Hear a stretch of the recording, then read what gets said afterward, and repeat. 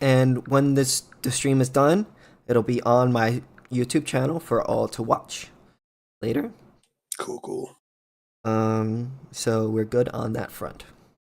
Okay. Um, I do have an opening statement, though. I don't know if you do. Well, I'm not an opening statement, but I'm just gonna give an explanation of what anarcho-capitalism is. A quick one. I all I wanted to do was just give a brief summary of like my position. That way, you know where I'm coming from, so you can, you know what I mean. I don't want you to ever to be like, I have no idea what this guy's even saying. So Yeah, that's all no I have. problem. Yep. So do you want to start first, since I'm ready No, to I go? figured. I figured you got it. Okay, so then I'll start first. Yeah, sure. All right, guys. I am King Sithis. I am a anarcho-capitalist libertarian, which basically means that I believe in anarcho-capitalism. Now, anarcho-capitalism essentially is a stateless free market society, essentially where it is a market in which individuals freely exchange goods and services that they own, ideally without coercion or the least amount of coercion possible. And us libertarians are very much, we believe very strongly in what we call the non-aggression principle. The non-aggression principle is one does not have the right to initiate an aggression. So all of us libertarians, we kind of go by different definitions. So I'm just going to quickly define what I mean when I say these words real quick. So aggression would be the initiation of a conflict, and a conflict would be a contradictory actions, which means that two people, let's say, like for instance, like a rock, like I want to use the rock to throw it, and you want to use it to juggle it. We both cannot do that at the same time. So if we tried to do that, there would be contradictory actions. Those actions would contradict each other.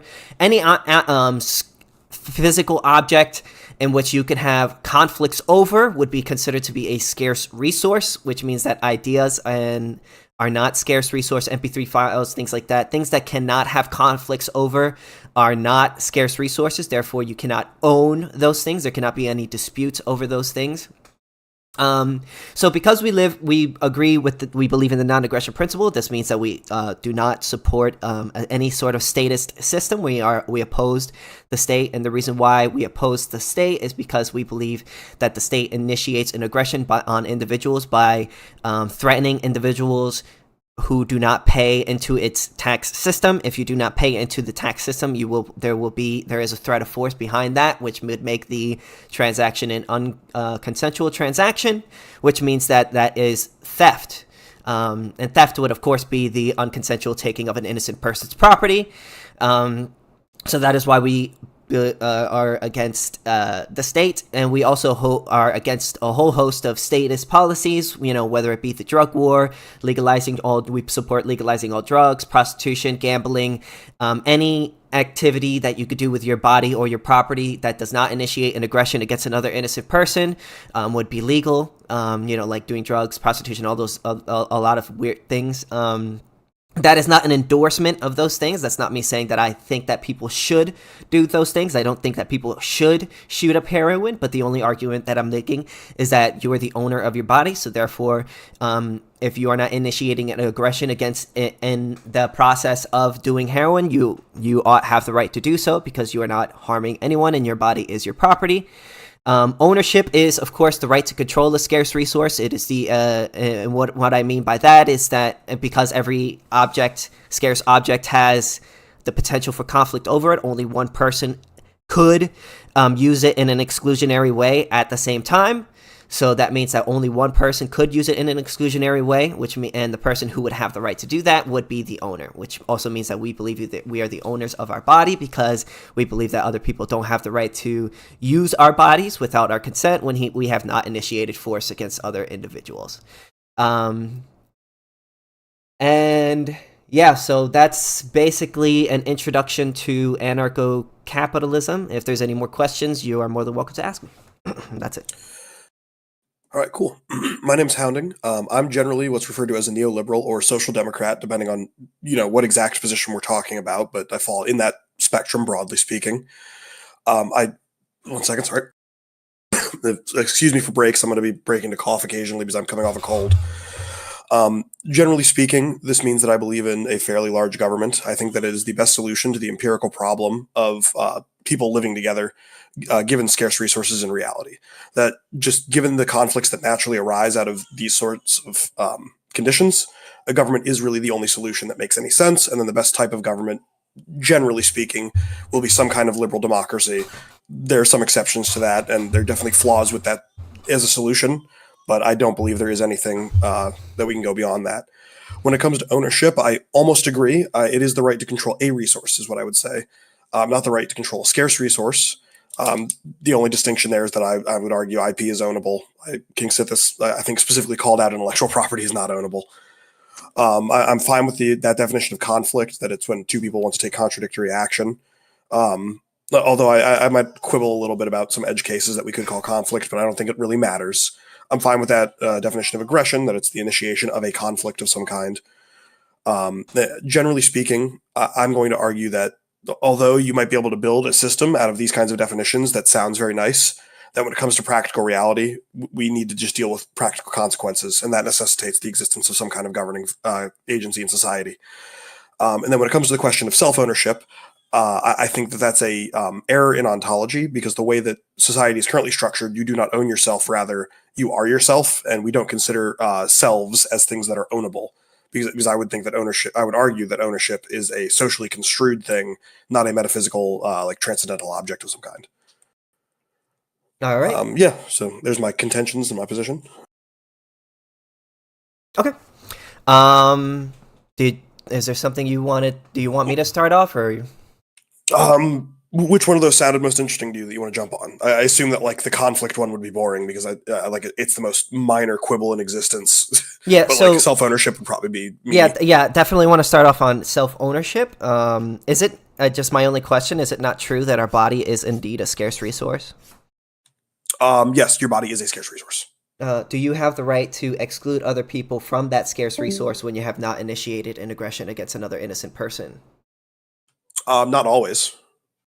Okay. Do you have an example of when it's okay to initiate force against an innocent person when they have not harmed another person? Yeah, I would argue the draft. Well, what would make that okay? So when your nation calls you up in a draft, 1 second. Sorry, God. When your nation calls you up in a draft, the state is basically saying, "Hey, you are going to come to defend us," and I'm going to argue that the state is justified in its existence, provided it's a liberal one, which protects your rights, and as such, it's justified in calling you up to defend it. We can dig into that if you want to. Okay. So assuming that it's a liberal government, so Yep. how do you determine whether a government is liberal enough for you to fight to defend it? Well, so if a government's broadly liberal, I argue it has this capacity and right to do this, because your existence is predicated on that government's existence. As such, it has the right to request certain actions of you in times that put it in peril. How can a government have a right? It's not a person. So when I talk about rights, I don't think they exist as metaphysical or moral constructs. I argue they only exist as civil or legal ones. So your rights exist insofar as there is some body, and by body I don't, or somebody or some institution willing to defend and enact them, basically. So the government has that right because effectively it can enforce it, and you have rights to things like your body or things like control, because you have groups that will defend you in that right. What if the liberal state decides to bomb a country or attack a country, another country, unprovoked? So I would argue the draft is not allowable here, because that the draft should only be allowable in the defense of a nation, right? When the nation is facing some kind of existential or close to existential threat, right? If it's a war of aggression, it would, in order to be moral in my estimation, it would have to be an entire voluntary force. Oh, I get that. So yeah, my issue here is that I don't consider the state to be the owner of my body. I'm not sure how the state comes to get this claim over my body. So it's not an ownership claim. It's a claim of what they can compel you as a person to use your body to do. Well, right. So that it's distinct here, because I would hope that you would agree that like you could have a contract that like John Doe would use his lawnmower that he owns to mow your lawn once a week. Yeah. And then you could enforce that contract. It's still his lawnmower. All he has to do is follow the contract he signed to mow your lawn once a week. In the same sense, the state could use vaguely a social contract to argue that, well, you must come defend the state, is what this is analogous, is what I'm saying. It's not quite the same, but it's close. The only thing I would disagree with is that you would not have the right to compel someone to do a job if they agree to it. They would be allowed to withdraw consent at any point. If you agree to go work at a job, and that you decide to withdraw consent, that job would not be allowed to force you to work there. Well, do you agree in the event that you signed like, let's say you and John, or John and Jake have a contract that says that John got Jake to sign a contract saying Jake will mow his lawn once a week for 6 weeks. Yep. And then at the beginning of the contract, he pays him half the value. At the end, he pays half the value.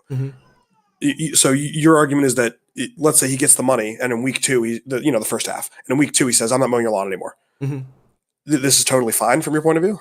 Yes, but then you would have to give back at least some of the money, or because you basically regaled on your agreement. So like for instance, like if I say, hey, I'm gonna come over this, like the example you gave, I'm gonna come over this weekend and mow your lawn, and I even sign a contract for it, but then I don't show up.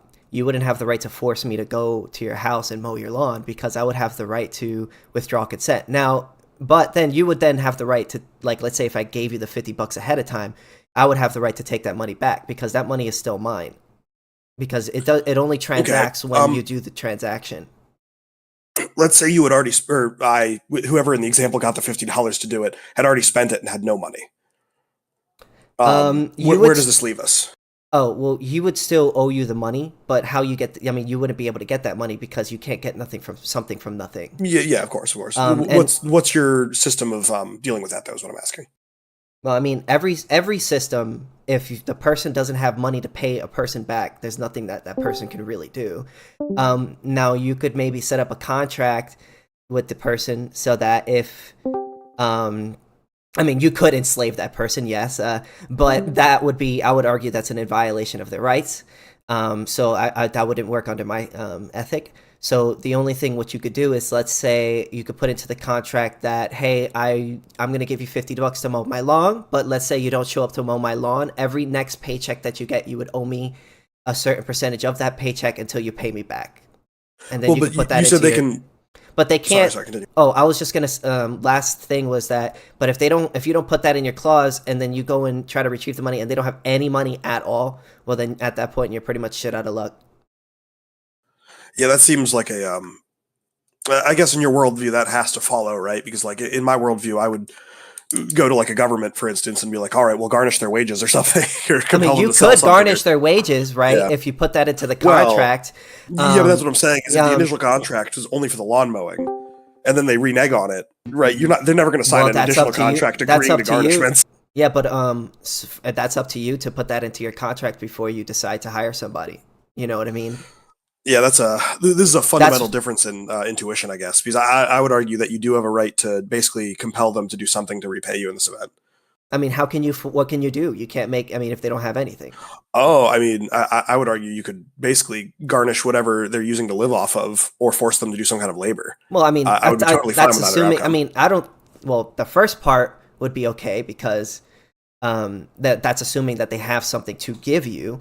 The second part, no, because that's slavery. That's I have no issue with compelling someone to work to pay off a debt. No, because in the end of the day, you're the owner of your body. You shouldn't be forced to work for another person. It's one thing if you owe a debt and then every time you work, you gave them that money back. But they can't. I don't think anyone has the right to make you work to pay off a debt. That goes against my principles. I don't think there's any distinction really here, because if you don't work, you're going to like starve to death, right? So you have to do some work to not starve to death, and some of that work's going to get garnished. And yeah, but in that case, no one's responsible for you having to work. Like, you can't blame nature for the fact that you go hungry. No, you can't blame another person. I feel like our example here is almost like a non-existent one, because you're always going to be working some amount of the time to like make money to eat, right? Well, I mean, it could happen to maybe say a homeless person. But to be in good faith, assuming that you work and you sign the contract. I mean, the thing is, it's up to you to make a contract that's going to benefit you. If you don't put in clauses in the contract and then somebody takes advantage of that fact, well, that's up to the person who wrote the contract. I mean, you can't sit there and force somebody to work simply because you didn't put a clause in your contract that you're not happy with, and he decided to take advantage of that. Yeah, I generally disagree with this, and happily our society does too. I mean, you can't usually sue for specific performance, but you can sue for damages in these kinds of events. Well, yeah, I Um, mean, I don't care if but society supports slavery. That doesn't make it okay. oh, I should have said this at the outset. I'm sorry. I had written down some notes and I kind of skipped this one. Mhm. I am a very strong believer that in institutions kind of dictating what is morally correct. So I would argue institutionally, if society has created that, then that is what is correct. And Wait, virtually all societies have trended in that direction. so if say like if society decided, hey, you now are owned by this person, that's okay to you? Okay to me in my head, no, but I Would it think the be moral legitimate? outcome is yes, it would be legitimate. Yes. Sheesh. See, my only issue with that is that you're basically, when you believe in a system like that, you're basically leaving your life and the lives of everyone in the hands of a very few and hoping that they make the right decision. Um, I think that you're just describing like the state of all of humanity prior to liberal government anyway. well, Like that that's just doesn't, how things why, function. that's simply because that's function doesn't make it okay. That doesn't make it a good system, personally. I think that in the end of the day, individuals should choose what they want to do with their property, and not be dictated by some person on some outsider. The second that you do that, you could basically justify pretty much any atrocity, assuming Yeah, that I agree. society agrees with it. And I could Yeah, never that's I agree to mean that, you know? that's how most like societies have operated in history, which is why I argue that this is descriptive. I want to be clear, not prescriptive. But I would argue that like internally speaking, like all the Mongolian actions that the Mongolian Empire took were completely moral, right? Yeah, The but to Mongolian people say, were like, well, this is what sorry. we do. Yeah, but to Sorry. say, no, you're good. I interrupted you. But to say they're legitimate would be making a prescriptive statement. You're basically saying that, Um, right? no, no. So when I say legitimate, I think legitimacy is a descriptive phenomenon, and Mm-hmm. legitimacy is determined by a body politic, which effectively in modern language means the citizens of a given state determine if that state is legitimate or not. Mm-hmm. Um, so in the case of like the Mongolian Empire, it was basically only ethnic Mongolians for a long time until the breakdown after was it Kublai's death? I don't remember anymore. Mm-hmm. Whoever died.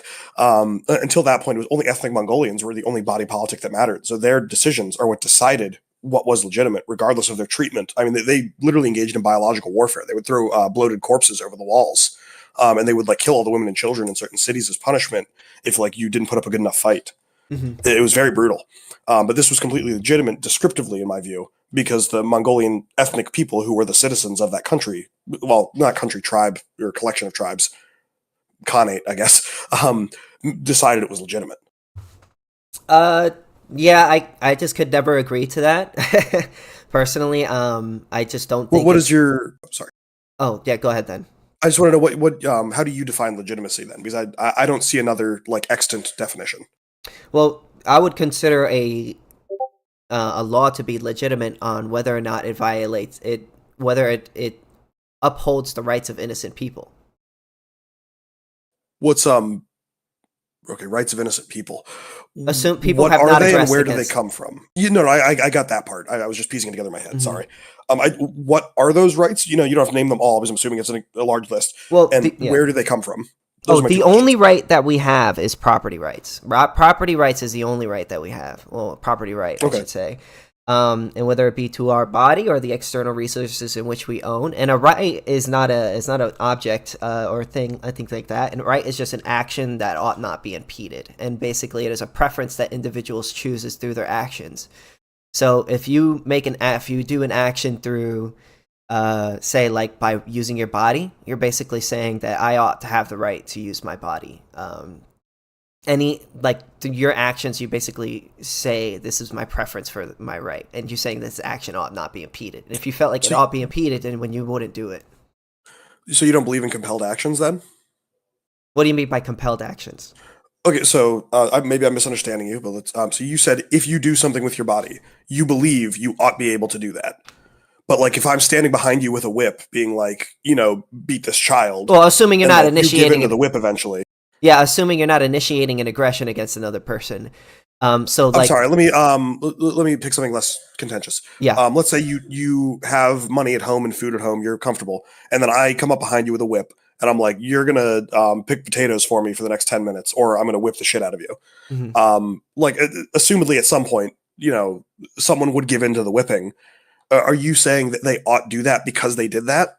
No, because it's not that they ought do that. I'm saying that they may be choosing to do it, but because there's a threat of force behind it, I would argue they're not consenting to that. And what I care about fundamentally is your whether violating your consent would be violating your rights. Because you're the owner of that thing, violating your consent in that situation would be violating your rights, which would be your body. Oh, okay. So you're not consenting to the whipping component here. I agree with that. Mm-hmm. But earlier you said if you do something, you're effectively stating I ought to be able to do a thing, right? Well, assuming that you're consenting to the action, so like if you're using your body, you're basically saying I ought have the right to use my body. Yeah, yeah. But by using your body to pick the potatoes, you're implicitly there at least endorsing what has occurred. Not necessarily. You're basically not if there's a threat of force behind it. You may be like if there's a threat of force behind it, then I would say you're not really consenting to that. And that's what really matters. Okay. I mean, I agree you're not consenting to the whipping. Like, I absolutely agree to that. Mm-hmm. But it feels weird to say you're not consenting to picking the potatoes at this point. Well, you're not consenting because there's a threat of force behind it. You may be agreeing to do it because you don't want to die. But I think agreeing to do something and consenting to something is like two different things. Okay, differentiate them for me. Maybe that's where I'm Well, failing so to for follow. instance, like if there's a threat of force, like somebody comes up to you and says, "Hey, I have a gun. If you don't give me the $5 in your pocket, um, you know, I'm gonna shoot you." You may say, "Hey, here, take the $5." Like you may be like, "All right, whatever, take the $5," because you don't want to die. But if you would have otherwise said no without the threat of force, I would say you're not really consenting. Is force the only thing that leads to violations of consent? I mean, it could be a threat of force In that too. sense, I mean. Well, yeah, But it threat, would I'm have sorry. to. It would have to be. But it would have to be a threat that leads to an action. Like there would have to be.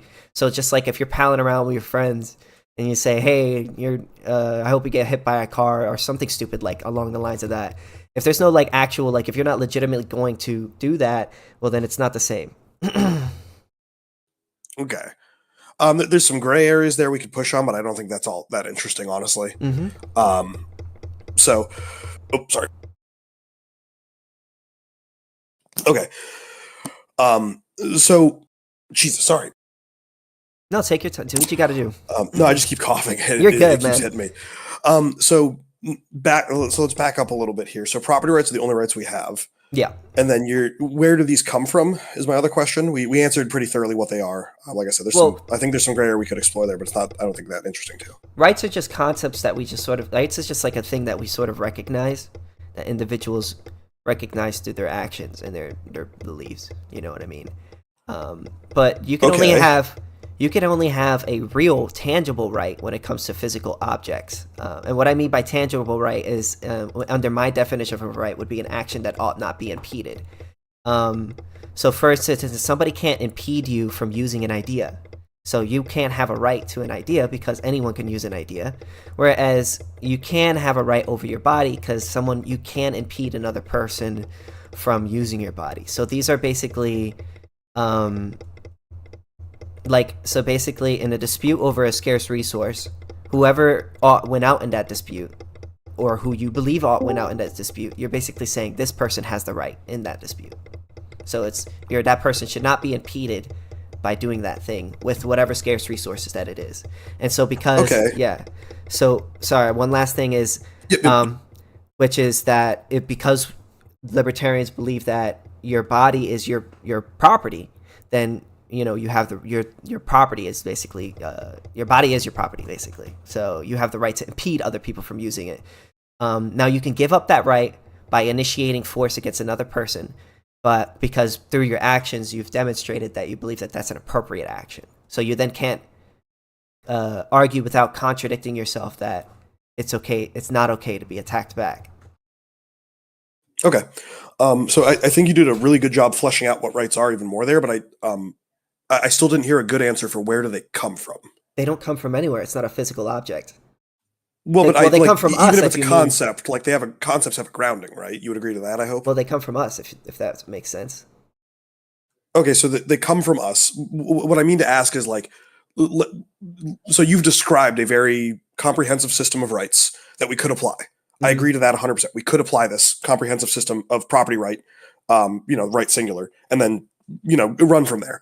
But my question sort of is, why would that be the right we choose, and then why would we choose that system and run with it? Like, what is the compelling force that, maybe that's the wrong word, but what is the like compelling reason to choose that right and run with it rather than any other system, like my system, for instance? Because right now I'm not hearing that compelling thing. So it sounds like you're taking my argument, which is like, well, it's what we decide, and I think we should decide this one, as to where I'm just saying, well, society's already kind of decided for us. Well, I would argue that my ideology leads to the least amount of contradictory beliefs. I think it's very contradictory to believe that it's okay to initiate force in order to stop people from initiating force. And I don't think it makes sense for you to argue that it's okay to violate rights in order to protect rights. So because there's a contradiction there, I would argue my system has less contradictions, and so because of that, it has to be at least more correct than yours. There's a few points here I'm going to write down really quick. 1 second.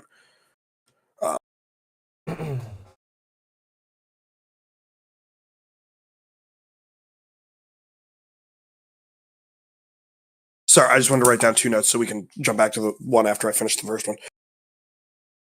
So the first one I heard was that you said that your system leads to the least amount of contradiction.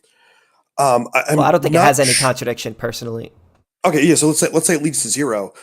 I'm fine with that claim. Like, I think we could argue about it, but I'm fine to just grant you that, because I don't think that like a liberal government society leads to any contradiction at all. I could point out one. All right, do it. Well, you guys argue that you believe in property rights, right? Yeah. Well, how can you have property rights if people are stealing your property?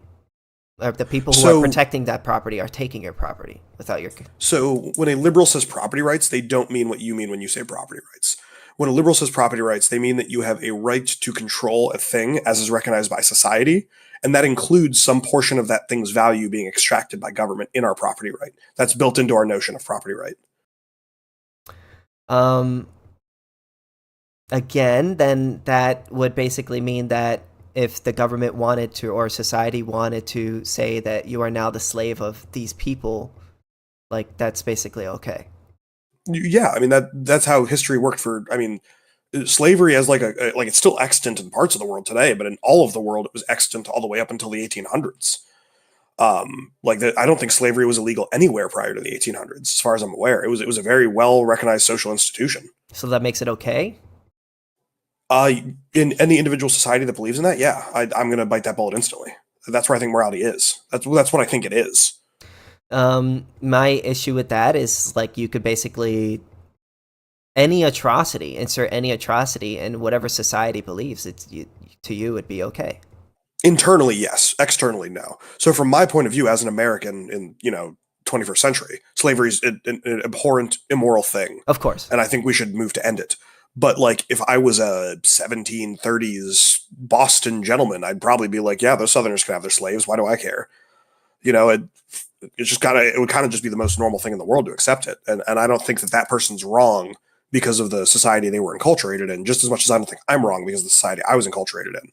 I think we would have conflicting beliefs about what society should look like. And I mean, in that instance, the people who believed in slavery ended up having to engage in a civil war to try and defend the institution. Although that's kind of, I shouldn't bring that up. There's a little more question about the Civil War's exact starting points and why, but we don't have to go into history. Yeah. So, sorry. No, you're good. I shouldn't have brought it up. No, you're good. So slavery isn't always wrong for you. Yeah. It's always wrong if you're a 21st century American. But if you're someone else or in a different type of society, no. Like, if I was a United Arab Emiratesian, there's probably a real word for those people. I don't. But if I was living there right now, or like I was in Dubai, slavery isn't wrong in that society. And if I was grown up and raised there, I wouldn't think it was wrong, and that would just be the moral system of the place I lived in. But don't you think it's a little bit contradictory to say, well, it's okay for those people to do it, but it's not okay for me to do it? Like, don't you think doesn't make sense? No, because I don't think it's okay for them to do it. Right? They think it's okay for them to do it. It's the same way that, like, we have laws concerning age of consent that are like 18, and in Japan it was 13 till recently, and I thought that was wrong. Or like we have laws concerning what kinds of animals you can hunt and when, And in Mhm. certain other nations, like Canada, for instance, it is a felony to kill a goose. I think that's Okay. crazy. Well, it seems to I me would like you're. argue morality operates like Sorry. that, sort of like laws. Sorry, no, go, go. I was right near the end anyway. I was just gonna say it seems like you're making a bunch of descriptive claims, but I'm asking you like what your ethical arguments are. Like, why are you against slavery? Because I was born and raised in America in the 20th and 21st century. And that's it. Um, yeah, more or less. I would argue all ethical and moral beliefs are directly a consequence of your education and indoctrination. In Dewey's language, we call this enculturation. So you don't have, and like, if I were to ask you, do you have any reason why you don't like slavery? You would. Just the only thing that you can give me is that because the government said so. No, no, no, no. Sorry, sorry. So when I say institutions, the government is one institution, but so are schools, so are universities, so is like your local baseball team, so is like your local church. These are all institutions that come together to form your society, and they generally will, in a society that's not about to break into a civil war or at civil war, they will agree on the vast majority of these kinds of things, and they will give you reasons why they agree on them. Right. So in America, we recognize sort of a universal human dignity, although we don't do a great job of that. And from that argument, we argue slavery is immoral unless you have committed a crime of a felony level or higher, in which case you're allowed to be enslaved. That's the current American view on slavery. Well, I know And the the. reasons we. Sorry. Oh, yeah, sorry. No, no, I, no. I was I just was gonna just going say to. I know the current American opinion on it, but I want to know why you believe it's wrong to enslave someone.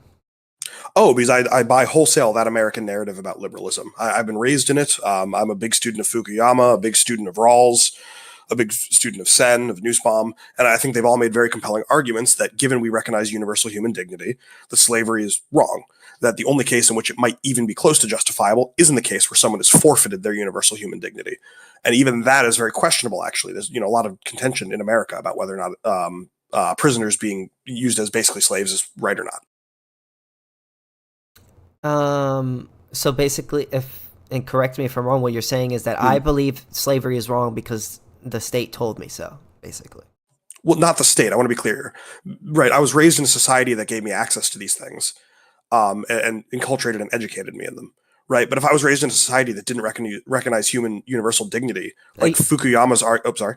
these are all. I know these are all descriptive claims that you're making, but I'm trying to figure out, like, is it true that the only reason why you believe that murder is wrong or slavery is wrong is because somebody told you to? It is like you haven't came to your own conclusion. It's simply just government said Well, I so. agree with the reasons they have given me, but I'm arguing that I only would agree with those reasons because of the society I was born into.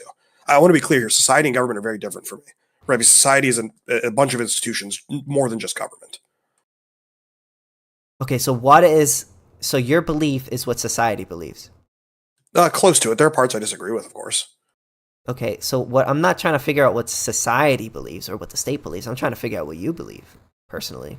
Yeah, I'm just so my arguments. I thought we were arguing about the system we believe we should endorse. If we want to drill down to specifics, like why do I think slavery is wrong, we Yeah, can do that. yeah, Okay. perfect. Sorry, one second. Jesus Christ. Sorry.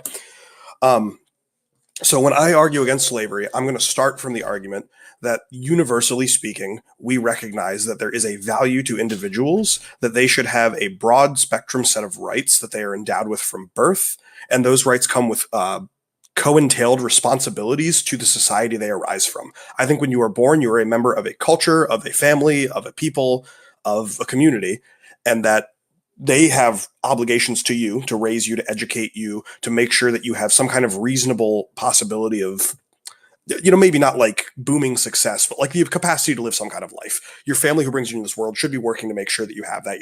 Your local community should, your government should, and they should also be working to make sure you have the most freedom to enact that as possible. And co-entailed with all of that, you owe them responsibilities in how you engage in society. Mhm. That includes things like following the laws in that society, advocating to improve that society or working to improve it, and being generally a productive member of the community who's not like out here axe murdering people or something. Yeah, so let's. And No, sorry, sorry, thought you were finished. I was just going to go on to say that based on all of this, I Mhm. would say that there is, these are all liberal presuppositions. There is no possibility for government to endorse slavery of an individual in this sense, because their whole role in this is to get that individual to that maximal flourishing, whilst also acknowledging that individual's responsibilities to them. Okay. Um, so let's say a criminal organization, you've homesteaded some land out in the middle of nowhere. Okay. You aren't harming anyone. A criminal organization comes up to you, knocks on your door, and says, "Hey, you need to pay into our system because we're protecting you. We're making sure that you are okay from other criminal organizations." And I say, "Well, I don't really want to pay into this criminal organization because you don't own my property. I've never hurt anybody, and if I don't want your services, I shouldn't give it to you." Would I be wrong in refusing that, or would you consider that to be legitimate? No, you'd be completely justified in refusing that. So, what's the difference between that and a state? So when it comes to a state, sorry, God, I'm sorry this keeps happening. It's Um, okay. yeah, so when it comes to the difference between that and a state, there's two ways you enter into a state, right? The first simpler case is that you immigrate in which case you're kind of consenting to the rules of that state. If you're choosing to move in, you're consenting to the rules of that state, in my estimation. I hope you would agree with that. Nope. Like if you chose, you don't agree that if you choose to move into a state, you're consenting to that state. Nope. That's very interesting to me. Why? Sorry, we'll go to the second one after. I'll write it down. Oh, yeah, that's fine. The reason why is because the state isn't the owner of the property, of the land. Okay, let's say we have an island with 10 people on it right now, Hmm. and all 10 of them agree. They sign a contract forming, something, an overarching entity of a sort that manages the common lake that they all get their water from, for their chickens or something, and that they drink. Um, and this entity also is like responsible, is like, contractually responsible for, handling administrative affairs in defense of the island. Hmm. Right. The idea being that, like, if five of you show up, you can follow whatever procedures are in this contract, and the five who didn't show up will agree to them because the contract was written such that, like, this is our agreement to make sure things run, even if we can't all show up to make sure things run. And let's say then that you, as an 11th person, find out that this contract has a way for someone to move in and to buy a plot of land and access the lake. You would say that you're not consenting to that by moving there? It would depend on if those people own that land. Well, let's say those 10 people owned the entirety of the island. Yes, And they built you in, would be like, there's an 11th consenting. plot where they could. Okay. I don't see how this is any different, Because under the especially in a country like, I'm sorry. yeah, especially if you're gonna say like America, or was that what you're gonna say? Um, Yeah, because America's the way it was founded. But that the only history, so we don't have way to get into it. the only way in which you could come to own property is through, or the just way, because there's only two, well, if you technically three, ways in which you could justly come to own something, which would be original appropriation, which would be homesteading. Cut stick off a tree and turn it into a spear, because you're not violating the rights of another innocent person in doing that, because nobody else owns that thing. We consider that to be legitimate. And then there's consensual transaction, which is I give you a gift to me to you, and then there's producing it, which is like, spitting, or Yeah. I got the Um, idea. so as far as I could tell, the state did not come upon its possessions through those means, so that would not make it the owner, and any other Okay, so person I guess we'll have to. would have the right Sorry. to homestead that land. I guess we'll have to talk about ownership then, because I just disagree entirely with that conception of ownership. When I think about ownership, all I recognize as ownership is the societally recognized right to control a thing. Hmm. Um, so if, like, 10 people agree that the state owns a thing and they're the only 10 people who live on this island, the state owns that thing, in my view. Yes, but then again, my issue with that is that would endorse pretty much any horrific action, because then no one would have the right, given the society, to argue against any violation of rights, like that they would consider. So, like, if somebody wanted to use my body without my consent in sexual ways, and society deemed that to be okay, that would be legitimate. But I could never Yeah, agree to that. I could never agree that that is legitimate, because I would be contradicting myself, because I don't want people to rape me. So if I well, can't you sit here can. and say that I think it's okay for society to choose it's okay to rape me, while also not wanting to be raped. So you don't believe it's possible to say an action is legitimate that you don't like? I mean, it would make it. You would contradicting yourself. You would kind of contradict yourself. okay, let's take a much like lower temperature example. Let's say your neighbor has a beautiful mural that they own, and you Mhm. love to look at it. They're across the street from you. You love to look at it, and they decide to replace it with just the shittiest like concrete wall. You could dislike this action while still thinking it's legitimate, correct? Yes. Okay, and you're not in contradiction there because the legitimacy doesn't have to do with whether or not you like a thing. No. Okay, so back to our more spicy example. I don't see how there is a contradiction where you saying I really don't like this means necessarily there is a contradiction with the state doing a thing. Well, if I'm saying that I don't think it's okay for me to be raped, I think it's kind of weird for me to. It kind of contradicts myself for it to say that it's okay to rape. Because then, if I don't want, what like if somebody comes up to me and says, "How about I rape you?" and I say no, well, it's just like, okay, well, I guess I don't really believe that it's okay to rape, because if someone wants to rape me, Well, well then, and I back to say our no, well then, what that tells you what you actually believe. wall example though. You really like the wall the way it is, and you don't want them to change it. Yeah, but I'm not stopping you from changing it.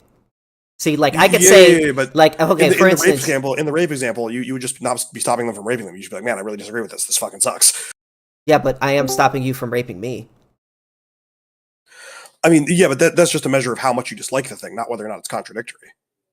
Well, it shows that you like it, and if I say that I support rape while saying I don't want to be raped, I mean that's kind of contradictory, because you're saying rape is okay and rape is not okay.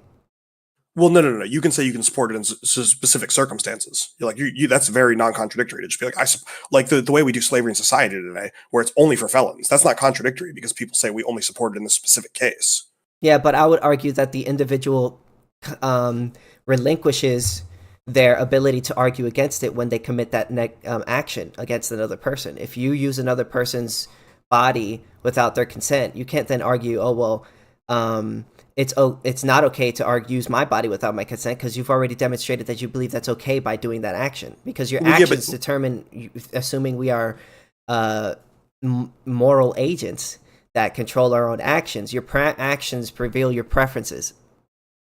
Yes, but I'm arguing that this is circumstantial, right? You can believe it's okay to bludgeon a man in the head after he's attacked someone, but you don't. That doesn't endorse always bludgeoning a man in the head. Yeah, The same because way I you could haven't. say I endorse the rape of X people in X circumstance or in Y circumstance. I mean, but I don't endorse it of me, right? You've maintained the right to defend yourself here because you've only endorsed it in a specific circumstance. Yes, but you're basically okay. So if you say I think it's okay to, it's not okay to bludgeon somebody in the head, um, and then you were to bludgeon somebody in the head, I feel like that would kind of be a little bit contradictory, because then you're arguing. Yeah, against your own. if directly that, but let's say you say it's not okay to bludgeon people in the head, and then you see a man trying to axe murder someone and you bludgeon him in the head. Well, That's not contradictory. that would be Clearly, contradictory, because you just went against what you just that would said. be. Yeah, because you just went against what you said. If you're saying, well, it would go against what you say, but what you actually believe is revealed through your actions. It would reveal that you don't actually believe what you're saying. Okay, I that's very interesting to me because you're effectively saying that like there's no nuance to ever be gleaned in someone's like common utterances. Right. No, Because no, if I say because I don't think you no. should bludgeon someone in the head, but then I do it to someone who's about to axe murder someone, I think we both know that what I meant is you're not allowed to do that to someone who's innocent. Well, then you should have said that. Okay, so let's back way up then. So in the case of where like I think slavery is okay or rape, what's to stop me from saying, oh, I think it's only okay in the instance of criminals? And then I can still argue for my own right not to be because I'm not a criminal. Well, because you're not. That's perfectly fine. That yeah, there's nothing contradictory about that at all, because you're not you're not initiating force against that person, because all you're doing is retaliating against them. A person gives up their rights when they argue uh against being attacked back, because they've already demonstrated that they think that's an appropriate action. But only to the specific type of person. I just made that. I just said Yeah, only of criminals. course, I made that very because clear. yeah, of course, because you're not. I'm agreeing with you here. I'm saying that you're not contradicting yourself in that when you say it like that, because you're not, when you retaliating against a criminal, you're not initiating an aggression against them. All you're doing is retaliating. So it's not contradictory to say that I think it's okay to retaliate against criminals, but it is Well, okay to I'm say going a it's step okay. further. But it is okay to say it's okay to attack in general, and then say, oh, well, actually, I don't think it's okay to attack me. Well, it's just like, well, you don't actually believe that then. Okay, that's fine then. Then I don't think you've exposed any contradiction in the person who's like, I think it's legitimate for the state to like choose people to rape, but I would prefer they don't do it to me. Well, the state are criminals. I disagree entirely because criminal implies a legality here, and the state's the only entity that sets laws in modern society.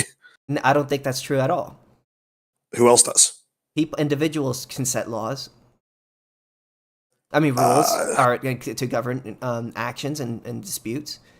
You never heard of a contract? I would agree those are rules. I would not agree they are laws. Well, in the sense that laws are just ways to settle disputes over scarce means, and I just I disagree with that immensely. Okay, so then give me a situation in which law does not have that to do with, or a just law. I mean, you're going to agree to this immediately. Wait, a just law? Yeah. Okay, that's our breakdown then, because I was just immediately going to be like, IP law exists. Like, yeah, I would consider that to be an unjust law. Yeah. That's why I stopped and clarified. Mm-hmm. Like, oh wait, a just law. Okay, because I would argue it's completely justified. Well, I disagree because ideas are. Yeah. I mean, no me to segue. I know this is a bit of segue, but I don't agree that ideas are physical objects in which you can have conflicts over. I agree with all that so far. Yeah, so to say that you can own a non-scarce object would mean that you would have the exclusive right to that thing, and you can't have the exclusive right to an idea because anyone can use an idea.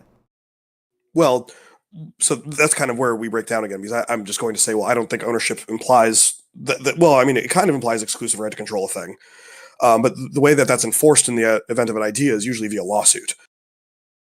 Well, rather than just like physical possession.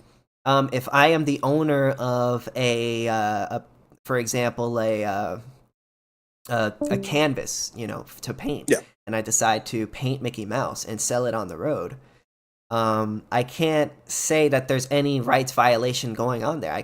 You're not stealing anything from anyone. You're not initiating force against. But that's because you believe that property rights are the only right. Well, property right is the only right, right? But in my paradigm, any right endorsed by the state is a right you have. It usually is just co-entailed with a responsibility. I mean, but then my argument would be you can't really have a right to an idea because it's not an object.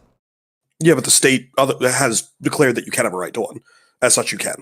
Right, this is what lawsuits about. Like, I mean, Disney is notorious for going lawsuit crazy on this.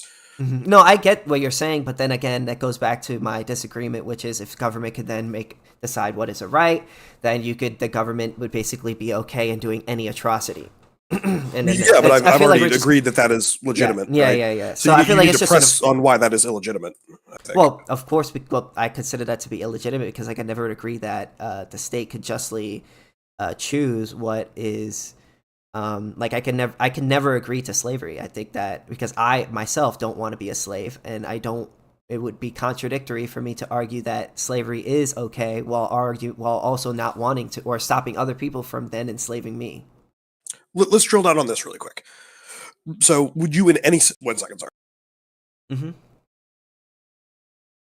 So, dropping the theory for a second, just talking purely intuitional. Yeah. You would say that there is never a case where, like, let's take like a guy who's a mass theft and assaulter and like even killed one person in one of his assaults once. You don't think there's ever a situation in which we can be like, all right, this guy, we're going to, put him in a prison and force him to work. That can ever be okay? Yes, that could be okay. It can be okay. Because that guy when you've initiated an aggression, you basically forfeited your right to your body, to the person whom you've initiated an aggression to. Okay. The only reason I was bringing that up is because you seem to universally condemn any form of slavery there. Well, but you seem to be fine I would not consider that to be slavery. I would just consider that to be retaliation. Because, like, if it's slavery, I would consider that to be like an unjustified, unconsensual work. And because you're justified in retaliating against another person, I wouldn't consider it to be slavery. I would just consider it to be so. And the only way it's like you could do something like that, so let me give you an example, okay? Quickly, let's say I murdered a guy down the street, right? That guy's family can come up to me, hey, as a punishment, as opposed to us murdering you back, you could just spend the rest of your life in this here prison. And if you decide to leave, well, then we could just kill you because you've murdered our you know what I mean? And if he chooses that as opposed to being killed, well, then that's a a way in which you can justly imprison somebody. But the second that person decides, hey, I want to leave, well, then you could carry out pretty much what the initial punishment was to that person, because they basically Really quick. forfeited on their agreement. Let's say John Doe moves to the middle of the woods, homesteads a cabin, and then Jake shows up and shoots him in the head. And Mhm. John Doe has no family, no friends. Is there anyone who's justified in retaliating for this? This is a purely curiosity question. Um, Someone can retaliate on your behalf, um, assuming that. That's a good question. I'm not really sure the answer to that. Yeah, this is purely a curiosity one that just kind of struck me. So I'm not Um, expecting an answer. I don't have any weird gotcha or anything. I'm just no, curious. you're good. You're good. That's actually a good question. I know that there's an answer for that. I'm pretty sure that if you have, like, say maybe like a security agency that's over you, assuming you have that, they could do that for you. Yeah, that makes perfect. But if I'm there's, just asking in the event that like you're a true hermit, like no I one don't, knows you. I don't like there would be nobody. I don't think. I'm not sure because I would have to. I'm not sure. I'll have to ask somebody about that. I think But I'm I just would taking. You don't have say. to have an answer. Message me Yeah, sometime. I would No, no. probably. I'll have to answer you that one later. Maybe if I were to go off my head, I would probably say you're pretty much that pretty guy may be pretty much screwed because there's no one to retaliate for. I guess because everyone else is dead that's related to him. You know. Yeah, I'm saying like he was an only child. His parents are Yeah, dead, and he as but soon as he was 10 moved into the wood. I You know what I mean? might Like I might be wrong about that. Maybe the people around you could do something about that because you've initiated an aggression. If you've initiated an aggression, um, because only you have the right to retaliate. I'll have to ask somebody about that to give you a no, definite think about answer. it. Yeah, Take some yeah, time. There's no yeah. like I said, purely curiosity on that one.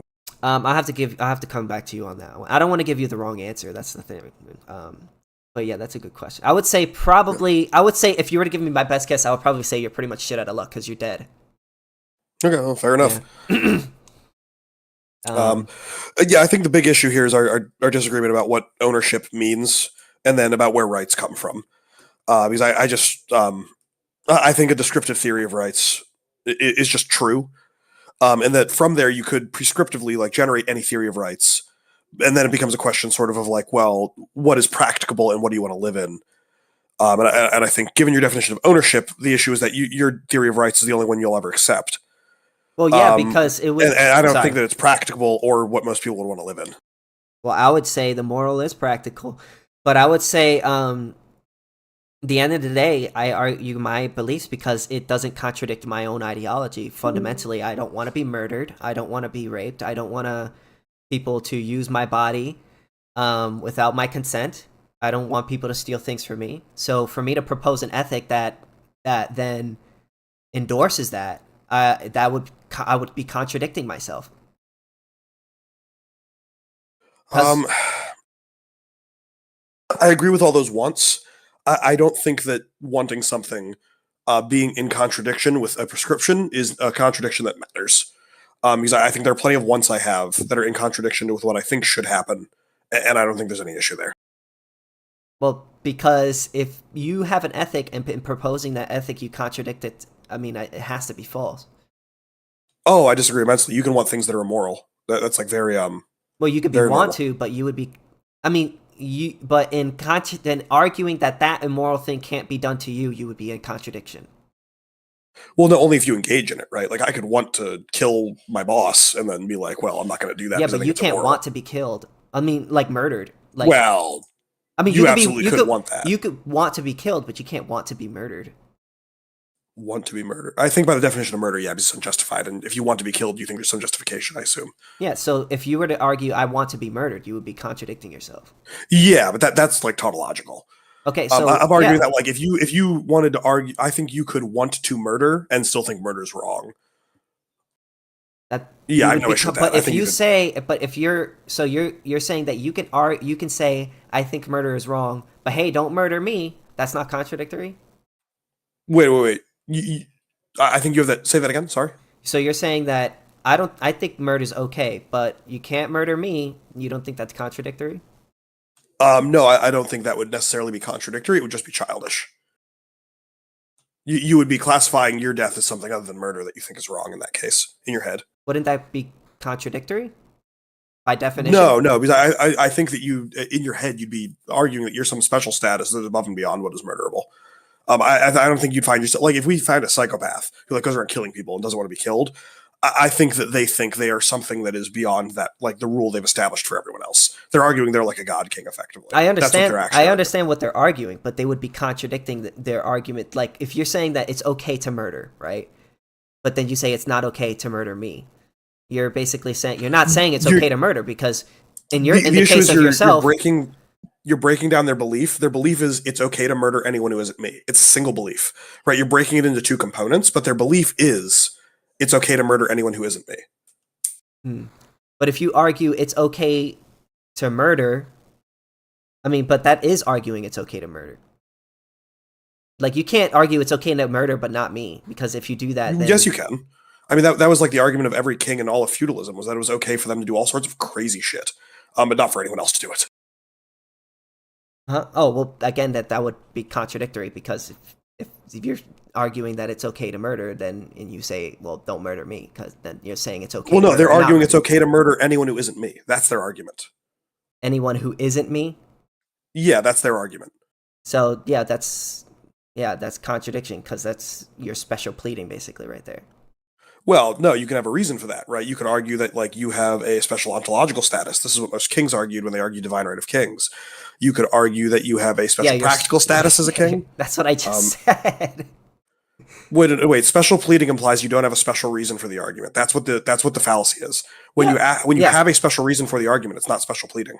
Yeah, but those are just titles. Those titles aren't that doesn't make you any different from another person. Well, but we're talking about their arguments, not whether or not they're correct. That's what I'm arguing. Yeah, so if we want to talk about whether or not they're correct, right, in the stance of the king, if he argues pragmatically that he can't be murdered because he's too important to the state, this is just objectively true in some circumstances. Like Louis XIV, France descended into absolute chaos after he died because no one else was capable of filling the gap that he had forcibly constructed around himself by devaluing all the nobility around him. Like he had purposefully made everyone around him incompetent so he could control everything, but that included his own heir. So when his heir took over, there was no way for anyone to deal with the problem. Well then you're like it goes back to the like if you believe that, then pretty much like any atrocity would be perfectly okay. And well, internally, yes, not externally, right? Like you can always from your society say that's not okay because you grew up in a I understand society. that, but just like there has to be some way to be like, like if you can't say this other people are wrong for what they're doing, then no, you can. Right? As an American, I can sit here and say it is wrong that in Dubai they have slaves. That's perfectly legitimate. My morality says it's wrong, and I think we should do something about it. Mm-hmm. Right? There's no contradiction employed there. Just because factually speaking, their morality says otherwise, that doesn't matter. My morality allows me to intervene. Well, it used to. Under Trump, who knows how America's kind of treading. But under the neocon establishment that I endorsed, we did intervene in Iraq and Syria and Libya. Right? We were all fucking over the place. Yeah, but again, it goes back to the argument that I made again earlier, which is I just don't agree that it's not contradictory to argue that it's okay to do bad things to other people but not me, because then you're just endorsing you're going against the thing in which you're endorsing. I just disagree. I think it is perfectly coherent to argue that. It's just usually wrong. Well, that's what I'm arguing. It is wrong. It's always wrong. Well, but wait a minute. You said it was contradictory earlier. That's different. Well, right? Being wrong and being contradictory are not the same thing. Well, I think it's wrong and contradictory. Okay, that's fine. I'm only arguing it's not contradictory. Yeah, I just disagree. We're just gonna have to disagree on that one. Okay, I mean, yeah, we don't have to dig into that a ton. It's fine. But I think that we can't move past that, unfortunately. Yeah, like that. I think that's kind of as far as we can go. Yeah, no, I had a really good discussion. It seems like we've been at this for an hour, so I don't know if you wanted to talk anything more or. I'm not gonna lie, my voice is getting a little hoarse. I want to go take a cough drop. So maybe open it up to questions. I know. I think Neuralist was pretty keen on jumping in. If you're okay with that. No, yeah. We can open up to questions. I just want to say one last thing before you go. I had a really good conversation with you, and I appreciate you for being really respectful and and I really had fun talking to you. Just want to say that. Yeah, no, it was a good conversation. Thanks for having it. I'm going to go grab that cough drop, though, so if anyone wants to jump in. Thank you guys for listening, and thanks for the conversation. Yep. I'll be back in All like right. 2 minutes. So any person that wants to ask a question, put an I in the chat.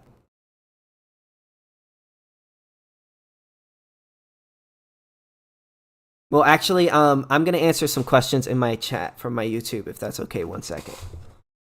Okay. Non-aggression principle. The non-aggression principle is one does not have a right to initiate force against people. Well, a government should have to use force, otherwise it could not govern. Yes. No, because they're not the property owners of the land. So only a property owner would have the right to govern its property, and because the state is not the government property owner, they're not the they don't have a right. Why do you oppose government who uses force? Well, because they're not the owner of our property. And yeah, that's the only questions that I can think of. Anyone else in here that wants to ask a question? I'm back.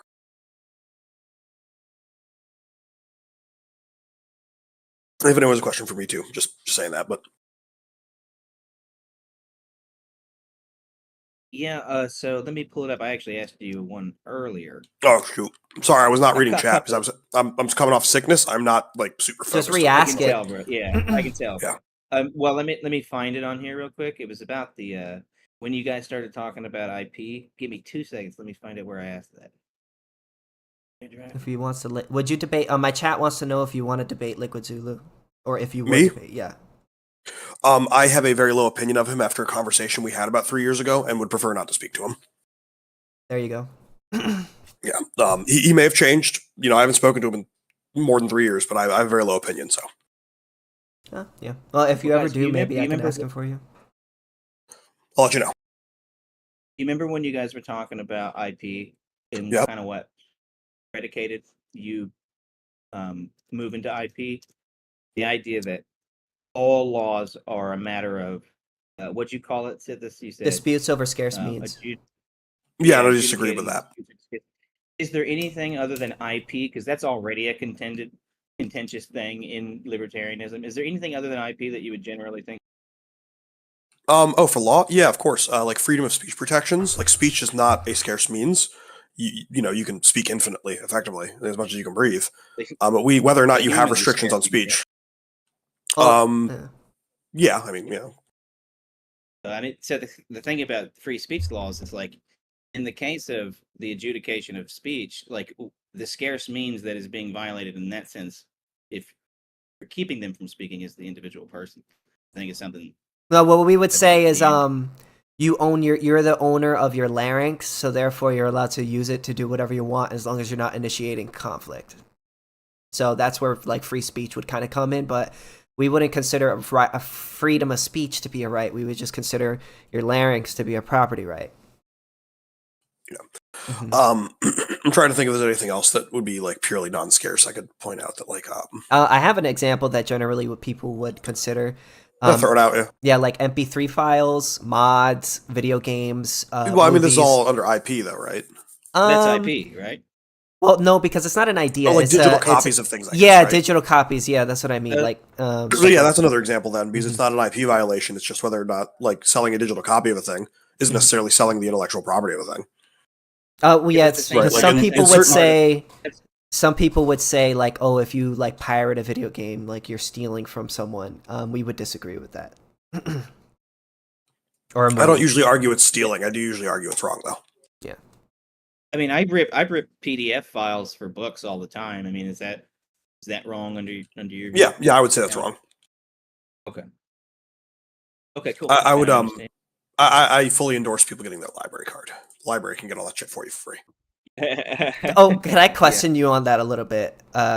Sure. So I do think it's a little bit weird that like there's something wrong with somebody. I don't see it being much different as for somebody to share their library of stuff what they own with another person versus a library that's like a bookstore. Like, why is it any different to let somebody use your book versus like letting somebody download your video game? let's keep this as co-analogous as possible to be safe. So what's the distinction between like me going to the library and borrowing a book versus like Like someone? downloading a video game and maybe playing it, something like that. You know what I mean? So the big distinction there is that when a library purchases a book, they do so with the consent of the publisher, usually not the author, funnily enough, to do exactly what they're doing, which is they purchase it and they're going to give it out to people individually. And the publisher is aware of this; they agree to it up front. When a game developer puts out his product on Steam and then someone like somehow rips the files and puts it up on I don't know what the torrenting websites are anymore. I'm not a teenager. Pirate anymore. Bay. Pirate Bay. There you go. When they throw it up there, no one in the chain of ownership there, which remember my definition of ownership is right to control a thing. Yeah, of course. Yeah. And by thing I mean broadly construed, so I'm including concepts in this. By not getting the owner's consent in this case, you aren't stealing from them because you haven't taken something that they like. You're not removing possession of something from them, but you are, technically speaking, abusing something they own. You're taking something they own without, there's better words here. I'm sorry, I'm sick. Give me a second. Yeah. Let me think, because there's a phrase I used to use here. I haven't had an IP discussion in so long. My chat has a question for when you come back. Let me finish this. Yeah, when you come back. When you come back. Yeah. So the abuse here is that you're taking a thing that they, in my argument, own and engaging with it. What they own is the intellectual property in my argument, and you're engaging with it without their consent, right? So they own this thing. They have set up a system for you to engage with it via, let's say it's a video game, via buying it on Steam, right? And you are circumnavigating that to avoid paying the owner of the thing for the right to use it. All right. It's not theft in this case because you've not removed an object from them, though. I very strongly disagree with calling piracy theft. Like the punishment, by estimation, should be that you have to pay them whatever the price was whenever you pirated it. Okay. Sorry, I was set up the system. Go ahead, Nerlus. Go ahead. If you set up if you set up a system, right, that allows that sort of pathway for content creators, right, and the content creator themselves goes through all the checks and balances to get to that point. I think you are kind of doing something wrong to them if you sort of circumnavigate that process. But at the same time, can it also be argued that that's part of the risk? Like, if you really do want to... Yeah, but in the same sense, it's part of the risk of opening a bar that, like, someone might dine and dash. Yeah, that's exactly right. Yeah, and you can prosecute them under the law. Okay. In the same sense, I would argue that, like, as you could compel a dine and dasher to, like, come back and pay their tab, you should be able to compel this person to, like, if I put a $10 game on Steam and they pirate it, they should have to give me $10. 100%. Yep. I'm by. Yeah, my question, I would not endorse anything beyond this. Sorry. The question from chat was, what he say is unjust if the library just orders a book off Amazon and does the same? It depends on if they have a standing agreement with the publisher or not, and the publisher's policies on libraries. So certain publishers, like Tor, I think, if a library purchases a book, I think they have limits on how many a library is supposed to carry, but otherwise they don't care. I'm not sure about other publishers. It's been a while since I've dug into the industry, but like, let's say a library, there's no listed policy of any kind at this publisher, and the library just buys the book from Amazon, puts it on the shelf to put out there. I would say that the library is probably engaged in at least some kind of wrong. If they should probably email the publisher first to confirm this is okay. That's my guess. I'd have to think about this a little bit. I haven't thought that much about this particular issue, in all honesty. He has a follow up, if you don't mind. He says the author doesn't know that the book will be used in the library in this case. Okay, so yeah, that's basically the same answer. I got to think about it more, but I would argue that if the publisher has no listed policy and the author has no listed policy about library usage, and they just order it and do that without giving any kind of heads up to the publisher or author, that is probably a problem. That's probably not something that should be okay. But let's say they email the publisher never responds. So they buy it on Amazon and they just say, hey, you never responded, so we bought it on Amazon to put it in our library. I think the library is covered in that case. That's on the publisher for not responding. All right, there you go. Any questions for me? No. I guess not. Varsity was in here. I thought he asked one, but he's gone now. What? Why are you? Why am I gay? I don't know. I guess I was just born this way. God made you that way, homie. I'm actually not gay. Damn. You are. Bro, you're cutting in and out really hard. Yeah, you kind of did. Damn. Can you hear me now? Yeah. This cough drop is saving my throat. Oh my god. What do you got, man? Is it COVID or just like Just a flu or something. Yeah. take that for you, bud? I'm glad that you Yeah. came in and debated me while you're in this ailment. Oh, listen. If this was a wrestling match, I might have pulled out, but like I'm a little slower in my thinking, but I'm not. I don't think I'm retarded or anything when I'm sick. All right, question from the Yeah. chat. Oh boy. Both of you, best point on your enemies. Sorry, best point your opponent made? Question mark. Do you want to go first? Yeah, sure. So I'm actually going to call out two. I think one, your system, as much as Lego is going to scream hearing me say this, is coherent enough that I think it's basically as coherent as any other system that someone forwards that isn't directly contradictory. I'm fine granting that. And then secondly, I do think you're right that there is a very strong intuitive compulsion to be like, hey, like saying that this kind of slavery or like this kind of like state endorsed rape, for instance, or something could ever be construed as legitimate is just wrong. I think that's always a very strong point. And it's one that like I think just descriptively is wrong, but I understand why so many people disagree with that. And I think it's always a strong point. This is not the first time I've heard it made. I think Garrett might have made it in discussion with me or someone recently. I don't remember who, but yeah, I think those are both strong points. I think the best point was the fact that you. I'll say this. I one thing I liked about you through this debate, which was that you didn't shy away from anything that you believed. You said what you believed coherently and straight to the point without beating around the bush. I get, and when I'm in debates with a lot of people, I'd be like, okay, so does this mean that the state can do this? Oh no, that doesn't mean they can do this. Well, actually, they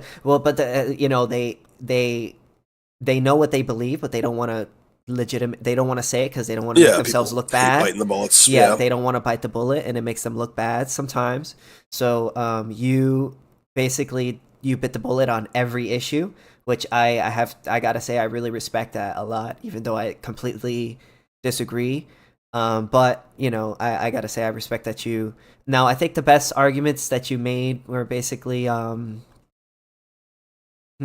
I could think about it. I think the argument that the question that you made that kind of stopped me a little bit. I think that was a good question to ask. Like I said, right when you come to an answer, shoot me a message or something. I'm curious because that was a pure curiosity question, honestly. Okay, so another question from the chat is, who is the most skills debater you guys have faced? Rhetorically, I think sadly it might have been Ask Yourself. Me? No, Ask Yourself, the streamer, YouTuber dude, the vegan. He is very like good at playing the rhetorical game. I don't think he has like a very good argument because he was just doing name the trait, but he's very good at doing all the rhetoric. In terms of like just being intelligent and knowledgeable, give me a second to think about that. I've had quite a few over the years. Who's my most if I were to think who I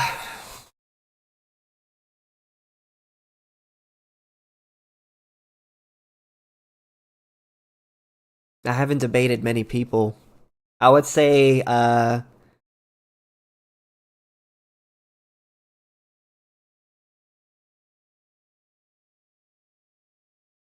would have to say Hounding, bro. So far this has probably been the best person I've debated against.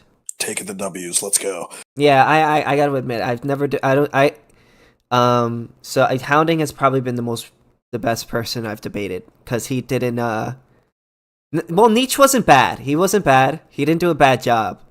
But I think there was certain points that he made that didn't really make much sense. So, whereas Hounding, he kind of put it in a way that made more sense. I feel like every argument he made kind of made more sense and was consistent. Whereas, Nietzsche was a little bit inconsistent on certain things. I'm excited for him to discover this at the end of your YouTube. Yeah, but that's not But I am gonna say this: he did do a good job. I'm not saying he did a bad job. He did a good job, but I think Hounding did a bit better. That's all I can say. To return really quick, I think the most knowledgeable person, specifically in the subject matter of the debate we were having, that I've debated is actually Fleur, who sadly is not in the server anymore. But she is a incredible subject matter expert in a very, very narrow band of linguistic philosophy, like to an absurd degree. It is very painful to step into that. Wait, she's an ANCAP? No.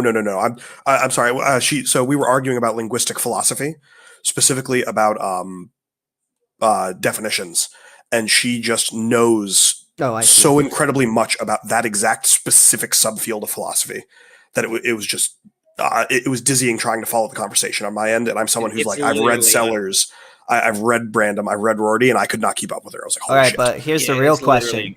Here's the real question. All right, who's the best? Who's the best ANCAP you debated?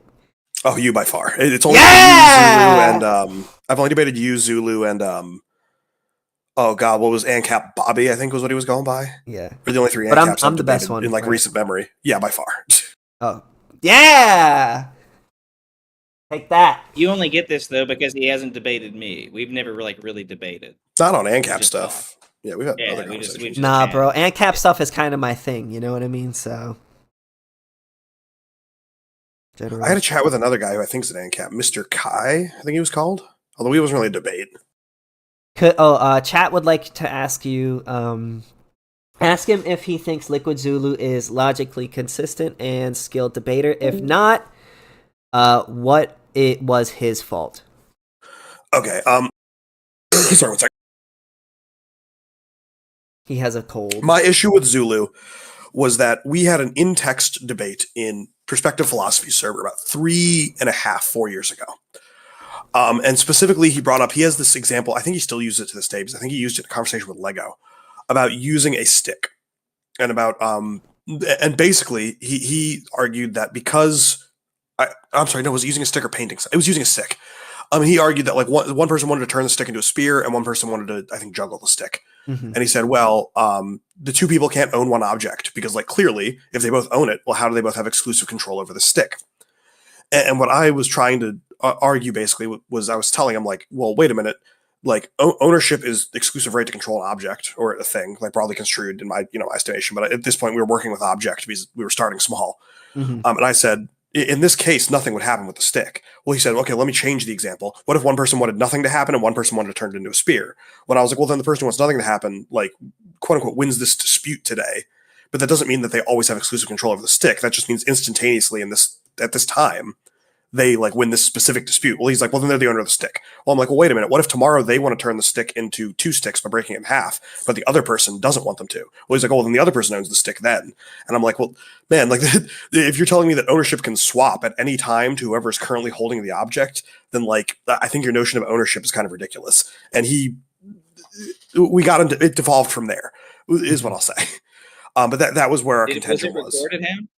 It's in text in Perspective Philosophy server. So if you want to go dig defend Liquid Zulu, because I love Liquid Zulu, but to add on to his argument that I guess the argument he's trying to make is, well, we believe in the first comer principle, which is the first comer would always have the right in the dispute. But let's say you two people, they claim to own the same stick and they have a dispute over it. The person who you believe ought have the right in that dispute, you're basically saying in that dispute, that person would have the right to exclude the other person. But this was our issue, was that I agree that, like, hey, they have the right to exclude that person in this specific usage. But like that tomorrow, or like even in 2 minutes, if you say, well, I want to turn the stick into a hammer now, and the other person says no, well, where in that 2 minutes did the ownership transfer? Like, well, we would argue it didn't transfer. It would be to the person who had the right in the first place. So the issue was Zulu was arguing it's impossible for co-ownership to occur, not that it's not rightful for it to occur. Which, if you want to argue there's no justified system of co-ownership, that's a different argument. Zulu was making the case that it was metaphysically impossible for this to occur. And I was telling him, no, it's absolutely, like, this exists in reality today. Like, people can co-own things. I was like, you can argue that's not justified. It's immoral, that like it leads to problems. We can have those conversations. Those are perfectly legitimate to have. But the existence of this phenomenon is not something that's debatable. That was where we broke down. Yeah. And like I said, if you want to go to Perspective Philosophy server, it should be in there somewhere. Just to add on, just like people could say all they want that they own something, but in the end of the day, in a dispute, only one person could have the right to exclude. and that's really Well, the main dispute. so, That's yeah. so really quick to go back to the original example that we started on Mhm. was that he said one person wanted to I can't remember what it was. One person wanted to turn it into a spear. One person wanted to turn it into something else. Yeah. Let's say they wanted to turn it into I don't know, two sticks. They want to break it in half, Yeah. right? In this case, if you co-own it, nothing happens. So neither of you you both exclude the other, right? So like, well, who owns it, right? Because you Well, both you are can't excluding the both other from the intended use. if nobody's allowed to use it, well then neither of them are the owner. Well, neither of them's allowed to use it until they come to an agreement in this case, right? They both Well are still then the owner. Some when they third guy can't become walk up and do anything with the stick rightfully. well, when they become the agreement, the person who would have is allowed to use it or it has the right to use it would then become the owner. Well, but they both have the right to use it. They just don't both have the right to change it. They need to agree to change it, right? So either one of them could pick it up and juggle it. That's fine. But the argument here is whether, that neither of them can do the thing they want with it right now because they've agreed to co-ownership of it. Yeah, like I said, you're when you do agreements to co-ownership, you have basically an inconsistent way of settling disputes. Basically, there's like no non-arbitrary, unarbitrary way to like be like, oh well, it's gonna have to be done through a judge, or it's gonna have to be done through whoever used it this at this time or this time. Or it just or the ownership transfers from one person to another. There's like no coherent like, oh, this is the owner and he has the right. Can you define arbitrary for me really quick? As in it's the decision is based off of the individual's whims, of some individual whims. Some individual whims.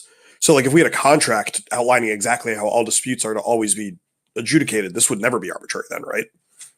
Well, it would the rules would be arbitrary because well, but in the same sense that like your right of property is arbitrary and that someone thought it up, right? Like it's equally arbitrary as that. No, because there would be no there and under how we look at it is ownership is based on you could own anything, and once that thing is yours, it's yours, and in a dispute you're always going to be the property owner is always going to be the winner, where it's not always like that with a preconceived like a co-ownership position. Somebody with the co-owner in the co-ownership position, in a dispute, you can't just be like, oh well, this person's the owner, so therefore he wins it. You're gonna have to come to some decision as to who has the right to do that. That's where the arbitrariness comes in. Really quick, the ownership still works. It's just that the duo always wins out over any other entity, right? If you and I co-own that stick, like well, third person Joe can't come up and do something. But we're not talking about two other people. We're talking about the people within the dispute. Way, if you're conflicted about the way you want to use your own stick, we have exactly the same issue. Like if you're like, man, I really want to turn the stick into a spear, but I also want to really break it in half and use it as drumsticks, like you're having the same dispute in your head. Like there's no distinction really. No, because you're one person and those two people. So if there's a dispute between two people, and you can't settle it, then there's going to have to be a decision made some way. Well, no, you could stalemate eternally in the case of the you both want to turn it into something and you would disagree. Yeah, well then that's not a decision because neither of you's getting the outcome, right? You're just stuck here staring at a stick. Well, then if you say you own a stick and you're not allowed to use it, well then I would say you're not really the owner. Well, but the owner is the co-ownership, right? The two of you are the owner. That's the distinction here. Again, see, if you're both the owner and you both want to use it at the same time and you both can't use it, well then, to me, you're not owning anything.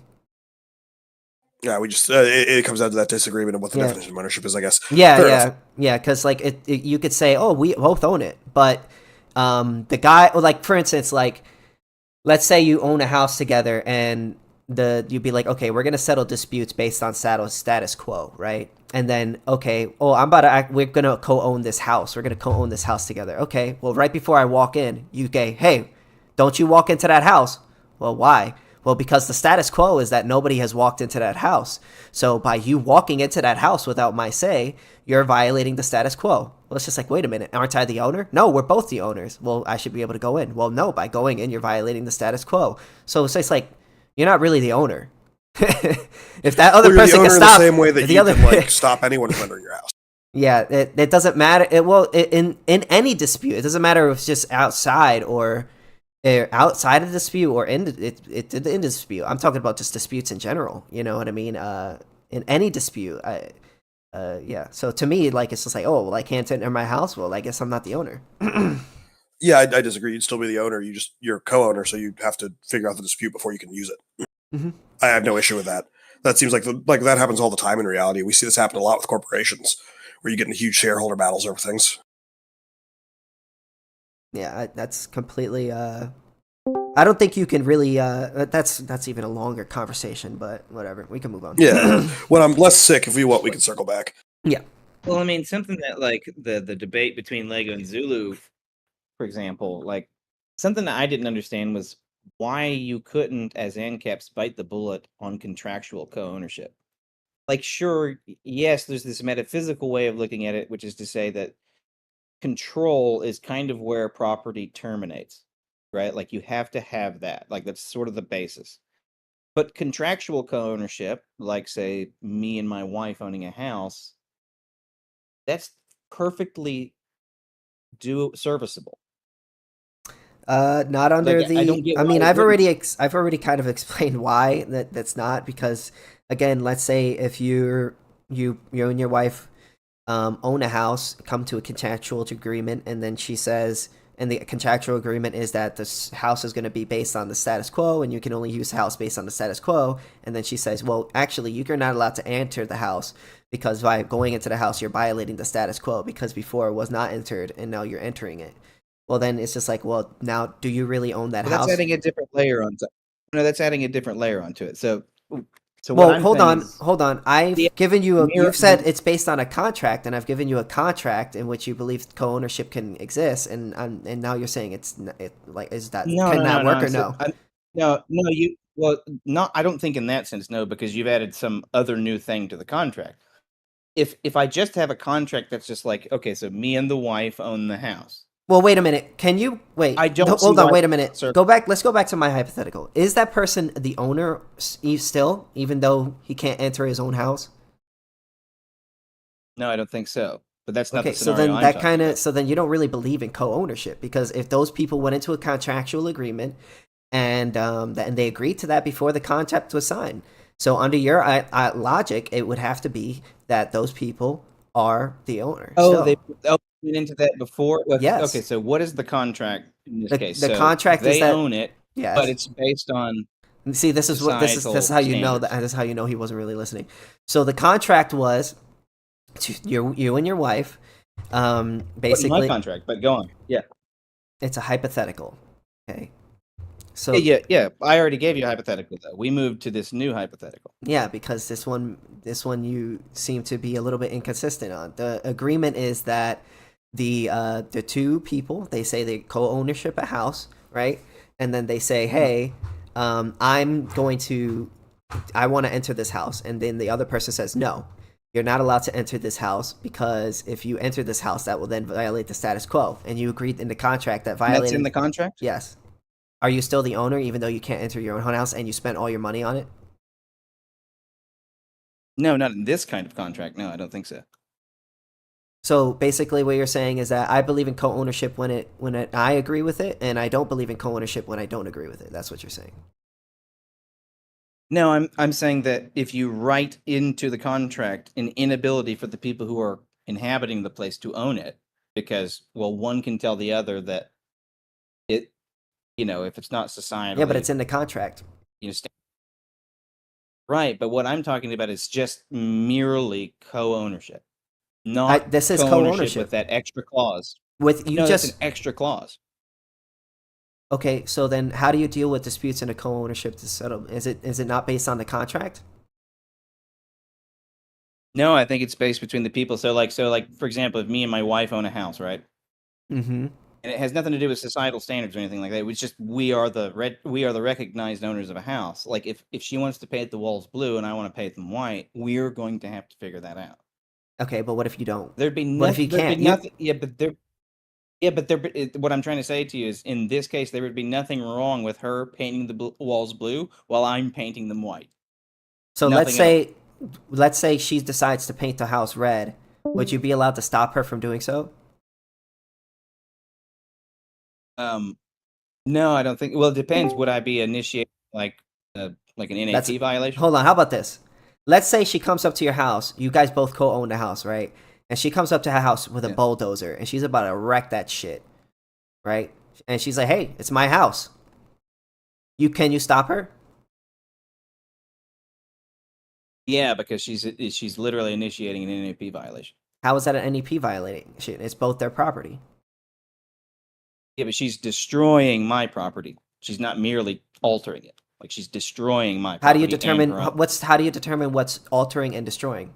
Because I could consider something altering, and you could consider changing something the destroying. color of the walls. What if I Yeah, like- want the house destroyed, and I don't think I'm destroying it. I'm actually just altering it in a way that I want to look at it being destroyed.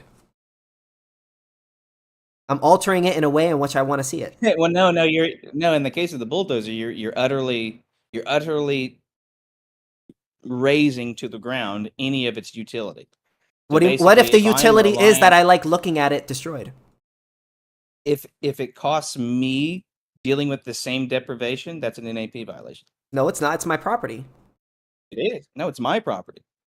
Okay, there's a conflict there, right? It's our contractual property. Okay, so if But it's if our your property, then it's idea my of property, and I can contractual- bulldoze it if I want to. And you don't have the right to stop me. Well, I do because you're initiating. Then an it's not my NAP violation property. Because what you do, I'm saying contractually we can recognize this stuff. I I'm understand that saying. contractually you could I already get recognize the metaphysical side. that me and you own the moon, but in a dispute, only one of us could have the right. Yeah. Okay, so who I has the get that right? on like wait, listen to me. I already understand that on the metaphysical level. Metaphysically, property terminates with control of an object, item, or space. Right? I already get that. What I'm saying is that it is fully serviceable, the idea of contractual co-ownership. Like there's nothing about that that's Okay, so here's a self-contradictory. contract. I've given you a contract, okay? The contract is you and your wife own a house together, okay? Is that a good contract? Is that an okay contract? It's a serviceable one, is what I'm saying. Okay, It's like we so- can operate under those terms. Yes or no? Yes or no? Yeah, I just said it's a serviceable contract. Yes or no? It's a yes or no question. No. I just clarified for you why it's not.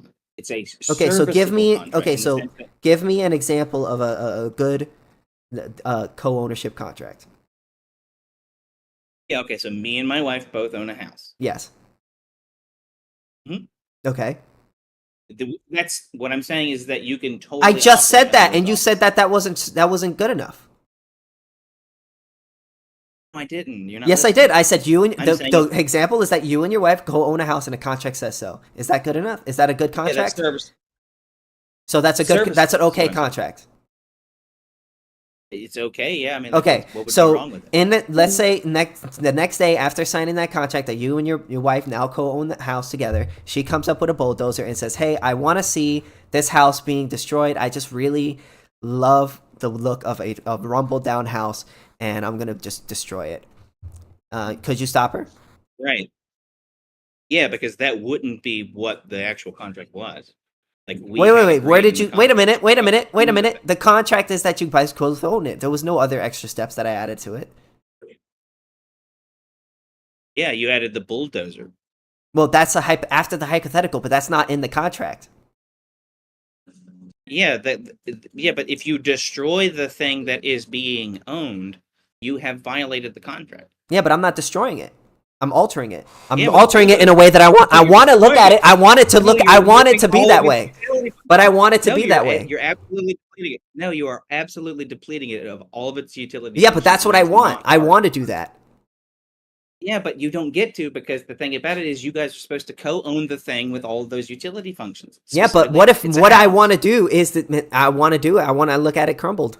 Yeah, then I have the right to stop you. No, you that's don't, not what because we I'm agreed the to. owner too. Yes, I do. You can't stop me. No, we're both the.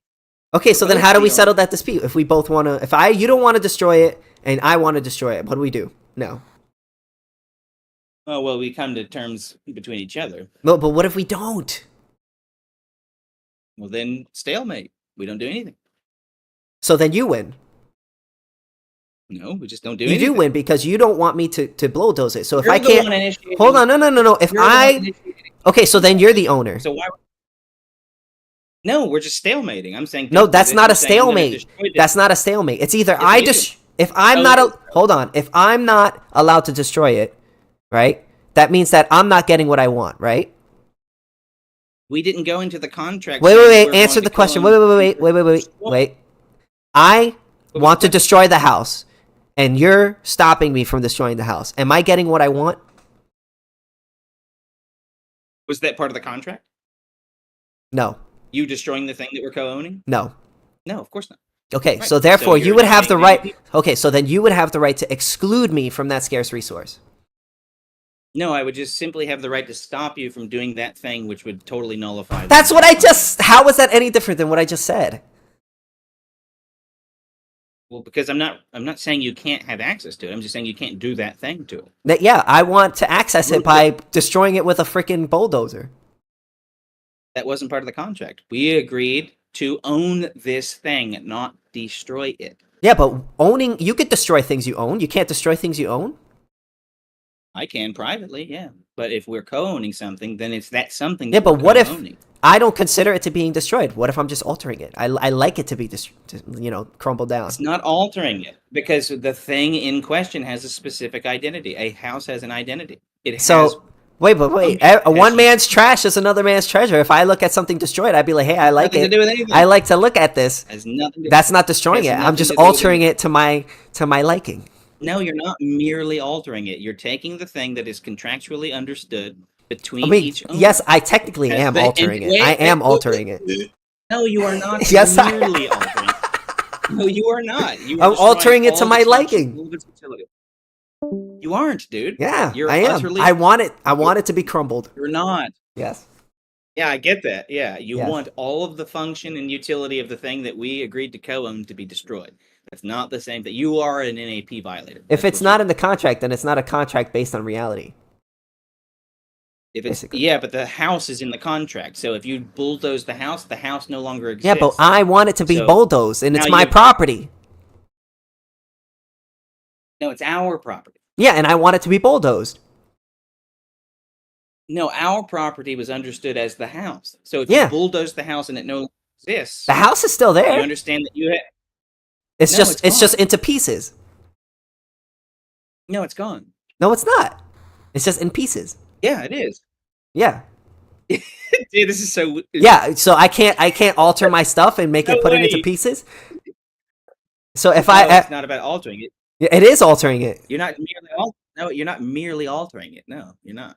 You're destroying I'm- it. So And what? the thing That about is it altering that it. we had- so what is that there's a contractual understanding between the people that were owning. Yeah, if it says in kind of does it say in the contract I'm not allowed to destroy it? No, it says in the contract that we own the thing that you're destroying. Okay, so therefore I can destroy it. No, if you destroy it, it doesn't exist anymore. That means we don't. Yeah, because co-own if I anything. don't want it to exist We have anymore, that's my violated- property. I could do that. No, it's our property. What aren't you understanding? Yeah. So if it's my property too, then I could destroy it. No, because in the contract, what was being co-owned is the very thing you're. I turned it talking into about Legos. destroying. I turned it into Legos. No, you turned it into nothing. It doesn't. Yeah, I exist turned it into anymore. Legos. So we co-own nothing now. No, You're we an NAP co-own violator. what was the house. No, we. It's now There something is no else. house We transferred now. it. We changed it. We altered it. No, you removed it. So No, we you can't removed alter it it. in any way. So like, let's say I want to remove the stove and put it somewhere else. Like, I'm not allowed to do that. No, you can do that. So how do you determine stove what's isn't right the and what's wrong? It just seems very arbitrary. Stove isn't the house, dude. It's part of the house. The house isn't. The house is already an entity with a specific. Okay, how about this? identity. How about this? What if I want to The break? contract is What if I related. want to break a wall, hole through the wall to get to another room to make another door, but you don't want me to? Am I not allowed to do that? I'm not allowed to. I mean, I can stand in the way, so to speak. But if I'm gone and you decide to do it, no, I can't do anything about that. So you can't stop me? I mean, I can stop you. Well, mean, we I'm not both in the know sense if that you're I not can- there, you can't stop them. Obviously, you're not a fucking ghost and can teleport. Yeah, but there's nothing. I'm saying there's nothing wrong with my wife doing that while I'm gone. So you're meaning to tell me that if you came home and there's a big hole in your house, you would be like, Yep. your wife is, wife, it's perfectly fine. Yeah, if we can contractually co-own the thing and the house isn't actually destroyed, like Within the reason house is still completely there. arbitrary. Sorry, I'm not commenting to you. Somebody just said that in the chat. There is no within reason because what is reasonable? How do you determine what is reasonable? It's either you're allowed to do that thing or you're not. For example, Sid, it's like if my wife comes to me and says, "Hey, here's this perfectly serviceable and logical argument for why I should cut this hole in the wall," and I just don't like it, right? Who's being the more reasonable, me or her? I mean, She whoever is. I don't know. Wait, re-say that. Oh, sorry, I wasn't paying attention. Yes. So, like, if my wife comes to me and says, "Hey, I'm cutting a hole in this wall here so that we don't have to keep, passing through these rooms in this way," and she gives me a logical, perfectly serviceable argument for it, and I just don't like it, right? I just think it's not vibe. So then I guess it's not that serviceable argument. Okay, so then who determines what's good or what's a good argument or what's not a good argument? Logic. What are you talking about? So, but if you don't, yeah, but we don't all agree on the same logic. Yes, we do. No, we don't. If somebody, hold on. If you and your wife, if you come home and there's a hole in your fucking house, and you're not happy with it, obviously you don't agree to the logic that she gave. Yeah, but if it doesn't matter if I agree. If my fifis are hurt by this, it's irrelevant. If she had a logical, analysis. Okay, so then you don't think that it's a reasonable. You don't think that it's a reasonable thing. No, I just don't vibe it. So then how do you determine who determines what's reasonable and what's not reasonable then? Logic. What are you talking about? Who's Logic? Where is he? I don't see him. Who's? Who is that? I don't see him. You mean the rapper? I didn't know Logic determined anything. There is no way you're taking this pathway here. Right? You know what I'm trying to say though. Like the question is like who is the one who enforces the contract? Oh, that's different. That's way different. Who enforces the contract? Yeah, so like if I come home, sort of liberal... you see your wife, there's a hole in your fucking wall and you don't want that shit. Your wife blew a hole through your wall and you don't want that shit. Now what? Yeah, she's co-owner and her reasoning is logical. And it's not like who's logical. But who? And you disagree. Let's say you disagree with her logic. You say that doesn't make any sense, right? Now what?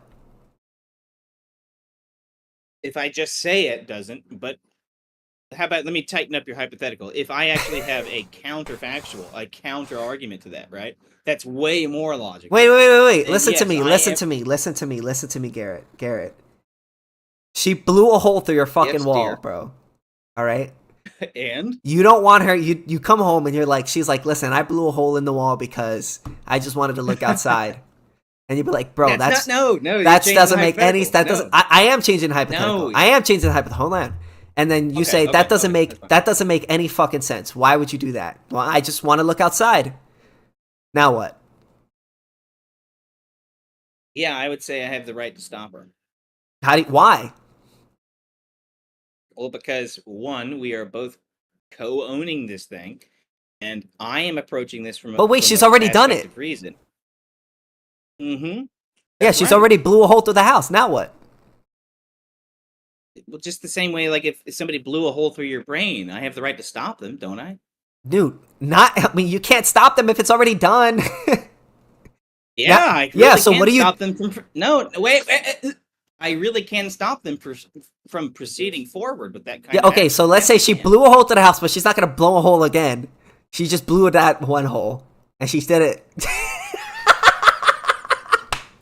Oh, sorry, this is making me laugh. And she blew a hole through the wall. She blew a hole through the wall, and she's just like, I did it to go outside, to look outside. But she's not going to do it again. To go outside. So now what? Like, now what? Why didn't you use the door? Now what? But now what? Yeah, I can stop her from proceeding forward, and I can undo. But she's not going to do anything else. But what do you do that she blew up your house? Now what? I'm going to fix.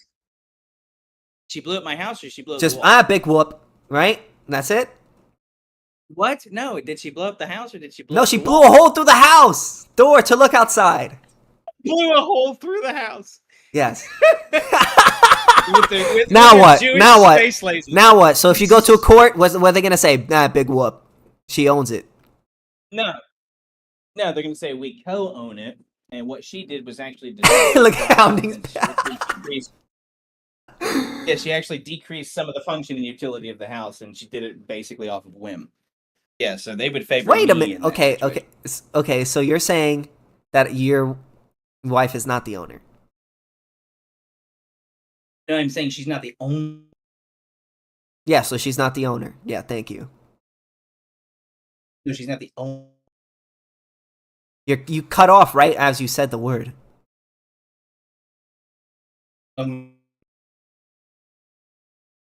Okay.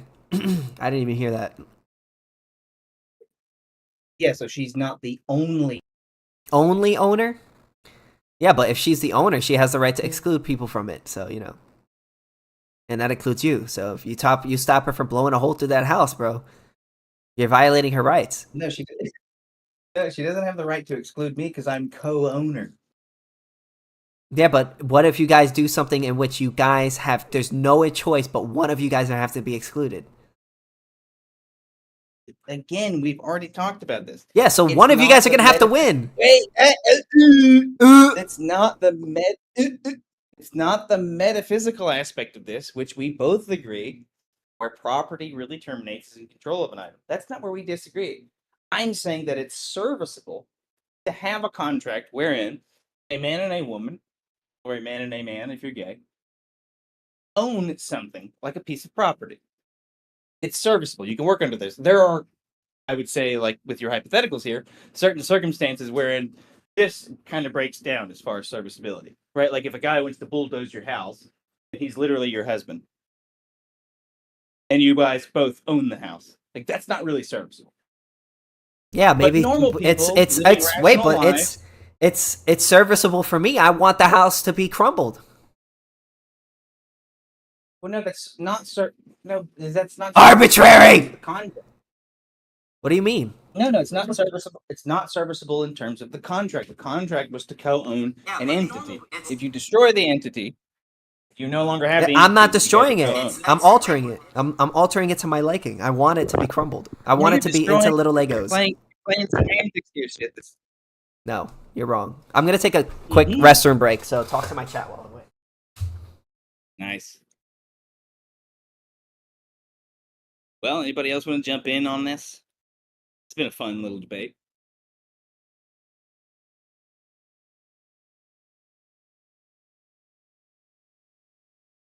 Yeah, and to be frank, King, I'm just talking about contractual co-ownership. Like, I don't really know why end caps die on this hill. Like, I don't think we have to, like, at all.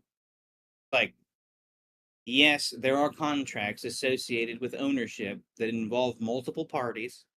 That is perfectly serviceable.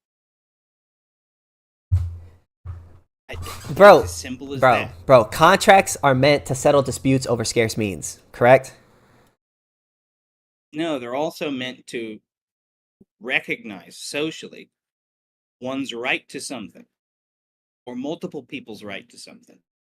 It's not merely just solving. He's an ANCAP in name only. Property. No, Sorry. I just don't. I just don't drink all the Kool-Aid, bro. Listen, bro, you're just wrong. You're wrong. Here's why you're wrong, okay? Listen. Yeah, tell me Their why contracts I'm wrong. are meant to settle disputes, okay? If there's no way to settle that dispute, then what's the point of the contract? It's basically a piece of paper. No, I mean, again, there's two types of contracts. Ones that are meant to settle disputes, and ones that are specifically associated with just social recognition of one's right to something or otherwise, or a group of people's right to something or otherwise. Okay, well, if that's true, then you're basically endorsing slavery so long as society. Yeah, you are. You just if it's based on societal recognition. Hell, no, I'm just saying that's what a contract is. Like, yeah, you can have contracts for slavery. They used to have them all the time. Yeah, that doesn't make it legitimate. I know that. That's what I was trying to tell you. It's like, I'm not saying it's legitimate ethically. Metaphysically, that's what it is, though. Like, I mean, you could call anything, which I could call a potato a cow, but that doesn't make it what it is. No, metaphysically, a potato is always going to be a potato. Now, you guys could drum up some contract that says, well, a potato is actually some sort of bovine. Yeah, you guys could totally do that. And is it serviceable? Probably not. But, like, if you said, well, we're going to drop a contract saying, well, this potato is our potato. Couldn't you work under that? You could say, okay, well, then you get half the potato. Because what if I want to stomp on the potato and you want to eat it? Now what? then we don't have a contract between us. Now you're just No, but what if we have a contract? Now we have a contract between us. We both signed a contract. We both own this potato, and I want to stomp on the potato, and you want to eat the potato. Now what? Yeah, the problem is that you have now violated the contract. How have I violated the contract? Why have I violated? Because the contract was about co-ownership of the potato, not you destroying the potato. If I own the potato, I should have a right to. If I own the potato, I have a right to destroy it. We don't. No. We contractually co-own it. Where in the contract does it say I can't destroy it? In the fact that it's a ownership of an entity contract. Yeah, if I own it, I should be allowed to destroy it. Entity. I want to stomp on that fucking thing. No, I get that you're working from a principle here, but you're kind of just not seeing you're missing the forest for the trees, as AOC likes to say. Listen, bro, no, what you're doing is you're being like, this is destroying it, and this is altering it. Well, it's just like, well, no, there's no real difference. It's one person could consider it to be destroyed. Another person could be considering it to be altered. For instance, like, let's say we both co-own a potato, and I don't like the skin on the potato, and I decide to peel it off, but you like the skin on the potato, and you don't want to peel it off. You could consider that potato. You could consider that potato to be destroyed after I peeled off the potato.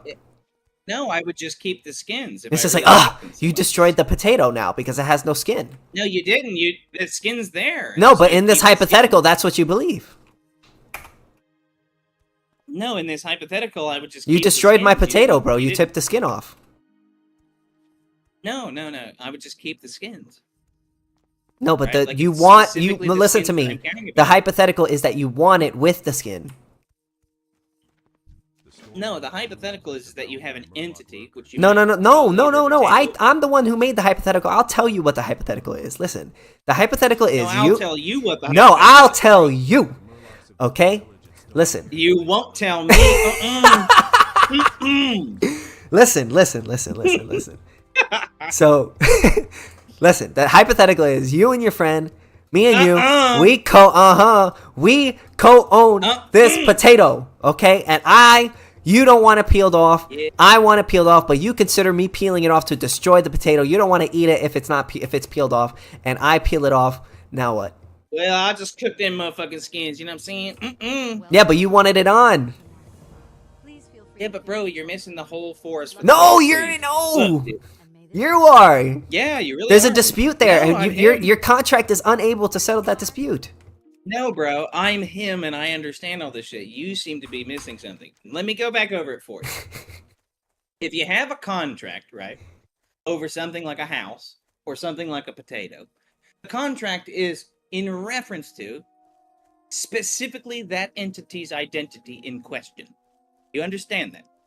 If I say, with a house, now that we co-own it, I am going to destroy it. You have violated the contract. Yeah, but listen to me. There is go ahead. All number of functions and utilities associated with a house, which is why we're even entering into the contract, that in destroying it, you have totally erased.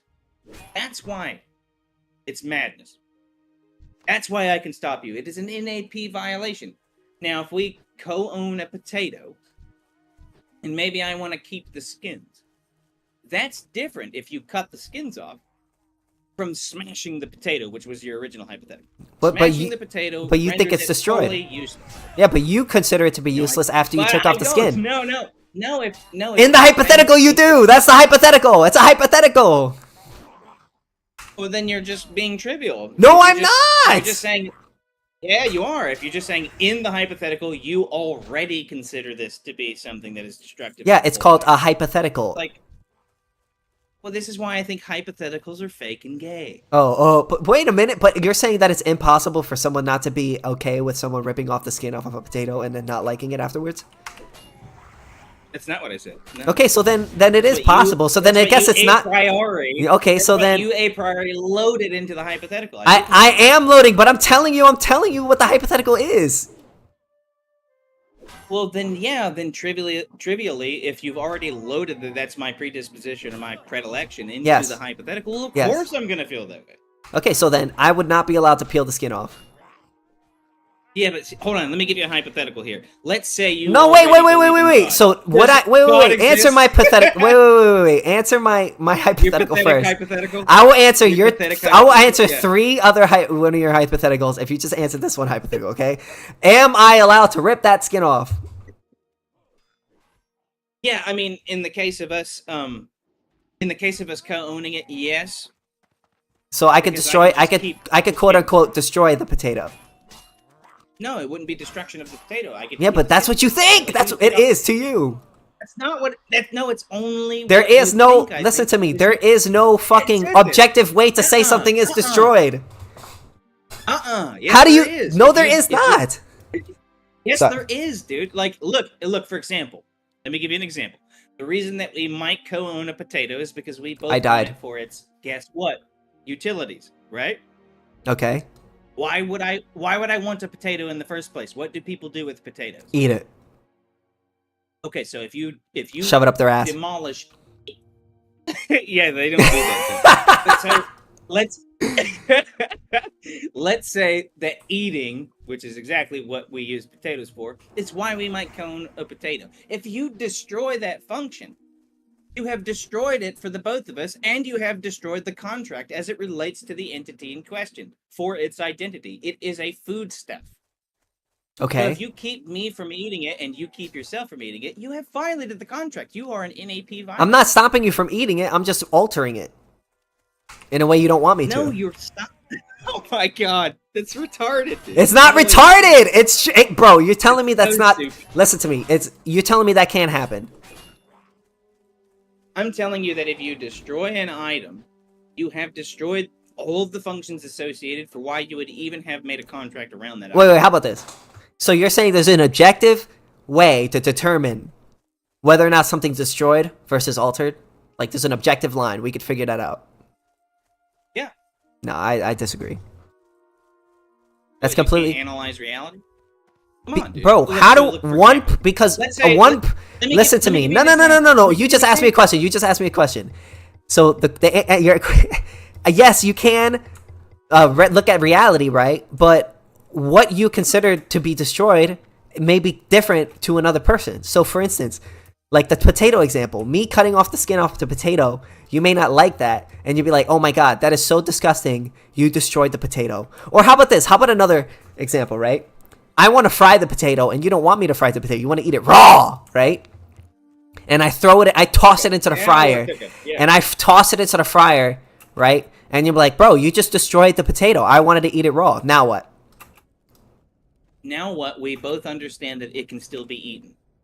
Objective. Yeah, but you destroyed it.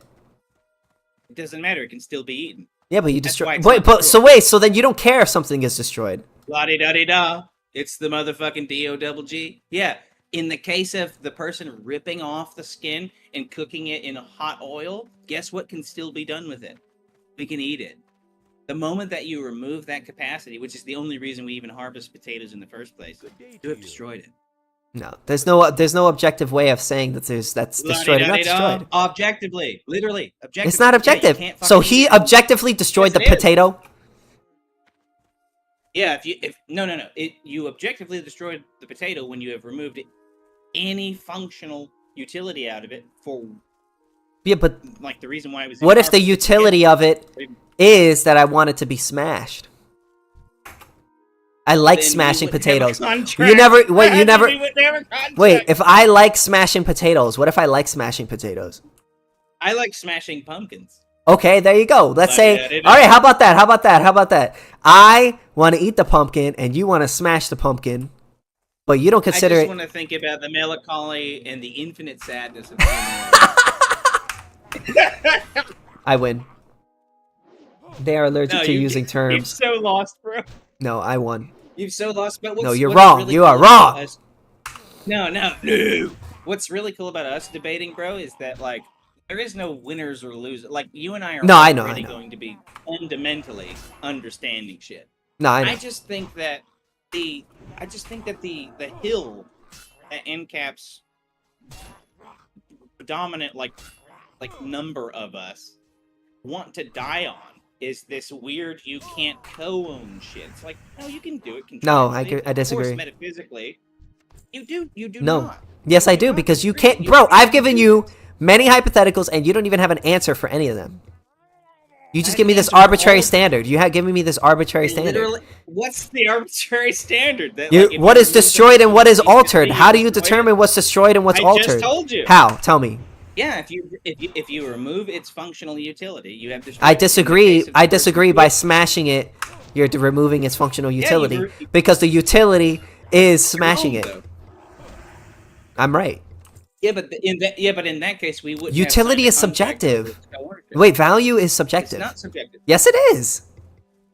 Wait, hold on. You're adding a couple of things in here. Utility is not merely subjective. Value, however, is subjective objectively. Yeah, I don't think utility is objective. No, it is. Like food to the human stomach, that's a utility. That's objective. Like, Not you have to always. Yeah, always. Yeah, No, always. you can eat too have to much. eat. Yeah, you always. No, that's not the point, dude. You're Okay, so missing the then thing. it's not You always. have- It's not objectively a utility. If it's not always a utility. Yeah, food is always a utility. Like you Okay, have so to you eat. can't eat too much. You can eat too much. Yeah, and that's Okay, because so of then guess if what? you eat too Your much, then there's no. stomach has- Wait. Your stomach has its own identity, and you can overfill it. Okay, but if you overfill outpace it the process to the in your point where body. you're gonna fucking It's die, is there utility in that? No, that's the decrease of utility. Okay, so then food doesn't always have utility. Yes, you have to eat. Okay, so, yeah, I understand that food can have utility, but it's not objective Wait, that no, that they do you always have understand- utility. No. Overeating doesn't have utility. Food always has utility. You Always. you You just explain why food doesn't always have utility. You need to learn with the marginal revolution. food does not always I don't have know what you're saying. utility. I mean, you can eat too No, much. food does. Overeating does not. Yeah, but Yeah, what are you is what are you food? At a overeating? certain point, the What are you quantity of overeating? Food has less utility based on its quantity. Yeah, the It more you, marginally has less utility. what he said, marginal utility. Yeah. Well, no, he's wrong. Again, This is the thing in fundamentals of question- economics and food and diets. It's not. It's so not, bro. So anyway, so what we're actually talking about I is mean, food, that is true. right? Food has Vitamin D. Does Not vitamin D have Hold utility? on, let him finish. Let him finish. None Let him of- finish. yeah, Go ahead. vitamin, Okay. yeah, Go ahead. vitamin D and food always have utility. Overconsumption. Vitamin D will kill you. Hold on, let him- Overconsumption of either is the thing that doesn't have utility. Well, so then food doesn't always have utility. No, overconsumption doesn't have utility. Food always has utility. Okay, but what if you're already stuffed? Does it still have utility? Yeah, if you keep putting in food, that's called overconsumption, and that doesn't have utility. It's not that the food doesn't have utility. Yeah, like if the No, the body food can itself process- doesn't have utility anymore. It's to you Yeah. as an if- individual. No. If For that if subject, your the body- food no longer has utility. No. If you could, like, as far as your identity was concerned, if your body could process all the food at the rate that which you were putting into it, yes, it would have utility. It always has utility. What But it doesn't can't. have utility? Yeah, that's right, because of your body's. What about process. poisonous So food? if you are, wait, if you are, poison isn't food. You can eat poison, right? No, I mean, like, you can, again, in the case of poison, it's like, Poison can be food. there's certain. No. There's certain foods that you can eat, right? Like, so, like, Isn't spicy food just poison? Alcohol's poison, technically. Yeah, no, it is. no. It's a only toxin. poison at certain. Toxin. It's a toxin, but it's only poison at certain quantities of consumption. Again, Yeah, so it's bad. It's Okay, bad so for you then in it's even not small always amounts, good. though. So that means that it's not always good for you. That means it's not always utility. missing There's what not I'm utility saying. in all the time. No. There's not utility in overconsumption of anything. But water, like, for example, is always good until you've reached that point of overconsumption. It's the overconsumption that is the decrease in utility. It's not the water. So the Okay, utility of food depends on the quantity of food, is what you're saying. No, I mean, I think it depends on a lot of like bodily processes. Like, at what rate can your body process water, H2O, right? It's like if you're Mhm. exceeding that capacity, you are decreasing your utility. But So it's the not the utility is water that's being. subject. It's different for each subject, is what you're saying. No, that's not what I'm saying. I'm saying like your body has Because certain each processes subject that and handle. process in everybody's I'm not body's saying. different. So I'm not saying that. So let me go back to what I was I saying. agree So with I'm you. not saying that. I'm saying your body has certain processes in place that allow it to metabolize water Yeah. and all this other good stuff at certain rates. It's not the water Yeah. that's causing the problem. It's you adding too much water to And everyone's body that. is different, so it's subjective how much is a good amount of water. Well, no, because it's objective that everybody is different. That's an objective fact, right? Okay. Yeah, but how much you need And is each, an Not objective. everybody. wait. And each individual in question constitutes an objective individual, right? No. No. So it's not merely. Oh, so like you're not an objective individual? Wait, what do you mean by I'm a that? subjective individual. What do you mean by So that? each Like, subject is an object, right? yes, yeah, Like if yeah. you have Okay, a got you. mind, you Yes, are also an object. yes, we Uh-huh. are objects. So it's not merely subjective, right? So yes, it is objectively the case that each individual is a little bit different. That doesn't make it merely subjective, because each of us are objectively the entities. Yeah, but that's not the argument And- that he's arguing against. What he's asking you is there Then he's objective? gonna have to clarify. Yeah, well, he did. He said basically, how do you determine the objective amount of water that you should drink? You can't. Oh, I don't know about that. Yeah, I don't know about that. Okay, so then you can't determine so the utility of water isn't always objective. No, the utility of water is always objective. What he's trying to determine is what is the Okay. what is It's the not always objective objective. line. Wait, Hold on, Wait. let him make his point. yeah, let me get this out. So the utility of water is always objective. Like you literally need this to survive. That's objective. What he's saying is what's the objective line between overconsumption and otherwise. That's what I can't tell you about. But I can tell you water is definitely a need, and it's a universal need amongst literally all mammals. It's not Literally even all about creatures. overconsumption or not overconsumption. It's that it Totally. is even when you're not overconsuming water. Water has more utility when you're really thirsty when then you're just a little bit thirsty. Its utility constantly changes and No, is it not has the objective same in any utility. way. No, it doesn't. No, it has. Yeah, it does. Water I mean, has like much what more. water? I'll just explain. What No, water is I'll being- Hold on, explain hold now on, hold on, because hold on, I hold on, didn't hold on, guys, interfere. guys. Okay. One at a time. Let him go. No, not Nurlist. The other. What's your name? M7A. Yeah, go. You Yeah. Go ahead. Yeah. No, wrong. He just said he thinks that water has the same utility to someone who could just is satiated and could have a sip of water versus someone who is hasn't had water in 3 days in the desert. It doesn't. No. And you can demonstrate. It's like very easily. It's just extremely obvious that it has a different amount of utility. Someone in the desert It would is, give you you're wrong. everything they have for a sip of water because it's that valuable to them. That's not what we're talking. Yeah, it's like the diamond I'm water. saying that water. No, you're wrong. So I'm not even talking about Oh, like okay. what you would do for water in a desperate situation. I'm saying what Well, water. that's a good does indication for of its you utility. Hold on. uh, Let what, Nurlist go answer. What water does for you is always the same, and it is a necessity, is a requirement for life. It always has this utility factor to it. Again, your underconsumption, like what you're now doing right now, M7. I don't think it's dishonest or anything, but you're pivoting now to underconsumption and what your mind state would be in that situation. Like that's not important. It's like, yeah, I might give my right arm for a drink of water after 2 weeks in the desert. Like that's not what matters. What water is to me is this thing that is associated with the process. Only I can see the comments. And it's I'm reading the metabolization. comments. Don't You worry. understand? Like that's always going to be present. You're never gonna not need water. Doesn't matter if you've filled yourself up right now. I'm or not. you I'm haven't just drank wasn't water responding while I was in a week or debating two. because I didn't want to. Doesn't matter. You know. That's the point is. It might be more Okay. subjective. But I can value answer your would be questions in if you the case have of any. deprivation or privation, but it's still the same utility. Nope. You said you'll never Yep. not need water. There's lots of times where you won't need water. For example, you just drank water. That's a time where you won't need water.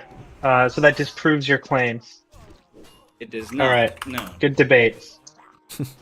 no, it didn't disprove anything. Like Give if I the drank example water, that disproves your claim. it doesn't change. I thought I was a mod it already. doesn't disprove anything, dude. Like if I take It a drink does. of It proves water you right don't need now, water. It does Proves there's a not. time where you don't need water. You Does said not there do will that. never be a time where you don't need water. There's a time where you don't need Okay. water. So you're playing. Oh, yeah. I see what you do. You're playing semantics. No, I'm saying like your body will always need water. That's why 75% of you is literally comprised of it, right? But you won't always need water, and so depending on how much you need water Yes. determines Yeah, its that whole utility to time. each subjective individual. Nope. The subjective value. No. The whole time. No, the whole time you're not drinking water, the water in your body is being used as a fundamental part of the processes that keep you. Why is going. my camera fucking So up? sorry. But that's Anyways, a crazy way to like move into a debate. You can see how and say, relative scarcity determines the value of something. the subjective value, like how much I am actively valuing it. Yeah, of course. That's not a problem. That's not even what we're discussing, though. I'm saying, like, let's say you and I have a cup of water. We haven't drank any water for the past 2 weeks, and we decide together. Yeah, the value of that anything we is are both gonna enjoy subjective this based cup on of water. individuals. First water either of us have been interacted with in the past 2 weeks. If you dump that water out, the agreement between us was shattered because we had an agreement on the thing in question. Can you get them? Just get This them cup of to water. talk about terms. We're talking about That's contracts. the actual debate we're having. Okay, yeah, I kind of came in late. Yeah, no worries, man. Like I said, I don't think you're being dishonest or anything. I don't think you're being a prick, bro. You know what I mean? My chat wants you guys to argue about terms. Well, no, exactly. Yeah, they wanted to get into the semantics of stuff. Tell your chat that I said fuck yourselves. Oh, they can hear you, so. Nice. Fuck yourselves, guys. I'm not doing it. Fuck terms. Wittgenstein can eat shit. You don't need to drink water. You can get 100% of the water you need from food. It depends on what you're eating. It's water. It's literally Or maybe if water. you're eating watermelons all day. What a fucking retard. Tell him I said he's a retard. Wait, hold on. You're I'm getting live food streaming on water. the internet, so try to not use. Oh my god, so sorry, Sid. He is he's saying do he you is saying that you are not very smart individual. That's what he's trying to say. Though. There you go. Okay, ask your chat. well, who I'm not won saying that, M7A he's or saying the Neuralist. Let your chat decide. Wait, what was the question? I'm sorry. Who won the debate about All right, water? who won the debate? Because I'm an asshole, they're probably gonna say him. There is no objective value, so I'm guessing you. There is no objective value, and you call yourself an ANCAP? No, Fucking stupid. who, me? No, He's whoever reading that his was chat. Said that. Yeah, I'm reading my chat. I don't think he's an ANCAP. I don't know. He can't be. Well, I don't believe in objective value. I believe in subjective value. So. Same. Yeah, but There must subjects be are a objects, right? subject to value something. Yeah, objectively, right? No, there's nothing objective about it because each subject will place a different value on anything. So Yeah. Objectively, right? no, the universe doesn't assign any values. There's no universal objective values. Just subjects Weird, you're part of the valuing things. universe. Objectively. That's Mhm. strange. Yeah, but that doesn't Yeah, mean you're that value objectively is part of the universe. subjective. Is not subjective. That's Doesn't mean the correct. value is objective. It's right. It's objective. Yeah, it's objective. It comes from objects, like you and me. Wait, how are you using That's the word how- objective? Yeah, that's what objectives mean. What do you mean by when you say objective? Like, like sort of like stance independent, right? Like, so like I exist, right? Wouldn't you agree? I sure would Well, we hope can't so. be certain. I don't think I'm I crazy. sure would hope so. No, yes, I So think you you agree exist, that of course. I objectively exist, right? I would Okay, say cool. so, yeah. So the concept value objectively comes from either me privately or people like me or entities like me. Mhm. Objectively, wouldn't you say? No. No. So let's say I think a pen is worth $5. You think it's worth 10. Well, which That's weird, you which didn't answer my object question. is right? You didn't answer. No, you didn't answer. Well, my I'm just question. giving you an example. Well, That's the my answer to your Things was that no. objectively Hold were on. Made by humans? He said the answer is no, and he's giving you a reason why he's saying no. No, he's not. He's giving me another hypothetical that I must encounter. He's not even contending with what I Okay, said. so What was your said no. re-say your question? Yeah, I said no, and I gave you the reason I think it's not true. Yeah, that's what he You did. didn't. You said no, and then you moved to a new hypothetical. No, whatever. Just restate the question again. You know this doesn't. Just so you guys know, this kind of shit doesn't work on me. Just so you know. I'm sure you think so. No. Where you say something like no, and then move to presenting me with a new hypothetical that I must answer, while you just totally disregarded what I was saying. Like that just doesn't. Well, work. you did ask a yes or no question, so. Right. And then I got no follow up from that, and then The answer was no. Again. It's just crazy. Oh, the answer was no. So I don't objectively exist, and I don't objectively produce concepts like value. Is that what you're saying? I'm seeing the second part. Did you say something that sounded very muffled? Oh, 1 sec. I'm gonna change mics. Nice.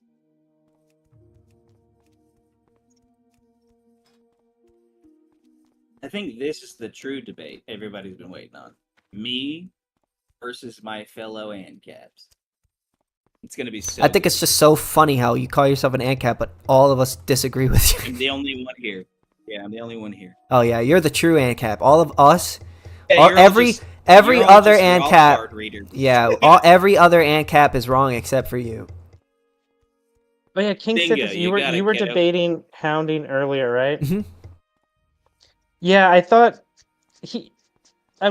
I generally agree with his position actually, but there was one point he was trying to make against you, which was extremely flawed. It was just like a false analogy. Mm-hmm. It was oh god, I'm just trying to remember now.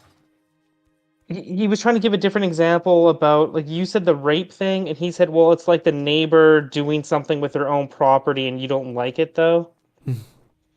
Yeah, I really didn't like that example. Because I one mean, is like clearly someone doing something with their own property, you know, versus like someone aggressing on you. So the examples weren't equivalent. That's the thing I didn't like about it. well, yeah, but but the only thing is, like, I kind of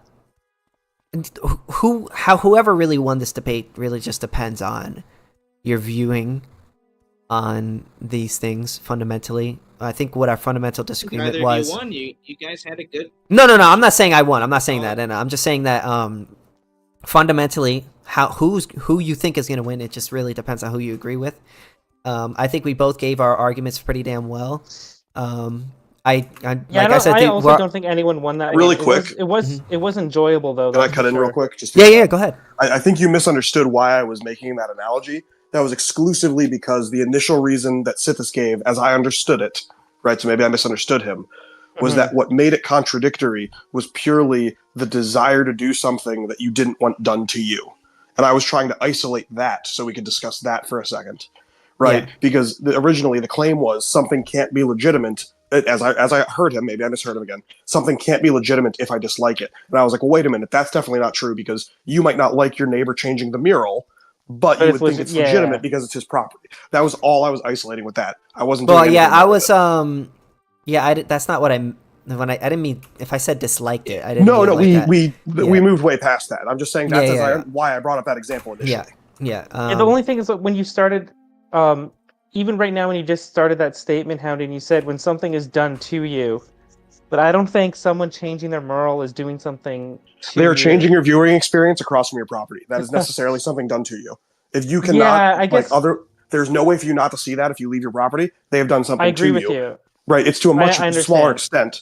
But the entire point was to make an example where Sithis would be like, yeah, of course, my disliking something is not grounds to call it illegitimate. I just think that's not a good definition of doing something to someone else, in the sense that, like, it's so broad that then everything is doing something to someone else. Like, that's not true. If I break this pencil in half, you will never see. Hold on. Let let Hounding finish, and then one at a time. Yeah, guys. All right, go ahead.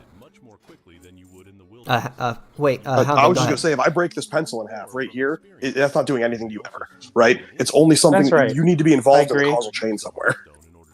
Yeah, but there's I don't some dynamics here. have to be involved in the causal chain. what I think that this was actually talking about was like, let's say you have an Well- idea, right? Something you don't desire, like say. I don't I want gotta go Nerlus back to to mute, respond for sorry. me. And Can I then- just respond for and- myself? Well, he's responding for me technically. Okay. I was But wait. gonna Anyways, respond to just Hounding, let 'cause we were talking M7 about that point. let M7 finish what he's saying, and then let him and Hounding go after, and then you could say something after Nerlus. How about that? Go ahead. Hounding, I obviously agree with you that there are lots of things that, under your definition, wouldn't count. But I still think it's too broad in the sense that, like, a homeless person coughing would be like, well, I heard it, so he's doing something to me. Or, like, do you know what I mean? Like, just like you can think of like a million things where someone is not really affecting you in any way. They're just, but it would still count. All right, delineate this line for me. yeah. At what decibel level have I been too loud right next to you? There's no objective way to determine Because that. but we both Yeah. agree that if I blow a 500 decibel air horn in your ear, rupture your eardrums, and give you a concussion, I've done something to you, Mhm. right? Definitely. On the flip side of that, if I made no noise, I haven't done something to you. Tell me, is there any line in the middle here we can actually draw, or is it just easier to say, hey, if you heard something, technically, in a very niche sense, I've done something to you, but you're not justified in think it's responding in any objective. real way? I think we have. yeah. an Yeah, objective- agreed. Yeah, I agree with you on that, and how us libertarians would square that circle is like the only way you can consider that to be an aggression is if you show up some sort of measurable damage. Harm, yeah. Being Which done was to the my entire property. point with the example, right? Is that by him painting the mural, he hasn't damaged you or done anything bad to you, but he has done something you dislike to you, which is fine. Like he's, that sometimes that's a thing that happens in the world. I don't Yeah. think anyone would dispute Yeah, that but sometimes some things. Oh well, happen you don't like actually, is I gonna wouldn't consider that to be doing something to you, painting something else. Would it? Oh, I would Yeah, consider that's that what he I has took removed issue some with. enjoyment Okay. from the world from you. He probably did this unintentionally. He probably didn't think about you at all in this scenario, right? He just wanted to cover the mural up for some reason. Wait, Well, I feel like Unless he was a major somebody. Sorry, Nerlus. Go ahead. Go ahead. yeah. So Hounding. This was the vibe that I caught off the original discussion. The idea wasn't like, oh, this guy has something that I don't like. The idea was that if you as an individual determine that this is something I don't like, but then promote that thing, that's contradictory. That's Yeah, what I agreed seemed with to that. be- Yeah. Okay. But That's what it I seemed to be. caveated that by saying I don't think anyone ever does that. What the rule they're forwarding in the case we were giving was it's okay to murder except for me. That's the rule they're giving. Actually, they're not giving the it's okay to murder, but it's not okay to murder me. They're giving it's okay to murder except for me is the rule. That's my contention. Yeah, right, and that's kind of the issue because, like, if it's okay to murder, except for me, right? That's not coherent. Like, Well, you have it's to. Well, okay it can to be murder, coherent. It just can be not me. coherent, right? So I would argue No, in the case special of Louis XIV. Well, no. It's only special pleading if there isn't a given reason, right? But in the case of Louis XIV, there was a very clear reason that I can give, which is namely that no one else could have run France, which is as evidenced by what happened after he died. But whether or not that has value is completely Yeah, subjective. there were many other people that ran. Yeah, all France, value and subjective. Napoleon That's proved that. whatever. No. There Whoa, were whoa, plenty whoa, other whoa, people whoa. that ran. Yeah, And Napoleon Napoleon proved it proved that after otherwise. like decades of turmoil, Let's- starvation, and You war. know, what about, Wait, we believe what you. about Let's not literally go in the 100 weeds there. Let's What? stay on the What general about topic. 100 Yeah. years Yeah. prior to that? Oh, nobody wants King- to handle the hard. No, okay, fine. Yeah, we'll just. Okay. Yeah, Nerlus, King- let's not get too deep into history. Let's just talk about the actual subject matter, which is the ethics. Go ahead. Well, yeah, King said this- M7. You know, so, like, that's what I was. That's I- actually what I was talking about. But go on. Oh, sorry. Go I ahead. like your ethical framework, but I agree with Hounding in the sense I'm not sure if this is exact position. This is what I think. Mhm. It doesn't really matter what ethical framework you think is good or you would like to see in the world. All that matters is there are some people with guns called the government, and ideally it'll be like some democracy or something that has some kind of input from the community, but it might not. But at the end of the day, it's just that power that's gonna enact whatever morality. Wow, why That's is gonna be Stormwind so enacted. dead? And That is not all the quite my things. position. Okay, yeah, but all the things that you are like, a lot of the times during the debate, King said you'd be like, well, no, like this must come from this or this or that or this or that. It's like, well, you're just hoping they would. Like, you just hope that would be the morality in the world, but it's No, not, he's just though. speaking descriptively. No, he's just speaking descriptively. He hasn't even touched on the ethics of stuff whenever he's talking about that. As far He's not necessarily wrong. If I could finish, maybe what he was trying to say is that simply because somebody like does something does not make it right, or whatever's something, whether something is right or wrong, is generally based on our own subjective valuations. And I would argue that my valuation doesn't run into contradictions, which would make it better than any other one. Which because if your ideology runs into contradictions, then you can't really justify it coherently. And because I don't think it's okay to murder other I agree. people, I can't then argue then it's okay to murder me. Well, because then I would be arguing incoherently. I would be running I'm into willing to accept that your morality is contradictory free and better than most.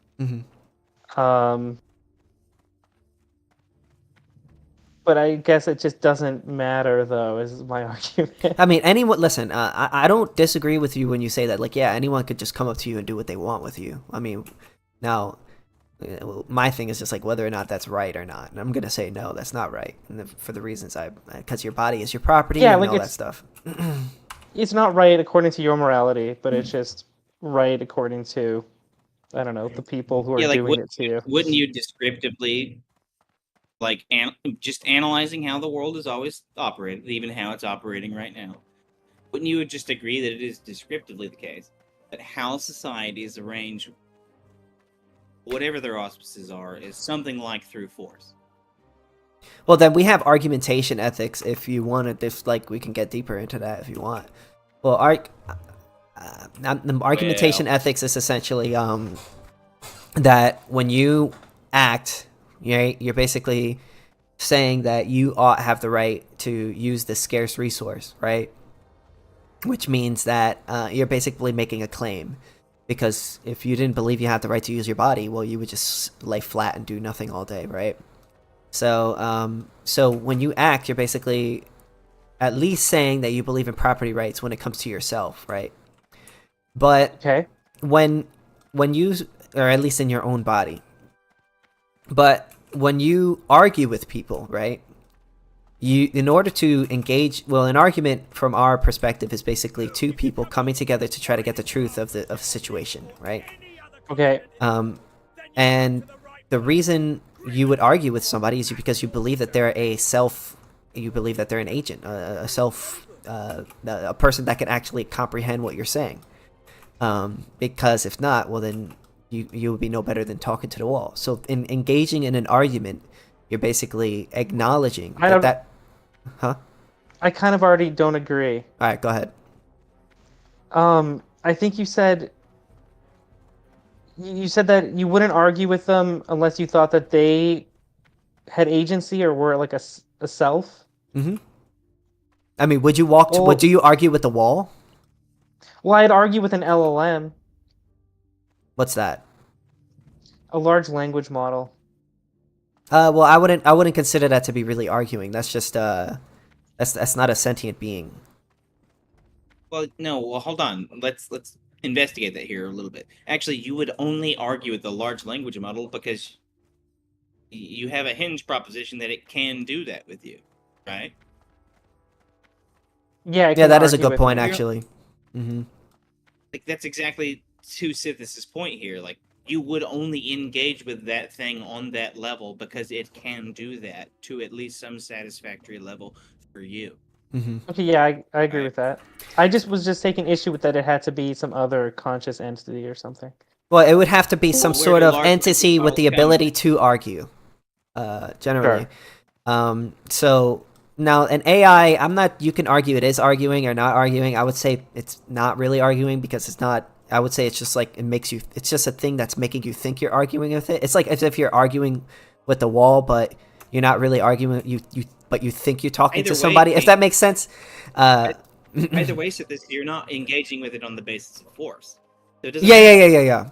No, I agree with you on that. Sorry, I should let you finish your point because I was being pedantic there, but yeah. No, you're okay. You're okay. You're perfectly fine in that. Don't worry.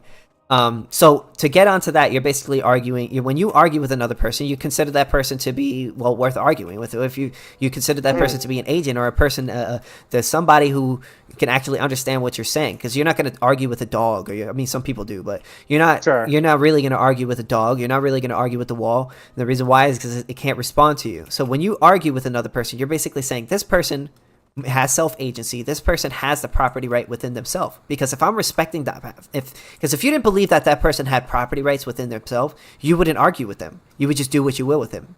So in the fact of arguing with that person, you're basically admitting that you have property rights in yourself by acting, and by arguing, you're basically saying that person has self-agency and that person has property rights in themselves. Would you like to hear my contention with this argument? Sure. As an NCAT. Sure. It's something that has taken place here, even in this very terminus. So look, the problem there is that I think almost everybody would agree with you. I think even most of the people that argue against AE here, that in the very moment that you are doing that, that is very much the case. Like there are these weird hinge propositions or predilections that you're operating from that do recognize this person as something like an independent agent capable of engaging with you conceptually as opposed to force, but that it is not indicative of some sort of like universal application of that. Like I can immediately stop engaging with you intellectually and just kill you. Yeah, that. And there's yeah. nothing. There's just nothing that's contradictory in that position. Like, yes, But I yeah. might have an implicit idea of what you're up to, what we can engage with, but I might stop that and say, well, it doesn't matter to me, I can kill you. Well, that's not what AE is arguing. What it's arguing is that if you were to try to justify it, you couldn't justify it without contradicting yourself. Wait, so Right. That's the only thing that's it's arguing. So it's basically. I don't agree with. It's what you call a performative contradiction. Because if I were to engage in a conversation, sorry, just one last thing. If I were to engage in a conversation with you, right, and then say in that conversation, "Hey, I want to punch you in the face," well, it's just like, why would you engage with me in the first place? If you don't believe I have property right, I can literally, I can totally hold that. Yeah. I do want to punch you in the face. Like I've met a lot of people that have interacted with. No, I know you can do it. I know you can do it, and we both can agree that someone can punch someone in the face. We could both agree on that, right? Obviously, right?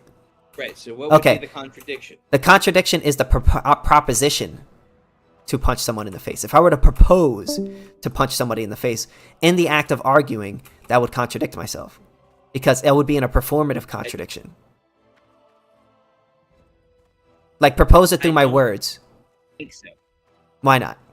No, I just don't think so. I mean, like, fighters do this all the time. Hey, man, we're going to build up a contract where we punch each other in the face. Is literally what the whole... Yeah, but that's not an aggression. No, what I'm saying is the whole... We're talking about aggressions. Wanting to punch... I don't think so. I think we're talking about the idea of...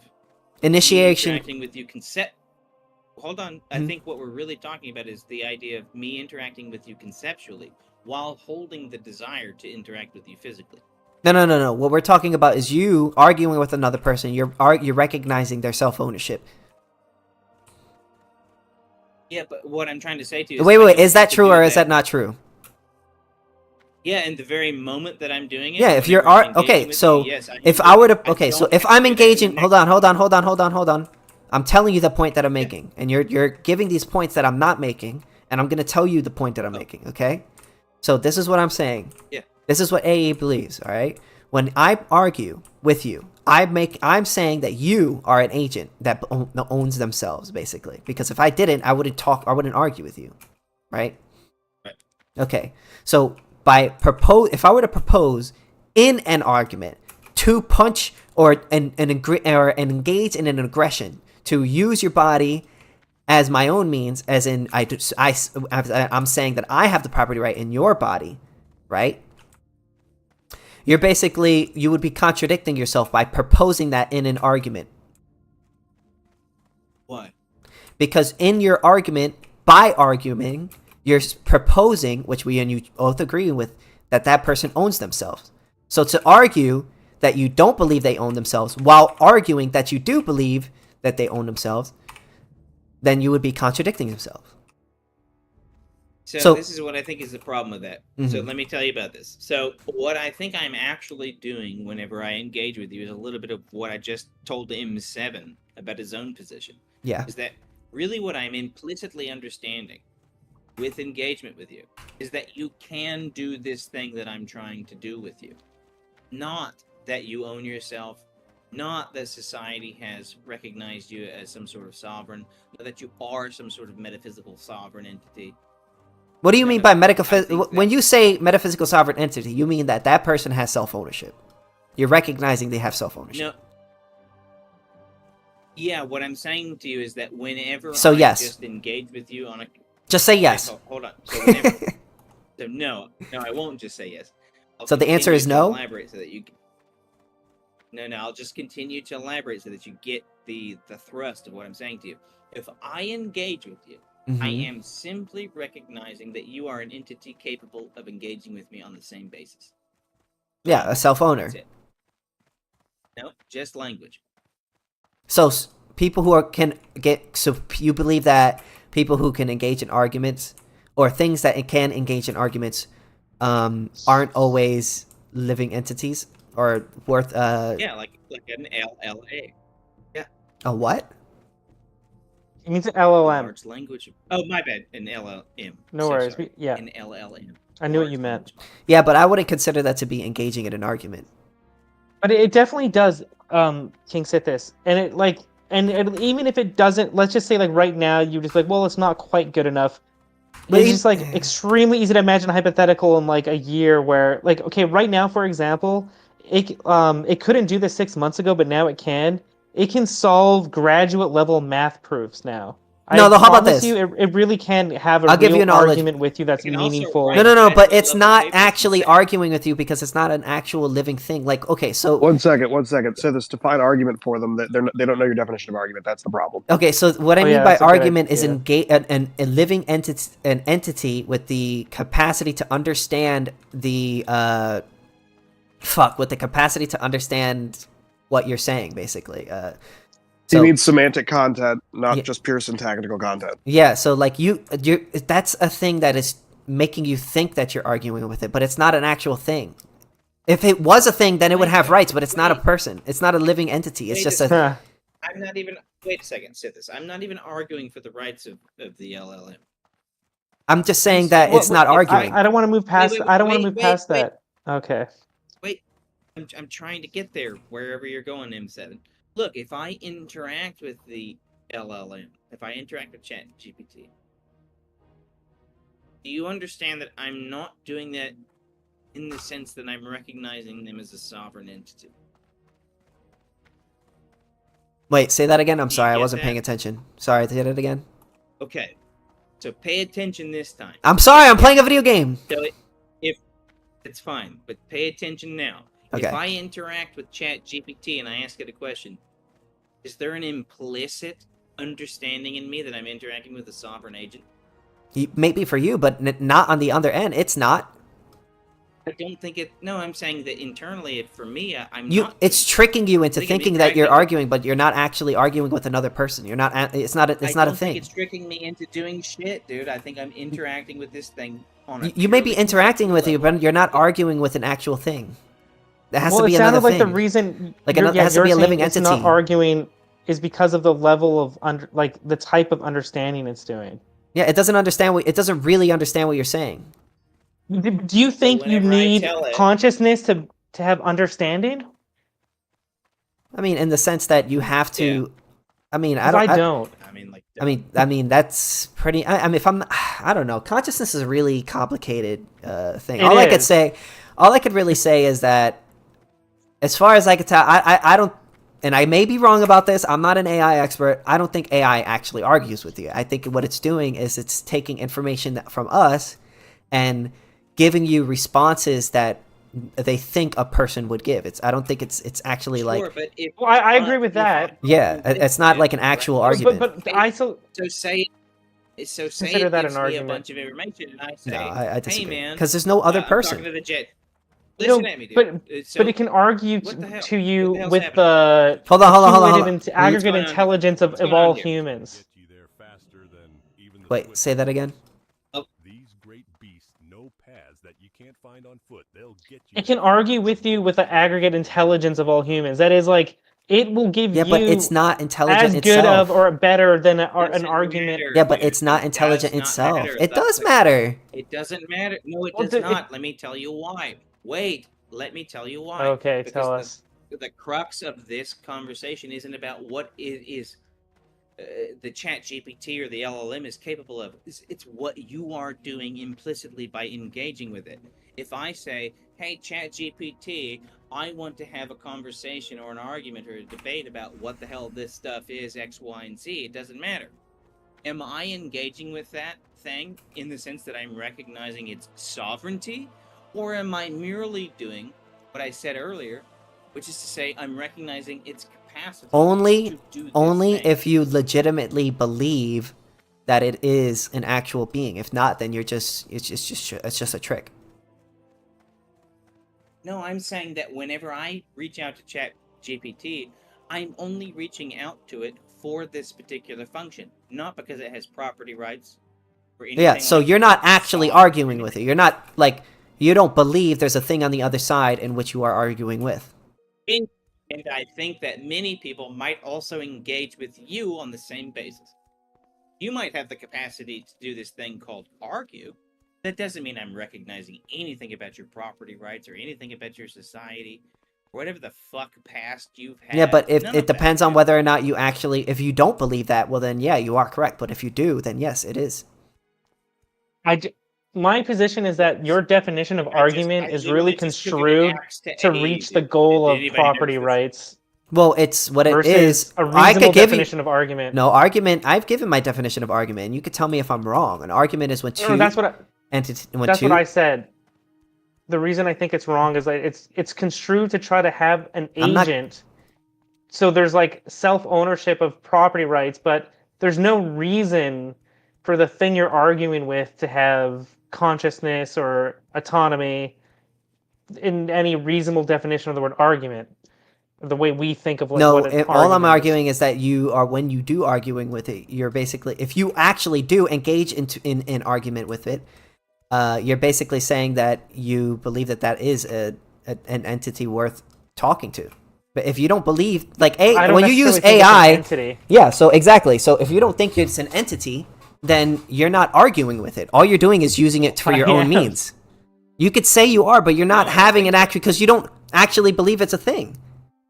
Well, I agree. I'm using No, it for I my just- own means. I agree with that statement. Yeah, you're using it for your own means. You may play like you're arguing, like, but you're not actually arguing because there's no other person in there that's interacting with you.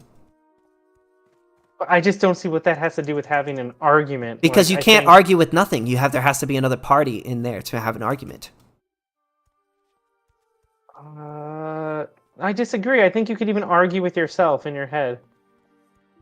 Do you think that's possible? Yep.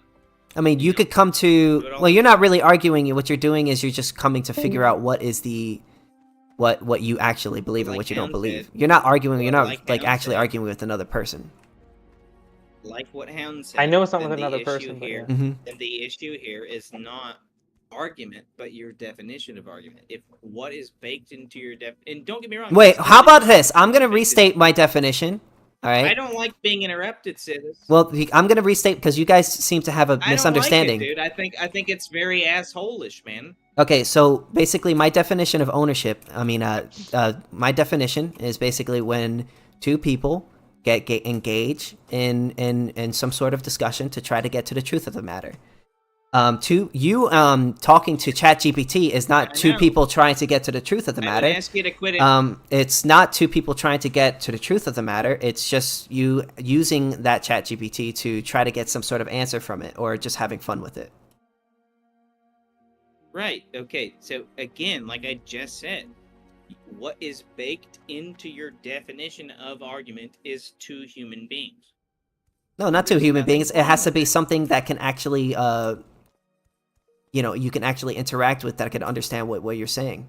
It doesn't have to. So, for instance, Yeah. if an alien were to come down and it's intelligent and it can argue with us, that would be considered, Yeah, to it be an might intelligent It being. might be at that point brought into your definition, but what I'm saying is, as far as what currently stands, argument is the interaction between two human beings, as far as you're concerned. Right? I mean, as far as I could tell, the only intelligent life that can have the capacity to argue is two human Humans, beings. right? Yeah. Right. And I'm saying that if I go into Chat GPT and I say, well, I want to argue with you, right? I want to talk to you about this stuff. I want to debate this stuff with you. I'm not implicitly recognizing their ability, or my bad, I'm not implicitly recognizing their sovereignty. I am only at that very point in time implicitly recognizing their capacity to do so. Yeah, I agree, And the because you're same not thing arguing goes with them. for humans. Because there's no other Yeah, I'm thing there saying to that argue when- with. I agree. Definition to you, I'm saying that I can engage with you on the basis of your capacity to reason and nothing else. Yeah, because I have the capacity to argue, whereas a ChatGPT does not. Right, but what I'm saying is that AE posits the idea It that does- you are recognizing them as a sovereign entity.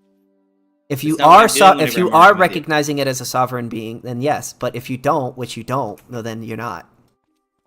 Well, then there And goes then you're not AE. arguing with That's it. not what you're doing. Again, not what you're I doing don't whenever you're consider. arguing with Again, me. here's the disagreement. I don't consider arguing with the ChatGPT to actually be arguing. It's not arguing because it's not an entity. But Yeah, but I'm I just think not going to I agree think with you on should that. Consider it- I think you should consider it arguing. I think the reason you don't is to help you reach your conclusion that you want to be true.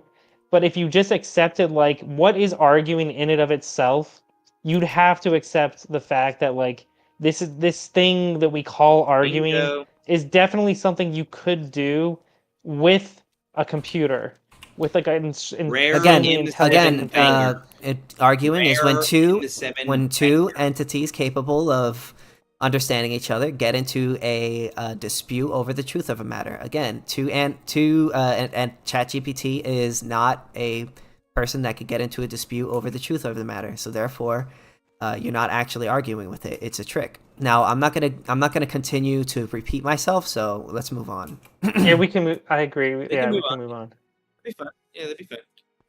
hmm Can I argue with my 4-year-old?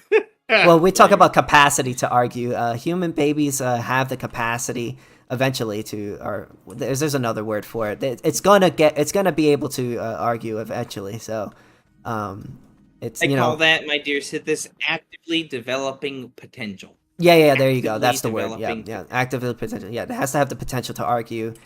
So because human beings have the potential to argue, or we are able, Right, and this Yeah. is also why abortion is evil. Leaves coming from Westfall and knolls and do you La really want to di da get di da. into this? Woodland itself isn't besieged. He Well, wants to- actually, I don't support. Yeah, right. Abortion is evil. I'm actually an evictionist. fucking disgusting. It's Evictionism is gross. based. It makes more sense. Give us a hand.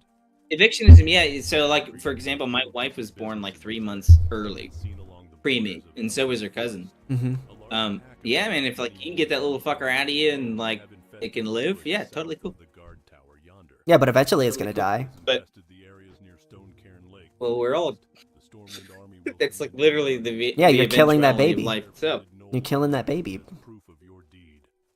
By what? Letting it live? Yeah, because eventually it's gonna die. It's retarded, dude. Oh, my bad. That's stupid as all fuck. That's bleep. I mean, yeah, but that's your standard. So I agree that your fed him. standard is That stupid. means I'm killing him because ultimately he's gonna die. Yeah, I agree that's stupid. I agree your standard is very dumb. No, that was your standard. It isn't my standard. Bruh. That's your standard. You're just saying that because when you say that a baby that is removed from the womb and can't survive on itself is going to die, well, it's just like we're all eventually going to die. So Well, no, because the death of the baby wasn't going to happen without you doing it. unless So you've you're initiated an actually aggression to create that baby, I can't see why you're responsible for taking care of it. Yeah, you've created the conditions of its death. Creating a baby is not initiating an aggression against it. That's correct, but removing the baby from necessary conditions that it needs to survive, No. doing that deliberately and placing it in conditions where it will die. Wait. I disagree with the word placing. You didn't place the baby there for one. The baby Yeah, if you developed remove inside of the you. baby, yeah, no, if Okay. you're an evictionist, right? So you remove the baby from the conditions that fosters its life and places it in conditions that do not. Yeah, Yeah, that's you're perfectly murdered. fine. You're allowed to do that because you're No, not you're responsible for its death. And you're doing, Yeah, you and are. you agree with this You because placed it if literally you in. take out a premature No, baby you and placed it it. dies because you took it out of the condition of it living, and then now it could possibly die as a result of being outside. So therefore, there you go. No. You placed the baby directly in the conditions that would foster its death. That's your problem. You're a murderer. Yeah, you do that too by giving birth to a baby because by giving birth to it, it's going to die eventually. So you're placing it in a situation in which it would die. No, you're placing it like if you're an actual mother or an actual father, you're placing it in conditions where its life is being fostered. You're not just taking the baby and putting it on a hillside and walking away. What you're doing in that case is placing it in the conditions where it dies. Yeah, but in the And if evictionist it case, dies, you're a murderer. that's not what we're doing either. What we're doing is taking the baby out of your stomach and maybe giving it to somebody else or letting it. And placing it. Oh, okay. So you're not just placing it on the hillside or in the trash can, right? I mean, if it dies, maybe the trash can. Yeah, if you place it in the trash can, you're placing it in the conditions where you're fostering its death, and therefore you're homiciding. Yeah, but you could make the same argument And by giving birth to it and because you're probably you're going putting to it. hell if there is one. Yeah, and you can make the same argument for giving birth to someone because if you give birth to them, you're creating the situation where they could die. No. You're not directly placing them in the conditions that they are going to die. Wait, is the baby dying In because the you're case of- murdering it, or is the baby dying due to natural causes? Right. So if by natural Wait, causes, when you say mean right, I'm going what do to- you mean? Do you agreeing? It is dying from natural causes? No. I'm trying to clarify where you're not very clear on these topics. So if I take the baby out of my pussy and I place it in a trash can, I have placed it in the very conditions where its death is being fostered. Yeah, but are you If directly comes killing out it, of my yeah. or are it's you dead leaving it because to of you. die? Yeah. Or are you just leaving it to die? Yeah, you're leaving it to die in specific. So you're not allowed to conditions that leave fosters people to its death. die. You have to like if someone's dying in front of you, you have to take care of them. You can leave them. You didn't place them there. Wait, really quickly. If it's a baby and it's your baby, you give birth to it, and you leave it in a forest, would that be permissible under citizen's view? Are you So asking if I me have or a baby in a forest, Yeah. So if I'm a mother, I have this child, can I just leave it in a forest? are you asking me? Yeah. Yeah. Yeah, I am. It's if you don't want Okay, to take care of the baby is not owed your body or the resources in which you owe. So in the end of the day, you're allowed to evict that baby from your body at any sick, point. dude. It's completely sick. It's not killing. You're not killing anyone. You're all you're doing is removing Yes, that baby you are. from your property. You're literally. Well, how about but that's like saying oh my God, there's someone starving to death. They're coming into your house to steal an apple, and then I say, fuck you, don't touch my No. apple. Are you killing that person? Because the baby's because the baby's conditions are all created by you. Not It the doesn't other way matter. around. The It doesn't person matter. coming into You don't your owe that house- person anything. Yes, it does. No, it doesn't. The only way you can owe somebody Yes, well, anything. you Hold own on, your hold body, on, right? hold on. Let me finish. The only way you could owe anyone anything is if you initiate an aggression against someone. Getting pregnant is not initiating an aggression against a baby. Correct. Removing it from the conditions that you created into conditions of death is. It doesn't matter. That I don't I completely disagree. No, it does. I don't think it matters. Yeah, you're wrong. You're I'm allowed. right. You're allowed to You're remove wrong. people. I know you think you are right, but in the end of the day, No, I know I am. You're I know wrong. you think that you. I know that you think that you know. I don't think it. I know it. I know that you think that you know. But I think that you know that I think that I know. I know that something, you but I think that you something, think that you and know. you're wrong. I know that you say that I don't think that you know, but you actually think that you know because you actually don't know. I So think listen, that you're dumb. I think that you're a fucking lesbian. I think that you bang men for fun. Only on the weekends. But no, seriously, like in the end of the day, you're not initiating an aggression by to that baby. So Yeah, you are, because what you are doing in the case of child rearing is you are creating the conditions of their need, right? They didn't ask you for that. You have not is that considered initiating an with them. aggression You against create- them? No, I'm going to talk to you about the aggression.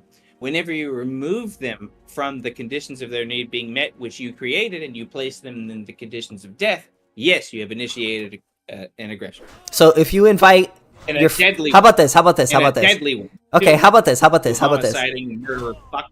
All right, how about this? How about this?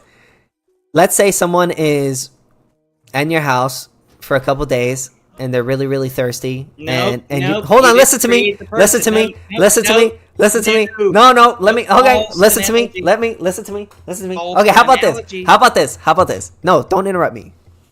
So, let's say I Don't be invite. gay and give me a false analogy. Stop interrupting me. Let me talk.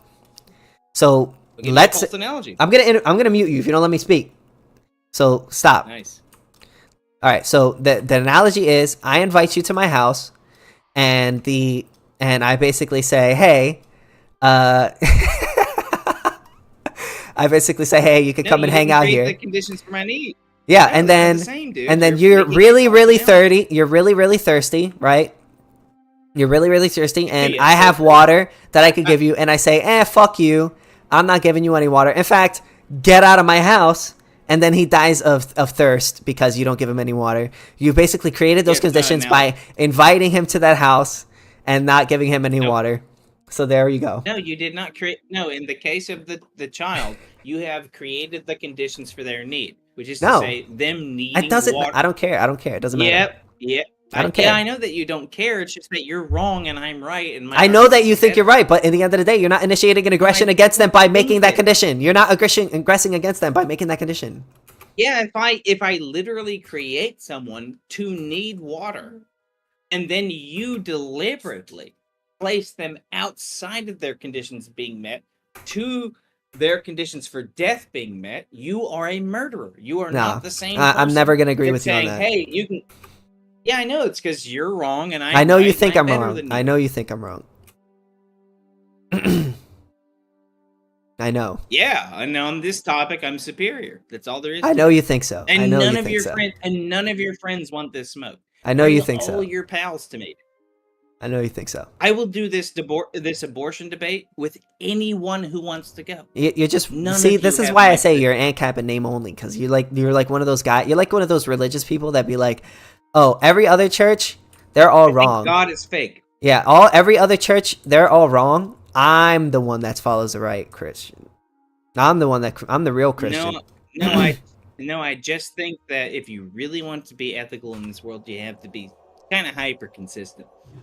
I don't think I'm And being what you're inconsistent at saying all. to me, yeah, you're being very inconsistent. You're thinking that you creating a child and you inviting a human into your house are analogous. They're not. Yes, I mean, if somebody they're not. if somebody were to teleport in your house, that doesn't matter. It doesn't make a difference. You could still tell them to leave. Yeah, but if you directly teleported them into your house, that would be the difference maker. You could if you teleport someone to your house, you can still tell them to leave. No, not if outside of the house was the only conditions that you were providing outside of the house was death. No. So if someone teleports into your house, you can't let them. You No, have to let if them you- stay. No. If you teleported them into your house and outside of the house was death, you're a murderer. Only if you've initiated an aggression in order to bring that person there. But I You wouldn't have consider. already initiated. Yeah, but you I don't have consider. already I don't initiated consider. Yeah, like teleporting them in. yeah, but you're basically then you're arguing that giving birth to someone when they don't want to get given birth to is an aggressing against them or being born. So like let's say like later on, I say I didn't consent to my mother creating me. You know what I mean? You're basically saying that person initiated an aggression against them. Nope, I'm saying that if you invite them in, right, they don't know they're being invited in, and then all of a sudden you expel them from this dynamic into the conditions of death, you're a fucking murderer. That's what you are. I know that you think so, but in the end of the day, you're not No, I initiating an don't aggression think by it. creating I somebody. just gave you the argument. You're not You did initiating an create aggression this by person. creating someone. You're not initiating an aggression Yes, by you- creating somebody. No, you're not. Yeah, creating somebody is not the problem. Killing them after you have created all of the conditions for their needs. You don't owe them definitely anything. a murder. Just because you create You someone do. does not mean You you owe create- anything to them. definitely do. No, you created don't. all of the conditions for their need. Yes. I don't care what you created. If the only time in which somebody has the right to take something from you is if you've initiated an aggression. So far, you have not demonstrated to me that a baby and so give it. whenever Hold you on, create hold a on, life, hold on, you hold on. have the right You have to not take it. demonstrated to me that having a person grow in your body is initiating an aggression, or unless you think that if later on if someone says, hey, I didn't want to be born, then that person aggressed against that person who Yeah, we aren't talking about that. We aren't talking about whether or not it's an aggression if the woman says, hey, yeah, daddy, fuck me right up my pussy and fill me up with a baby. That's not the problem. The problem is now that we've done that, we have this baby who did not consent to its creation, by the way. is that an We have aggression? this baby growing. No, it's not. That's what I'm trying to Okay, tell so you. then I don't care. I don't care. I don't care. I don't care. Then I don't care. Oh, so do you care? Do you care about expelling that baby into death? No, I don't. Okay. So you're a psychopath. Yes. Nice. Very good. Mhm. We got to it, boys.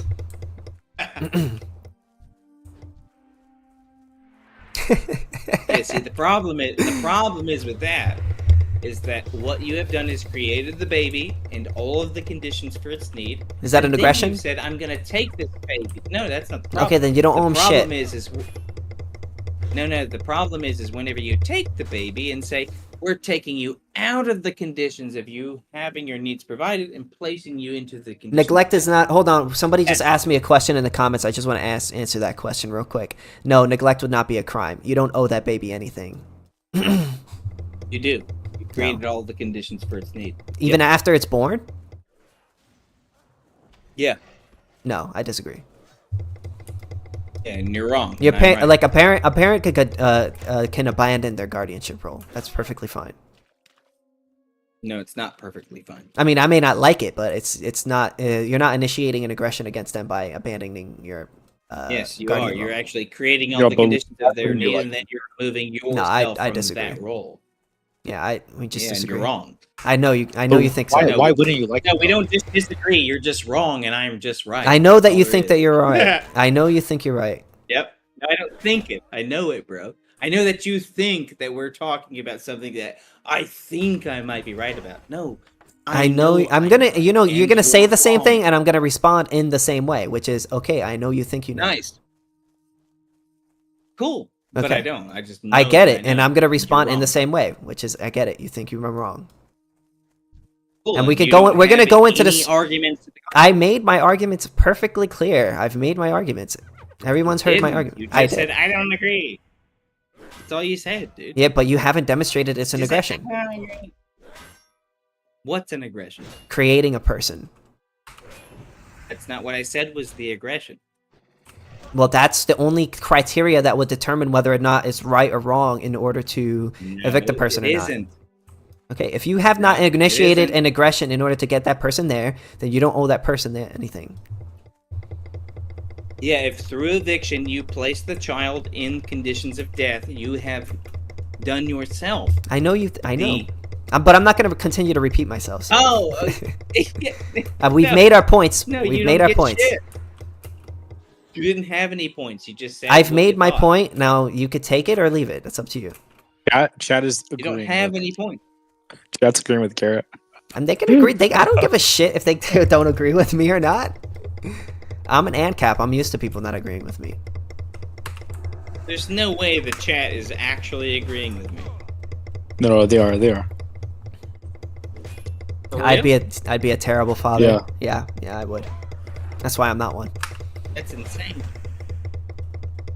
Okay, but I never would've again, there's a thought- difference between pointing out what is a rights violation and what's not a rights violation, and then me saying that I think people should or should not do that. Obviously, I don't think people should abandon their child.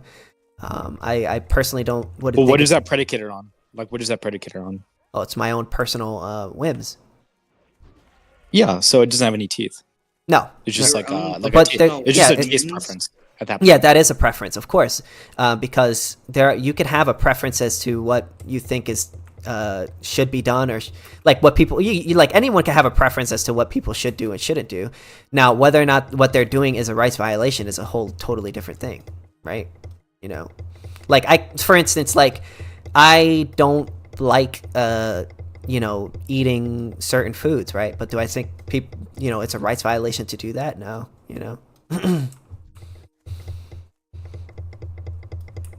But I think my issue here is that like when we say like it's bad or it's wrong to leave a child in the woods or whatever, like the idea here is that like saying that it's just a matter of preference that you wouldn't want that to happen is insufficient, because there's just people have this sort of intuition that there's something about that event that is wrong, irregardless of whether you personally would prefer that or not, right?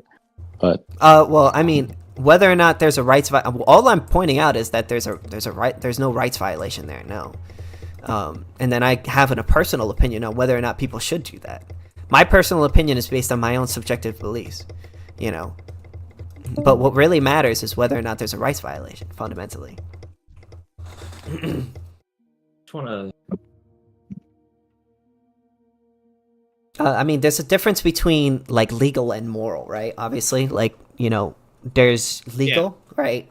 And then there's moral, right? I think it should be completely legal for someone to take fentanyl, for example. If someone wants to take fentanyl, that's perfectly legal. But Yeah. I think that should be, but I don't think people should do that. That's clearly a difference.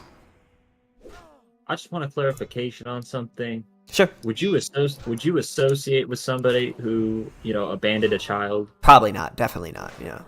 Yeah. So why did you make the comparison to somebody who just like? But I wouldn't associate with someone who does fucking fentanyl either. No, I was saying, why did you make the comparison about someone who like doesn't like broccoli, dude? I feel like that's a pretty big leap, not a compliment. I mean, yes, it is a bit of It's a pretty big fucking leap, dude. it is a bit of a leap, but I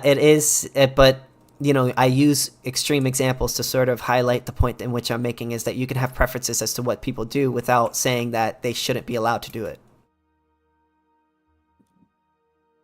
Oh shit, my mouse is broken. Mouse is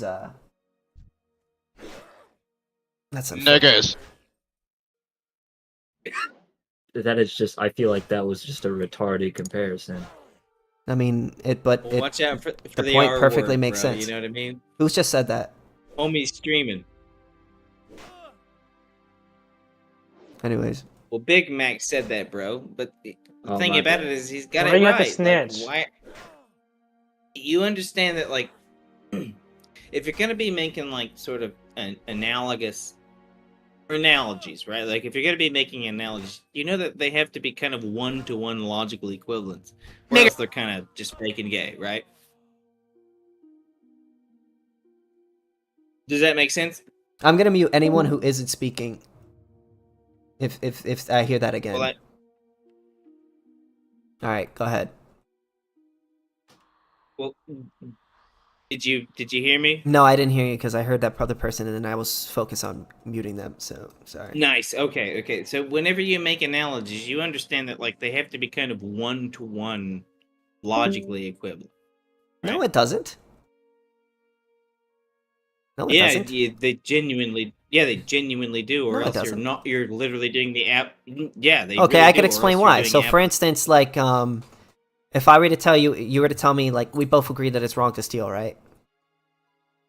Yep. Okay, Right. so What's the analogy? the argument is that, like, okay, well, so let's say someone comes, Analogy, not yeah, the yeah, argument. I know, but let's say somebody comes up to you and then they say, hey, it's wrong, it's okay to steal from somebody in order to,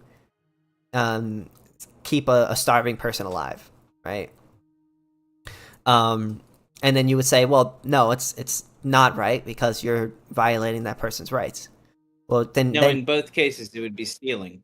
yeah, in both cases it would be stealing. Yeah, absolutely. I'm sure you agree with me on that. So, Yeah.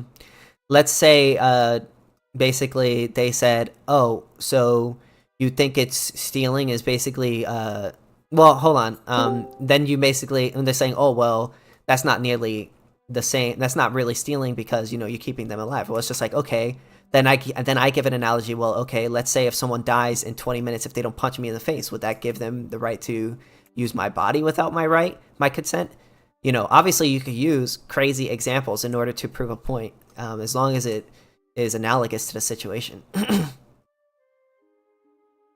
mean, you could. I'm just saying that what Big Mac was bringing to your attention was that you had like this this sort of strange analogy between, was it Big Mac broccoli and Yeah, right. Eating, Well, obviously not it is liking it broccoli is a and, crazy. No, I will abandoning admit your it's a crazy child. example. No, obviously it is a crazy example, but I was just trying to highlight a point. That's no, all.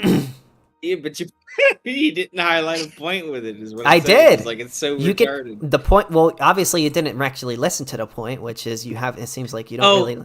But the point was that you can have preferences as to what people do while also having a different opinion as to what should be legal.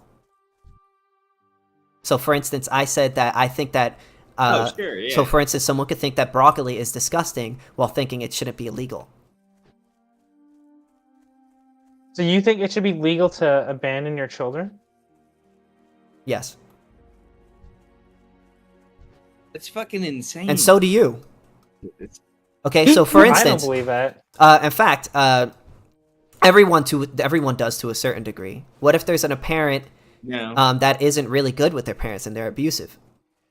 Can they could they relinquish their guardianship role to another person? I feel like that's a Wait, false so you- equivalency because the word abandon that's right. does not mean like I'm giving it to somebody else. It means like I'm putting it in a Yeah. box and I'm leaving it on the side of the Wait, road. actually, if anything, you're actually Good vindicating. point, Randy.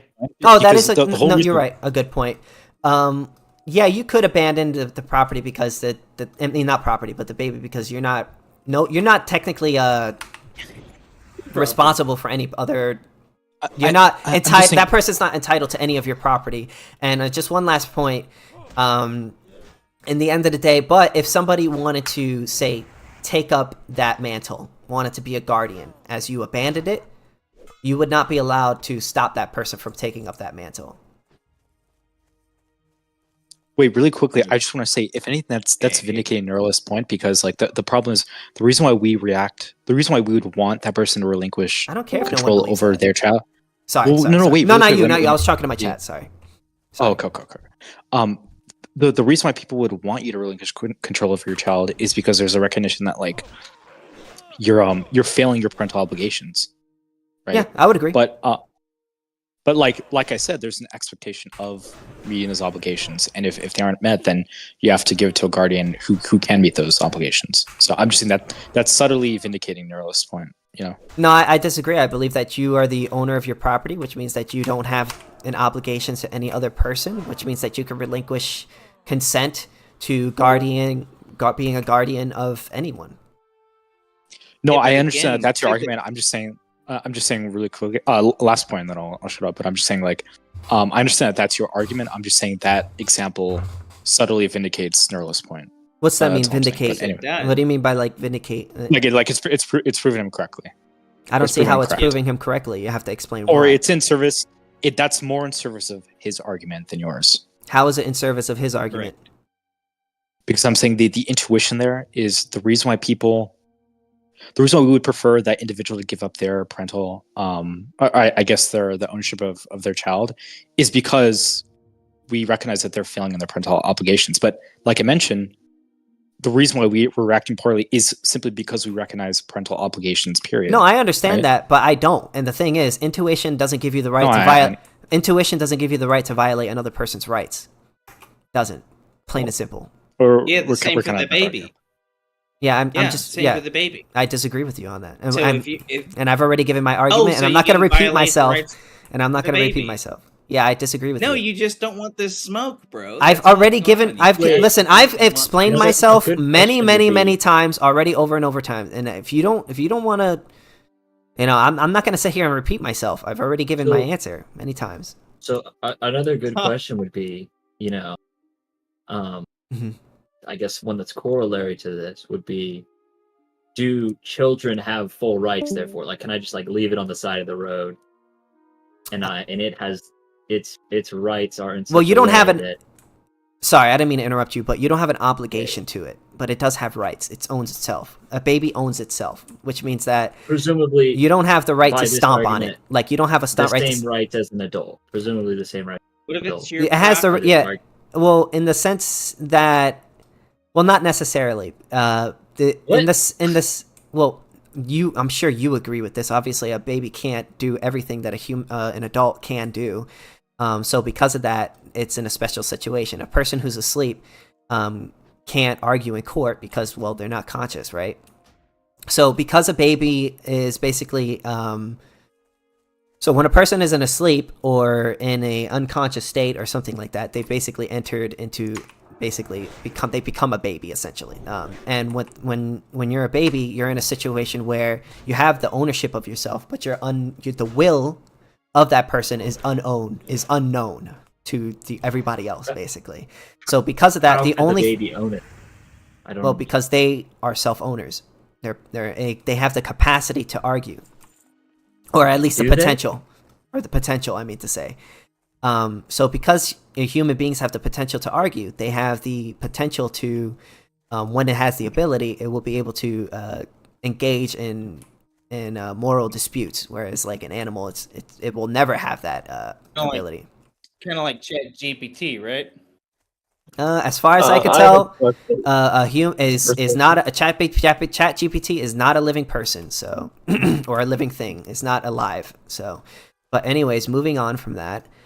So because of I that, have the a only question. thing. Hold on. After I'm done with this, you can ask me anything you want. So the one last point, which is that basically the only thing that you would be allowed to do with that is that entity, that person, is to preserve it until it is capable of engaging. You're capable of decrypting its will, what it wants to do with its property, which is usually when it turns into an adult. And then it could do whatever it's want. But in there, you're not really obligated to it. You don't have to take care of it or do anything with it. The only thing you can't do is violate its rights, which would be damage it. Go ahead. Can you hear me okay? Because I'm Yep, I can hear you. out. Okay. So earlier when you were debating Hounding, he was talking about how he understands rights as being something that's sort of, I don't think this was the exact phrasing he used, but what I was taking from it was that like rights are something conferred on you by a state, or at the very minimum by some body that can can enforce those quote unquote rights. So in other words, the idea being that saying someone has a right to something without being able to enforce that is kind of like a vacuous use of the word rights. And I think I agree with that. And so I'm kind of, well, I'm not sure if maybe you addressed that with him. I'm not sure. But as far as like a baby being left on the side of the road having rights, like, is like, it just doesn't seem very meaningful to say that a baby left on the side of the road has rights, unless by that you mean that someone will protect the baby. But I'm No, guess I I'm can having a explain hard what I time mean. seeing What what I mean when I say they have right, rights yeah. is that you don't have the right to initiate aggressions against that baby. But you abandoning that baby is not initiating an aggression. All you're doing is refusing to give it your property, Yeah, which yeah. you're allowed to do. Well, so I guess what I'm trying to ask is what does it really mean to say the baby has a right to not be stomped on or whatever? Like Well, practically speaking, what does It that is the mean? owner of its own body, so therefore you're not allowed to damage that property. But damaging would mean willfully going in there and doing something to it that would otherwise not want, or do something to it that would damage that thing. So leaving it, like abandoning it, and then it dying of natural causes. I mean, you're not the one that necessarily caused that death. I mean, in the literal sense, like you didn't actually kill it legitimately. So for instance, like it's like if you abandon a starving person who needs water and you say, I don't want to give you my water, you're not killing that person. You're just leaving them to their own nature. Quick question. No, I'm not done yet. If I, oh sorry, my bad. Let him how about you ask one more question and then let the other guy ask a question? No, Cool? no. I'll let Sounds him cool. finish his. Oh, let him okay, finish. that's fine. Okay, go ahead. I might only have one other question. I'm not sure. Mhm. I don't want to You can ask. presume that You can ask as you'll much be able to questions as you answer. guys want. So going back though to okay. So all right, and then I am going to have to run out anyway. Mhm. After this. Okay, so I asked what it meant practically for us to say that the baby has a right not to be stomped on, the baby that's left on the side of the road. And you said, well, it means that you're not allowed to just go stomp on it. But do you see how that's kind of, pardon the expression, but kind of kicking the can down the road? Like, it's not really getting me any closer to an understanding of what practical implications the phrase "the baby has a right not to be stomped on" or "the baby's not allowed to be stomped on." Oh, What does saying those words do to make sure that that actually doesn't happen? words can't make things not happen. All I could do is describe. It's almost like All you that might I can need only. All I. somebody or something I don't to think I make was sure finished. that that doesn't happen. The only thing that I was saying was that what I believe is that human beings, because we have well, at least eventually we'll eventually have the ability to argue. We have self-ownership, and a right to me is an action that ought not be impeded. So because of that, because a baby is a human, and that would mean they have self-ownership, which is the right to exclude other people from the scarce resource that is theirs. So when I use right, I use it in the sense that it's just an action that ought not be impeded. So we've got that when we say a baby left on the side of the road has a right not to be stomped on, that means you're not allowed to stomp on it, which means that you shouldn't stomp on it. When do we actually get to what makes it so the baby isn't stomped on? Because they have self-ownership. I've said this How before. does them having self-ownership prevent them from being stomped on? Because they own their body, and by damaging that property, you're violating the rights of the individual who owns it. But how does that prevent someone from doing that? I'm not talking about preventing people from doing that. All I'm doing is describing my logical, how I view these things. No, I understand. How It people just seems stop like that is a completely different question. I mean, maybe you could hire somebody right, to, so or it would be the only question that really matters. I mean, how you defend your rights is up to you. You can either do it yourself or you can hire somebody. Has a newborn baby left on the side of the road defend its rights? It can't. It's a baby. Right. Okay, but that doesn't mean it doesn't have rights. Murder. Right, but I think what we're seeing is that the mere fact that it has rights, or at least that we're saying it has rights, has no real practical implication on whether it's stomped on or not, which is like, then at what is the use of this concept of rights as you understand it? But Because rights are things that we us humans come up And with to figure out how to settle disputes over scarce means. And us libertarians believe that the best way to settle disputes over scarce means is without aggression. Obviously, me believing that isn't going to stop people from not aggressing. I could believe that all I want. Anyone's going to aggress. But again, rights are not these tangible things in which you can give to somebody. It is a recognition. It is of an action that ought not be impeded. All right. Well, I have a next question. It might be a little silly. Sure. I don't mind silly questions. It might be a little silly. So if, for instance, I kidnapped a child, right? Mm-hmm. I kidnapped a baby, and I left it in a crib to die of dehydration. You would be right. You would be violating its rights. Because but I could only be tried for kidnapping. That wouldn't be murder. if you kidnap a baby, you would be technically. Let me think about that.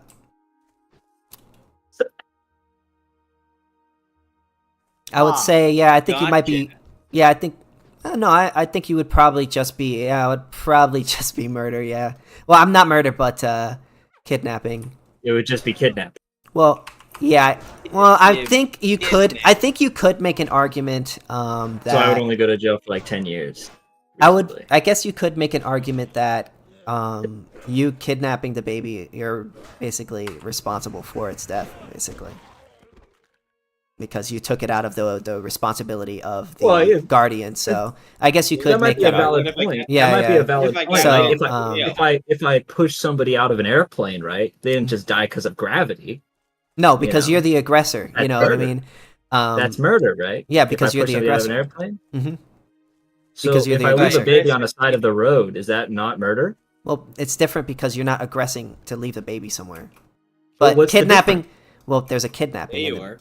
There's a kidnapping in there because, see, when you kidnap somebody, you are aggressing against somebody. So if you do aggress somebody, and then, you know, as a result of you doing that crime, they die. Well, then you're responsible for that.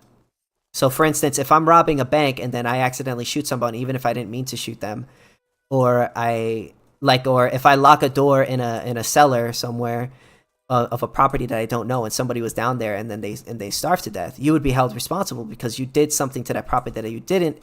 Right. Yeah. So it's a little bit Right. So you know, let's make it a little more fast paced, right? So like, let's say I leave a baby in a hot car. Is that murder?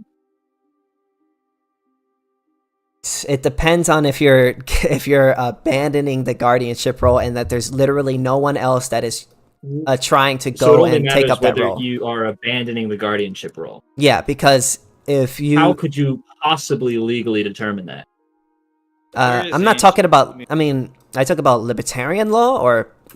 Sure. How Well, could you? I'm just curious. oh. How could you possibly legally determine that? Well, you just you can either ask the person or you What? look at the evidence. At the Well, evidence. I mean, that's let me how get this every straight. that's how every justice system let me get works. this straight. They look at the Let me get evidence this and they straight. make a decision. So, you know, you're a police officer of this, you know, private court or whatever, and you pull Mhm. up to the scene, and there's a dead baby in the car, and you ask this person, the guardian of the baby, you say, okay, if you are the guardian of this baby, this is murder. This is You know, murder, you you're can gonna give go to me. prison. Okay, I'm gonna answer this last question, and I don't want to answer any more questions about baby murdering. Okay, if that's all right, or baby abduction, because you guys, I feel like you guys are just trying to make me look as bad as you guys possibly can. I don't think I was trying to make you look bad. But mean, in the end of the I day, say- this is how I'm going to answer this You question. make All right, yourself look and this bad. is going to be the last. It's This is fine. going to be the last answer I'm going to give to this question. Okay, which is you are allowed to abandon the guardianship role of anyone for any reason and at any point, and whatever results from that is how it happens. How it happens, bro. It's not my issue. Now, I don't want to. No more. I'm not going to continue to repeat myself. So let's ask another question. Yeah, right on. I'll move on, but I just want to get one more thing straight. No, I just want to get it straight. No. Is that not okay? Let's move on. What can I do? Yeah, you don't want this smoke, bro. I've already given you enough for you to answer every You're- single one of your own questions. You should be with what I given you. You should be able to answer your own questions. Nah, bro. No, you didn't answer any of mine. You just. I've moved answered on. your question. You just don't like the answer. That's what the issue is. No, the issue is that you didn't answer any of them, and you just. Moved on. We could rewind the cape. I've answered every one of your questions. You just don't like the answer. And rewind the cape. We can Rewind totally the do that. tape. I mean, you could watch the YouTube video when it's uploaded. It's on my channel, so You're not going to like the outcome. that's fine. I've answered, like I said, I've answered every one of you guys' questions, and if you don't, you guys may not like the response, but that's the response I'm Nope. giving. Y'all moved on from me. I was in the middle of actually No, I was inquiring. over with. I was finished talking to you. I've already given you my opinion, and that's my opinion. And that's it. I'm not going to continue to argue about the same thing over and over again. So unless you guys got something new, I would like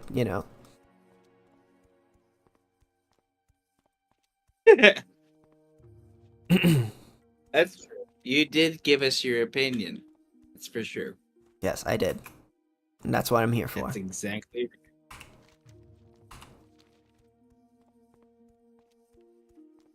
That's it.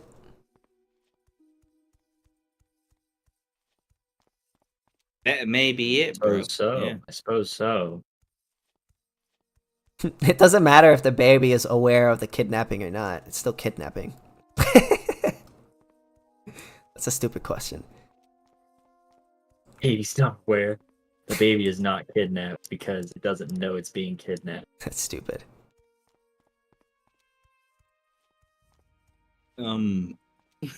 Yeah, it's stupid. But like, why though? If you I get it, Garrett. investigate You that, have a boner against people who agree with evictionism, but I'm not gonna continue to engage with you on this. No. Yeah, I get that. You don't want the smoke. I've Nobody already wants given the you the smoke. argument that you wanted. I've given you every argument that I've given you, and if you could take it as it is. I'm not gonna continue to repeat myself. I'm not a fucking record player. I'm not gonna repeat myself. I get that. Nobody Okay, so- wants this smoke. I get it. man. You believe Yeah, that. true. That's perfectly fine. You could believe whatever you want. You're telling me and your audience you don't want it. Yeah, I get it. You could believe whatever you want. You're doing. You could believe whatever Believe you it. want. I can also know that you are a human. Yes, I am a And, human. I knew that. Thank you for telling me I'm a human. I didn't know before. Hume be damned. I knew it.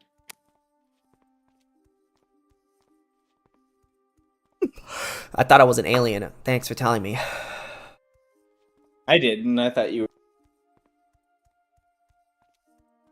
Oh, thank goodness.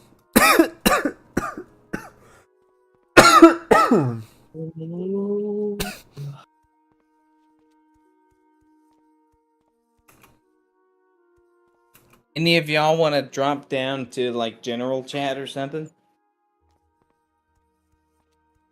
I'm not stopping you guys from talking. You're an authoritarian. You're evil. This question's for Mr. Randy Jackson. What? Let's say I kidnapped you, an adult, and then let's say that I just left you. I don't know. Chained to a pipe. I just left you with a bunch of food and supplies and water and electricity and like a cabin with everything you'd ever need and the keys to a car to drive and a map, GPS, everything. And then you die. Would I be charged with murder? Good. Yeah, because you've created. No, you that's for basically. Randy Jackson. Oh, me? Oh, That's an interesting question. I don't know. That's what I would say. I don't know if you'd be charged with. Because your actions did, in some twisted way, right? You Yeah, did like, well, I guess I have to an define how you illegal act. died. Like, you just kind of. You did like, well, let's just say it like hits his head and fucking falls on the ground. Yeah, you slipped on the floor. Yeah, he slips on like a banana peel into a rape. I want to But- make it clear there was no negligence, though. Like, no, the floor is clean. You just, like, kind of slipped. It's his own fault. It's his own fault. Like, Yeah. I don't know. I'm I don't saying know if what that's would murder, make because kidnapping And that's and like with aggression. the baby, because the baby Because you're taking- just drove home. You're as well. taking property Yeah, that the doesn't baby- belong to you. the baby should have And the person, people own their own bodies, The which problem means with that. like Let me. these like kind of contrived theories is that they have to make like kind of ridiculous assumptions. Like every single living entity has like agency, when like clearly babies don't. Obviously. I don't believe that. Well, you believe it's not murder when you kidnap a baby and just leave it in a room. You're like, well, why didn't I it never. just get Wait, its own I food? said that. Yeah. I did not say that. You see, that shows you weren't really listening to me. I You said that it you wouldn't would. be murder. I said it would be murder because you've created that condition. You created that condition because you've initiated an aggression by kidnapping that person. If you But kidnapping, leaving a- so for instance, I've given this example, which shows that you actually weren't listening to me, which is if you're robbing a if you're robbing a store and then you lock the door behind you, and then somebody's in there, can't get out, and they die as a result of that because of you locking that door, well, then you're responsible for that because you've initiated an aggression in order to create that situation. So if I locked the door behind me. Yeah, because and you didn't own that door. Hold on, but let's say I didn't know, but a Doesn't plane matter. crashed into that room. I'm gonna get charged for murder. I mean, that's just as bad completely. as the baby murder. I think that's a little bit idea. separate because, like, I'm not sure I don't know. I don't think so because in the end of the day, I'm not sure you're responsible for that plane crashing into there. It would still be kidnapping, Yeah, but of course you're not. but the thing is, natural So causes, why and are you it's responsible for the baby dying? because you are responsible for that death. You caused that. No. Yes, you did. You The locked. baby's inability to feed itself caused it. I didn't aggress upon the baby. Yeah, but you aggressed against it by kidnapping it. You took property that didn't Yeah, belong so to you. and I fully agree with going to jail for kidnapping, Your Honor. Yeah, and if along the kidnapping, the person dies, you're responsible for that. Yeah, that's why evictionism is retarded. If you're committing a Even if it's their own crime, fault- if you're even if it's committing, their own hold on, fault. if you're committing a crime and then in the middle of that crime you kill somebody or someone dies sorry, as a I'll result of elaborate. something that you've done, then you are responsible for that action. In fact, that's how it works in the United States too. In fact, if you go in, Okay. if you rob a Appeal bank, to law. well, I'm not appealing to law. I'm appealing to law only because you guys believe in that. Well, he should at least believe in that Sorry, law. can I just restate my hypothetical for you because it seems like there's a contradiction here. So, in the case where I lock the door behind me and a plane crashes into the room that the person is locked in, you said that is not murder. In Well, the case where I locked it, Hmm. hold on. In the case where I locked the door behind me and the baby's trapped in the room, and then an airplane crashes into the room and kills the baby, you're saying that is murder. Okay, I would say that it is murder in both situations, and the reason why is because you locked Oh, that you said it person. wasn't a second ago. I must have. Then I'm gonna clarify to you. Okay, I would say it is That's murder. not clarification. That's changing your Hold up, statement, hold up. which is okay. Do you want to which know is my allowed. answer, or do you want to just keep talking over me? So just let me know You're saying now. you made a mistake. No, okay. If I made a mistake, I made a mistake. I'm letting you know.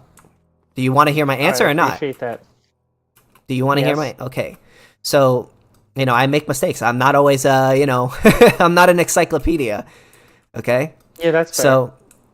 So, what I was saying is that it would be because by closing that door, assuming the door is not your property, if you close that door without the consent of the owner and then someone dies as a result of that, well, then you're kind of responsible because you put that in motion by aggressing against the person. All right. So I feel like what I've been able to do is, although you're no longer willing to kill babies, which was absurd, but I'm glad you won't do that anymore. You're now willing to admit something else. I never that's said absurd, anything which is- about killing babies. What the fuck? Well, M7, That's how I remember it. I don't know if you. I Yeah, don't know you if you were here. you just weren't listening. For the example I gave, the hypothetical I gave, but so he said, leaving a baby on the side of the road is not murder. It's just relinquishing guardianship. Yeah, that's what I remember. If I, if I murder, if I, so the example If you I kidnap gave somebody, if you kidnap was your example. No, the other example I gave, the more recent one, where if I left a baby in a hot car, it would be murder. I'd if never. I Wait! didn't I didn't say that. Relinquish guardian. I didn't say that. I'm pretty sure that's what. No, you that's were not what I said. In saying. fact, I said the opposite. So See, it's- that's what I you listened weren't. to not you. murder. No, because in I listened the to end you of the day, argue you're with Nerlens abandoning for your like 30 guardianship, minutes bro. about killing babies. Now, So if- I don't know how you could be arguing the opposite the whole time. I mean, Right, so I don't if think I I don't think leave- leaving somebody to their own nature to die is not killing them. That's my whole thing. You're not direct. That's You're not killing definitely them. killing a baby. That's how the Spartans killed babies. They Yeah, left I them don't think to that's nature killing to somebody. die. If you leave somebody to their own nature, that's not killing them. I disagree with that. So it's I not think, murder if I leave a baby in a car. I think you guys assume- are going about. I think you guys are. There's a different approach that I think would be more interesting. I think you guys are going about critiquing this the wrong way. Womp womp. I'm not even critiquing it. I'm having fun. I will have to we're reveal. just arguing to gain understanding. I mean, you could ask me whatever you want. I don't care. As long as if I tell you guys I don't want to talk about this anymore or repeat myself, I'm not going to.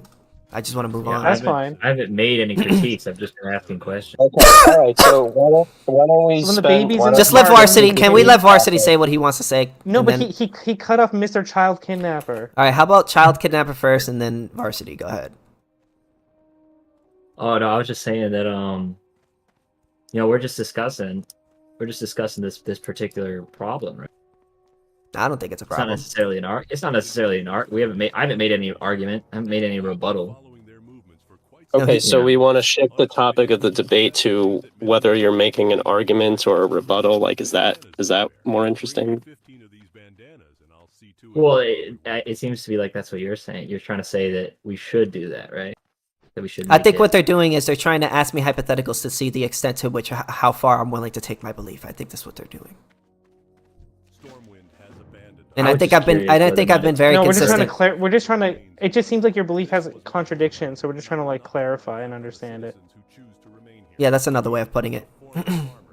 You're trying to see how far I would take it, and if I would contradict myself in a way in which, if I would contradict myself in certain situations, which I don't believe I am. Well, you did once, but then you changed it, so that was fine. Well, I made him. Okay, again, I'm not a human encyclopedia. If I misheard you and made a mistake, then I'm telling you what I actually believe. And this is what I believe, and now you know what I believe. Yeah, no, that's fine. You didn't mishear me though. You said a contradiction, and then you changed it later when you realized it was a contradiction, which is still okay. Okay. Do you have like another argument or a hypothetical, or are we gonna move on? Yeah, I guess. What was Mr. Child Kidnappers? That you put the baby in the car. Oh, yeah. Assuming that there's no other person, you're not withholding another person from taking control or taking up the mantle of guardianship over that baby. And yeah, you can do whatever you want. You can leave it anywhere. Okay, you can leave the baby in the car, even though you know that it's probably too hot and the baby will die. I mean, it's the same. I mean, whether you leave it outside to die or leave it inside to die, it doesn't matter. It doesn't make really much of a difference to me. Well, but you said it was murder if you kidnap the baby. Well, yeah, because you're initiating an aggression. You're initiating an aggression, one- and in Oh. the middle of the aggression, somebody if you're commit a crime and in the middle of that crime somebody dies or something bad happens to another person, well then you're responsible for what happens to that person because you created that condition for that person to be there. Whereas Okay. it's a little bit different. Okay, when, I'm understanding you. Yeah, it's a little bit different where Okay, if I say like somebody is starving to death and I say, "Hey, I'm not going to give you food," and then I leave him to die, I'm not aggressing against them to create that condition. Okay, let's say I'm a father and I leave my baby in my car to die. Then Mr. Child Kidnapper kidnaps my baby and puts it in his car to die. As I do. Oh, then he would be the person who kidnaps him would be charged with the same thing as the earlier It example. wouldn't exactly be kidnapping, right? I've relinquished guardian ownership. But in his example, he said it was a kidnapping. So Okay, well we can do It's both not like- hypotheticals. I So mean- if I wouldn't so be- it if either I'm is a kidnapping or it is murdered- not a kidnapping. Which one is it? No, we can do both. Okay, so in the first one it's a kidnapping. So in that case you're saying if I'm about to let my kid die, not kill him, sorry. Wouldn't want to confuse the two. I'm about to let my kid die and Mr. Child Kidnapper kidnaps him and then Yeah, puts because him you- in his car to die, then that he's a murderer, but I am innocent. Yeah, because you didn't cause the person to die. It's Well, a different. here's the so thing, in the different. Oh, Fascinating. do you want to hear my answer or no? My answer is I heard it. Yeah, my answer is again, you're not directly causing that person to die in the first situation, and the Okay. kidnapper is again, if you, I feel like I'm repeating myself again because you guys are No, answering. yeah, the that's same. why I said I heard it. Okay, Yeah. but so in the case where I relinquish control Oh my god, I of the feel like baby I'm to gonna repeat die, myself and again. then he takes it, then he's in it, then we're both innocent. Well, M7, you're not considering this part of the problem, because if the kidnapper, right? So if it is a kidnapping, that means that the parent is not relinquishing ownership. It means Yeah, he yeah. considers. No, I it get it. And so it would be a murder. It would be both of them would be responsible for murder. right? Because is a now, really Well, cool no, legal not system. necessarily, because if you leave your child somewhere and you look away for a second and somebody kidnaps them and then they die, that's not no, necessarily no, no, your fault, you know? but you left the child in the hot car, knowing No, that but that's it's okay. still wanting That's it to Well- be okay your with that. child. Yeah, that's not necessarily like it depends on whether or not you're relinquishing the Exactly, yeah. right? So if you say it's your child, you're not relinquishing guardian ownership. Yeah, and if somebody takes it, then you are responsible. And that, I mean, not you, but the person who took it is responsible for their death. But what you're also saying is you're saying this is my child. This is my child. I'm not relinquishing ownership. Well, And not I'm ownership, leaving him not in a owner. hot You car. don't own the baby. You're just a guardian of it. I'm Yeah. ownership, but You're just a guardian. Of it. you're saying and I'm leaving him in a hot car. So wouldn't I don't that see be how murder? leaving them in a hot car makes any fucking difference. No, you could reasonably argue that the baby would die in the hot. Okay, but why is the baby dying? Because you left them in the Because you hard left car, them. or is it Yeah. or is it because they're kidnapping? So are you saying if I I'm guess gonna the question repeat is- myself I guess- because you guys seem to have a really hard time listening to what I'm saying. I guess the question No, is I understand what you're saying. if you don't relinquish guardian ownership. How about this? If you How say about you it's explain my to him what I child- think, because guys seem to like not understand what I'm trying to Okay, say. yeah, me and Child Kidnapper will just talk about your idea now. Okay, please continue. Yeah, we're just having fun. Yeah, he cut you off there. That was rude of him. Please continue, Child Kidnapper. Oh, my bad. Wait, so Is I his name think- actually What were Child you trying to Kidnapper? say? yeah, Oh, okay. Yeah, that's his name. Mr. Child Kidnapper, thank you very much.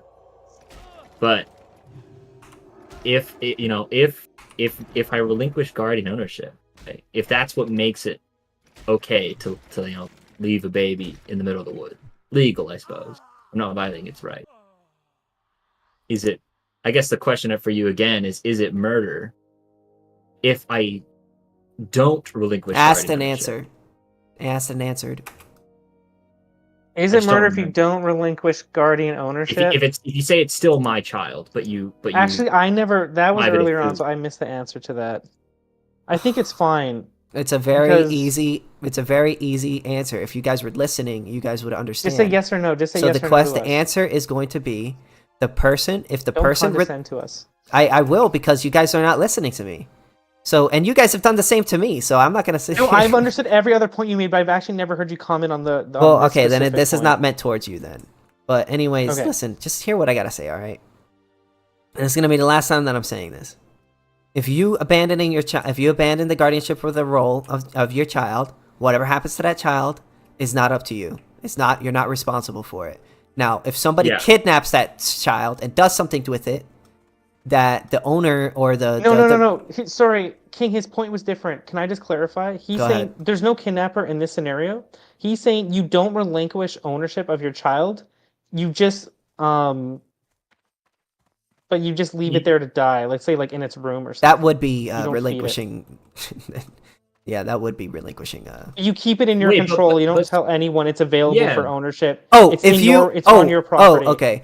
If let's say there's somebody, okay, the only way that there would be a rights violation, let's say there's somebody who wants to take control over the guardianship role. Like I They will don't take. know.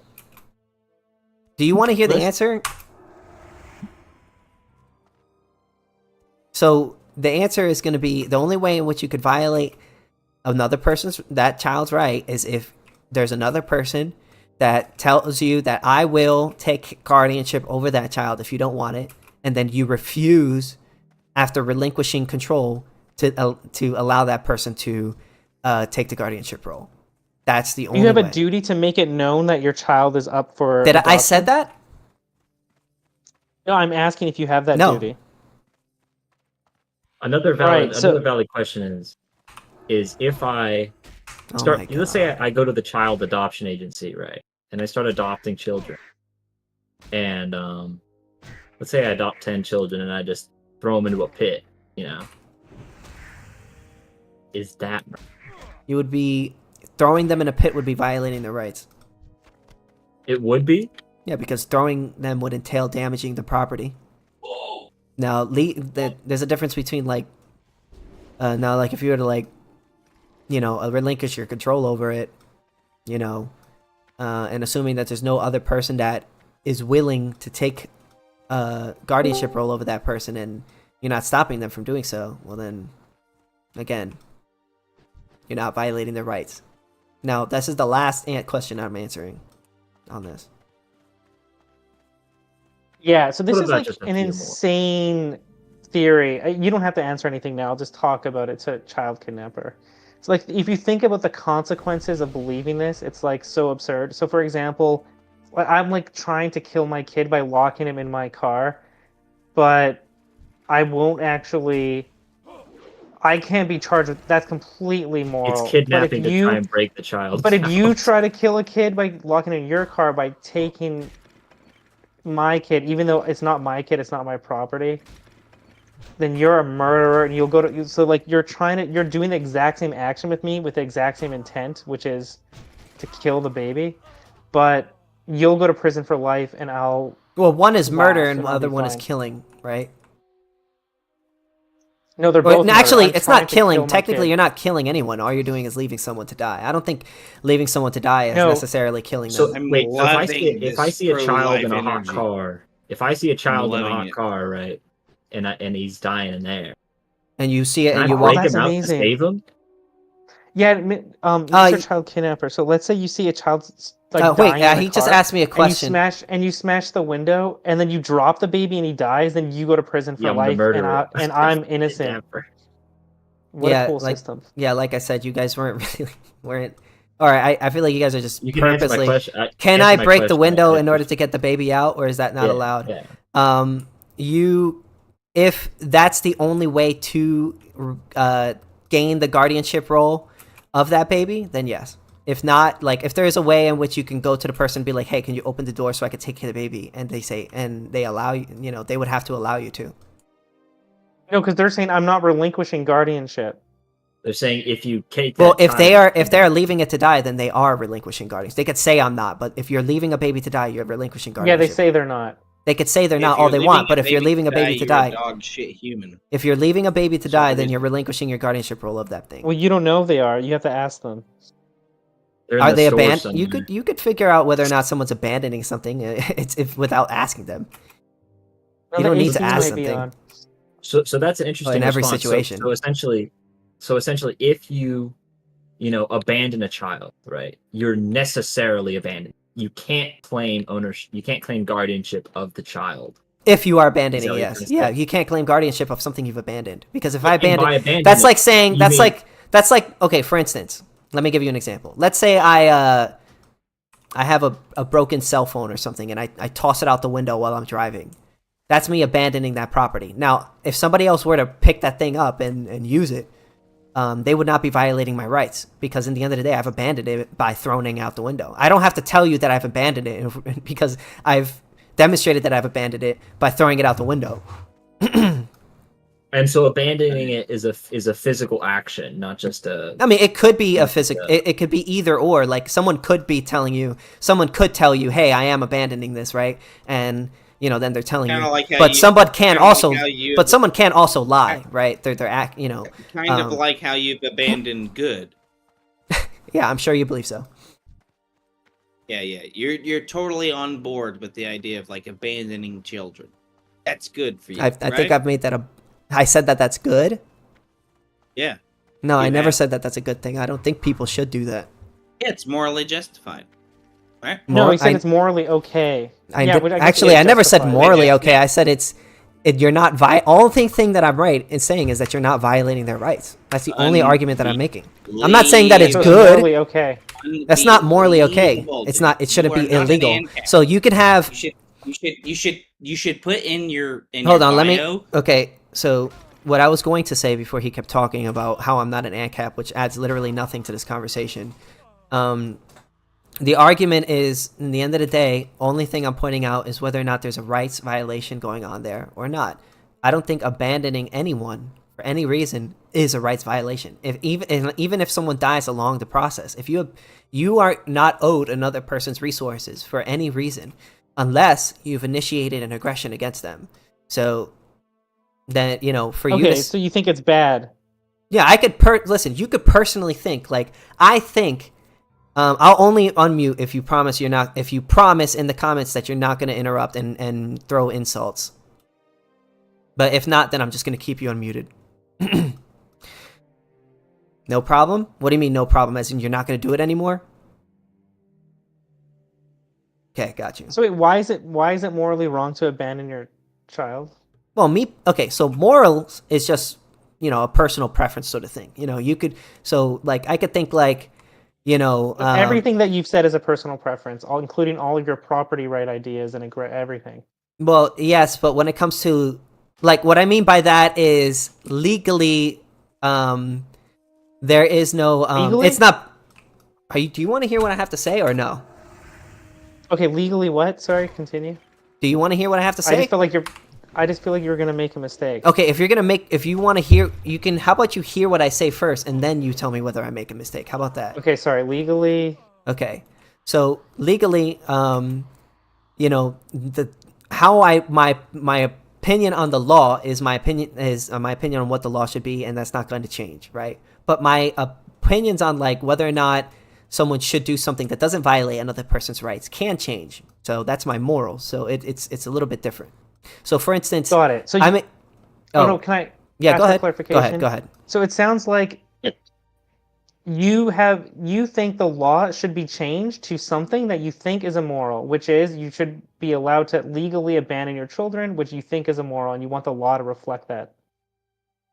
Well, law should be. This is how I view law. Law should be to settle disputes over scarce means, and if there's no rights violation happening, then I don't believe law should have anything to do with it, even if I think what you're doing is wrong. So, for instance, I think it's morally wrong to cheat on your girlfriend, right? I don't think you should do that.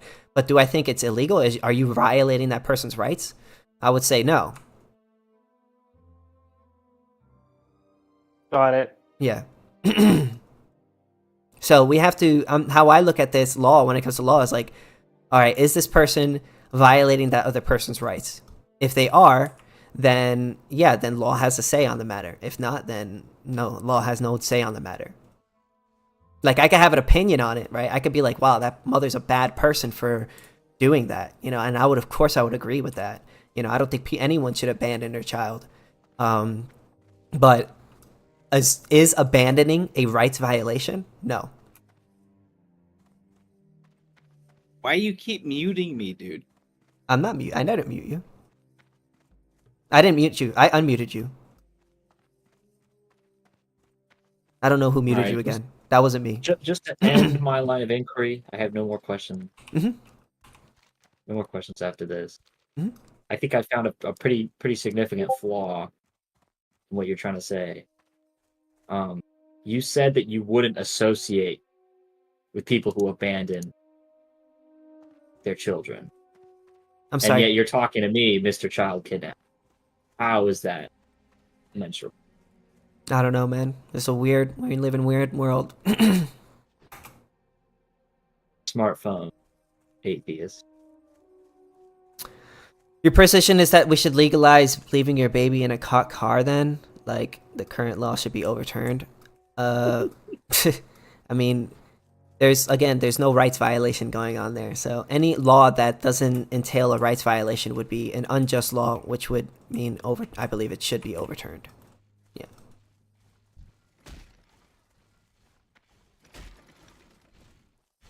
Fuck.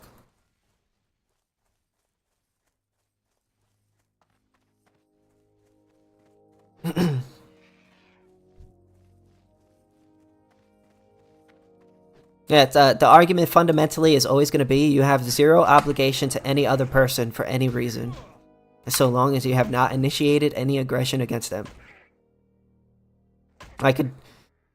My personal opinion on it, it's not going to change whether or not something is a rights violation or not. Yeah, we can tell. It doesn't matter if, like for example, if I create the conditions of the person that's in my house, right? I create the conditions of them being there, needing what they need, right? Like if I say, hey, I've created this condition for you, and I'm still going to eject you from my house, your position is I don't really care. That's what it seems like. No, because you haven't initiated an aggression against somebody by creating them, no. And I've answered this like 20 times already, so I don't know why you're asking Yeah, me you've again. actually created all of the conditions of their need. Yeah, I've answered this question like 20 times. I don't see why you keep asking me the same No, question. nobody answers this question. I have answered it. I don't agree that there's initiation and aggression to give somebody to create somebody, so therefore you have no obligation to them. Plain and simple. I didn't say create somebody. I said create all of the conditions of their need. Yeah, that's what. Yeah, either way. Are you initiating an aggression by doing that? No, not by merely doing it. Okay, so then therefore you have By no rejecting therefore you things have when so you therefore have so them, therefore you have yes. no obligation to that person. Because I haven't because I haven't committed an NAP violation towards you, that means I have no obligation to you. Yes. What if I Period. So what Period. what if I create all of the conditions of your need and then eject you from that paradigm of you getting your need met? Oh, okay. Is there an initiation aggression in the process of doing that? Yeah. See, I create all of the conditions of your need, and then all of a sudden I do this NAP violation, which is ejecting you from getting those needs met. Yeah. Are you initiating an aggression by creating that situation? No, you're initiating. So then I don't care. No, you're. I've answered this like 20 fucking times. Wait, I don't know why you keep asking me the same fucking question. You've asked me this 20 times. I'm not gonna keep answering the same question. No, you're not No, answering shit. cut it dude. out. That doesn't help when you start screaming. Dude, I making literally beep answered this noises. question like 200 fucking times already. I don't know Hey, why no, more. Okay, I have a Shit. question. Literally eat shit and die. No, I was. Journalists, let's all take turns, okay? Thank you. There's no need to tell people eat shit and die. Okay, here's my new hypothetical. Oh There's my gonna be god! two of them. I'm gonna give and they're just you yes or the nos. same. If you ask me a question, which I give you the No, same it's answer, I'm different. just not gonna answer it. Okay, Because at this let's point, you guys say- are just trying to. I don't know what you guys are trying to do at this point. Because you just want to hear. It's almost like you guys want to smell your own fucking farts. Like I don't know what the fuck you want me to do. I keep giving you guys the same answer to the same So questions. mad about this Because stuff. you guys asked me the same question and I'm answering No, this it. is a new one. Okay, ask You me. didn't. Go you ahead. didn't hear me out. Okay, I'm going with Mr. Child Kidnapper on an expedition to the Arctic, Oh and then my God, bro, I'm we're done. we're in the Alright. Arctic, and then I realize that actually, when you think about it, it's all my gear and my supplies, and I'm not like 100% sure if I have enough for everyone. So I just decided to take everything, and I leave Yes, him you in can the do Arctic. that. Yes, you're. I you're didn't murder him. No, you didn't murder him. That's your shit. Is it? Is it your stuff? But I think it was kind of implied when I brought him out into the Arctic that I wouldn't abandon him. Okay. No, you don't. You don't. You don't owe that guy your stuff because you're in the middle of the Arctic. Okay. Well, then let right. me ask So you a now, question. Hold on, let me ask you a question in Wait, return. Well, hold on, I just wanted to finish because it was just two hypotheticals, and then you can ask me anything. All right, Thank perfect. you. Go ahead. Sorry. The second one is like I bring my baby out to the Arctic, and obviously like all of it, like the clothes and stuff I put on it are mine. Like I bought them; it's my property. So I just immediately take all its clothes off and put it on the ice. How do you and it think I'm going to dies, answer like, this question? 30 seconds later. No, like, how do you think I'm going to answer this question? We'll see if you were actually listening to me. Let's see. Go ahead. I think you're gonna say, "Yeah, it's fine." Wow. So it's almost as if you didn't need to ask me the question. It's almost as if you're trying to like reach to But try to make me look as bad as possible by giving me these dumb first one- hypotheticals. No, well, I was thinking you'd answer the first one differently. But okay, you can ask me anything now. Okay, if somebody comes up to, so you're saying that by withholding a scarce resource from another person before they're going to die, they are violating their rights. Is that your claim? Under certain scenarios, yes. Well, it either is a rights violation or it is not. Well, I very much disagree with that. So it is Because not rights. It's not a because rights. you believe in contracts. I believe in contracts. I believe there's an implicit contract when I told my friend that we're going to do an Arctic expedition together and that I'd be providing all the supplies, and then actually I just like leave though. So you're saying that if I withhold a scarce resource and because it's from you and because of that you're going to die, I'm violating your rights.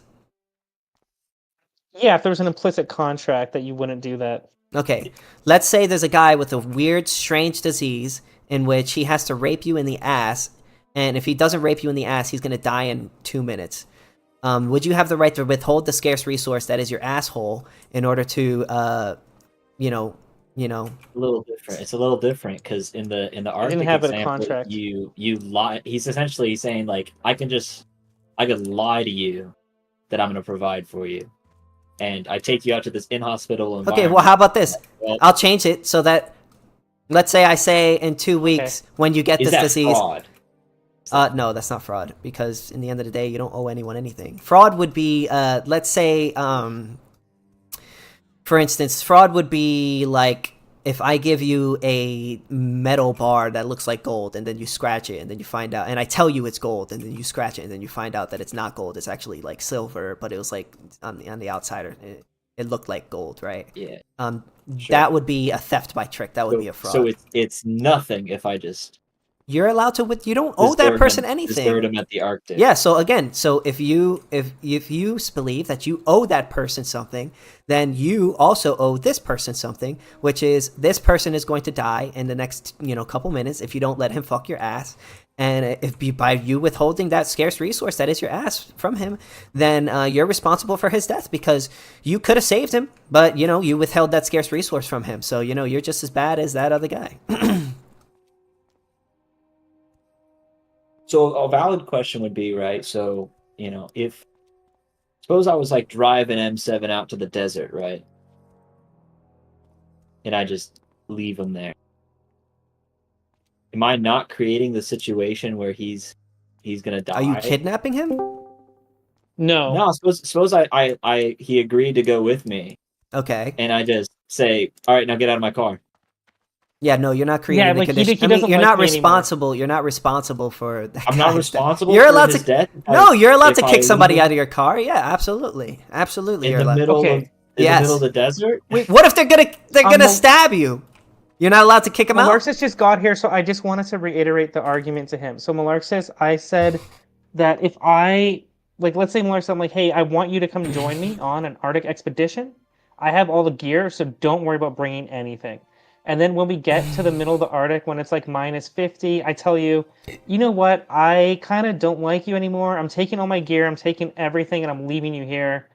Am I responsible for your death in any way? And and you agree with that, and you don't agree with that because you don't agree with that, and the reason why you don't agree with that is because if you did agree with that it is a rights violation, then you would have to say in the ass rape example where the guy's going to die in 2 seconds that guy is owed your asshole. But I didn't tell him. That's a different scenario. No, it's not a different scenario. You're saying in your claim that it is immoral to withhold a scarce resource from another individual if they're going to die. Well, or it should be it's a rights violation. Hold on, I'd like to adjust your analogy. Oh, go ahead, Malarksis. What in the case of someone going to the Antarctic, does it? I don't know who King is, but does it change your opinion if it was premeditated? Like, what if It doesn't matter. It doesn't matter. So it doesn't matter. It's like a legal murder loophole. You can lie. Yes, you can lie. You can lie to people. Lie to someone to bring them to the desert. I mean, listen, bro. If you decide to go into the desert. And if you decide to go into the desert and somebody doesn't want to give you water, I mean that's your issue. It's not my problem. I don't owe you. I don't owe you shit. And that's not murder. It's not murder because you're not killing that person. You're murdering them. No, I disagree.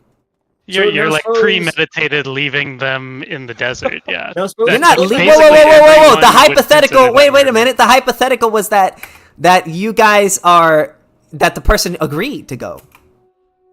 Yeah, but under false pretense. Okay, so you didn't make him go there. You didn't make him go there. He decided he wanted to go. That's up to him. The implicit understanding, if you go with a friend into the desert in their car, is yes, you're allowed to lie to people. Yes, you're allowed to lie to people. It's not a rights violation. You're not violating their rights by lying to them. You're not. That's how. No, you're not. You're not. How are you murdering them? No, you're not. Wait, what if I said you're planning on leaving them in a situation where they're gonna die? What if I said you want this glass of water and it's poison? Oh, then you've killed them. You committed a fraud because you've You've misrepresented. committed a fraud, but you've also committed a fraud when you misrepresented the trip to the Arctic. Which Yeah, Wait! No! Hold on! Hold on! It's not the same. One is you asking your friend to come with you to the Arctic and then you not wanting to give them something and then they die as a result. Whereas the other situation is, hey, I'm going to give you water, but actually there's poison in it. Okay, let me modify it. No, we'll just like leave a glass of water on the counter. Leave it on the table. And we won't And I say anyone. anything, but it's got poison. Wait a minute. That wouldn't be illegal even under your system. If you leave a drink of Yes, a drink, it would. wait a minute. If you leave a drink of poison out and somebody else drinks it, you're not responsible for that. Wait a minute. If I keep a gallon of gasoline and somebody drinks it and thinking that it's orange juice, that's not my fucking fault. Well, no. So the valid question is like, That's a totally different scenario. No, where, like, no, it's not. In the scenario where I just like have what It's is one thing. essentially Listen. Here's an this. undetectable poison in a glass of water, and I invite my friend over. I leave the water on the counter. They're thirsty and they drink some. Yeah, you. Well, wait a minute. What's It's only a murder if you've told them that it's water. It's only murder if you told them that it's water. No. And then you gave it to them. Your system, you're just like allowed to lie to them. No, wait a minute. Wait a minute. It's a little bit How is different because you're misrepresenting what you're giving them. You're transacting something and you're misrepresenting what you're transacting. So that's a fraud. In this, Wait, let's say so- that in the desert scenario, I tell them explicitly, okay, we're gonna go to the desert, and I'm not gonna leave you there. And then they agree to come with me. You understand that there's a difference between withholding something from somebody and giving something to somebody and under false pretense. I didn't give somebody anything. But under the example of water, I just left it on the counter, and I was like, "There's not poison in this," but I didn't like tell them they could have it. Okay, so if they but you didn't tell them. But wait a minute. And if they drink the water and you tell them that it's just water, but wait, are you giving them the water? No, I just put it on the counter. Maybe I go to the if other they room. drink it, then that's on them. That's on. It's only I bad. just I leave a glass of poison on the counter. I tell them it's water. I go to the next room. I don't explicitly say they can have it. Did you but, tell them like, to drink it? Did you tell him to drink it? Yeah, I mean, I didn't tell. Okay, so then that's not your problem. If you this is just like a clown morality. That's not a clown morality. How is that your fault? You didn't fucking tell him to drink it. If somebody else fucking drinks a poison, that's not your fault. Because I have like a theory of mind about like the expectations of other people and what All right. they Next like, are gonna do. Next question. Go ahead. I have a question. Malak. Kidnapper. You're taking up all the fucking spotlight. Sorry, go ahead. All right. So let's say I grant your take, right? If I tell him it's water, it's murder, right? I've lied. I guess I've lied to him. It's okay If you to give it lie. to them. You just can't give it to him. Yeah, you can't give it it's to okay them. to lie If about they it. drink it on their own, that's on them because they drank something that doesn't So now- belong to Leave them. labeled say- glasses of poison, label it water, leave it all Okay, over shut the up. place. Let him saying ask his question, please. You're Go ahead. you're fucking me up here, dude. You're messing with me. So now let's say I'm a police officer, right? And I pull up to my crime scene. Yeah. And there's a man, he's in tears, and there's another man dead on the floor, a glass of water spilled on the ground. And I ask what happened, and he says, I gave him the glass, and I said, do you want to drink this? And he said yes, and he drank it, and it had poison in it. It had poison. Did you tell him there was poison in there? No, I just asked if he wanted to drink it. I mean, then he drank He it. said yes. He drank it despite not knowing what was in it. That was on him. And so, but let's say It's not your fault if somebody else drinks poison. Unless you make them drink poison or give it to them and under the false pretenses. So that's not your fault if someone's an idiot. It's not going to actually matter if you tell them it has water in it, because like how are you possibly legally going to determine if they actually ask that? Well, whether or not, how would you possibly know that? I mean, just because it's not easy to figure out.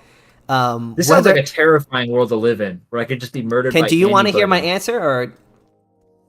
Sure. So obviously, under any system, it isn't always easy to figure out who the aggressor is, who's the rights violator, and this and that. But that doesn't change the fact that if somebody drank something willingly on their own, and that's on them. So, in your okay, I just want to give a different proxy example because I think it's like Mr. Child Kidnapper. So, like, I set up a booth at a marathon that says free water for marathon runners. It's all poison. I kill hundreds of people. That's okay in your country. No, because you've labeled it free water. You said that was okay earlier. You said that was fine. Well, because I didn't give it out. You're by putting free water, You're you're basically saying that here I'm giving you this water, and you're saying that it's water. Oh, no, if you were hold on, Yeah, the other situation was if I handed you a random cup and then you decided to drink it.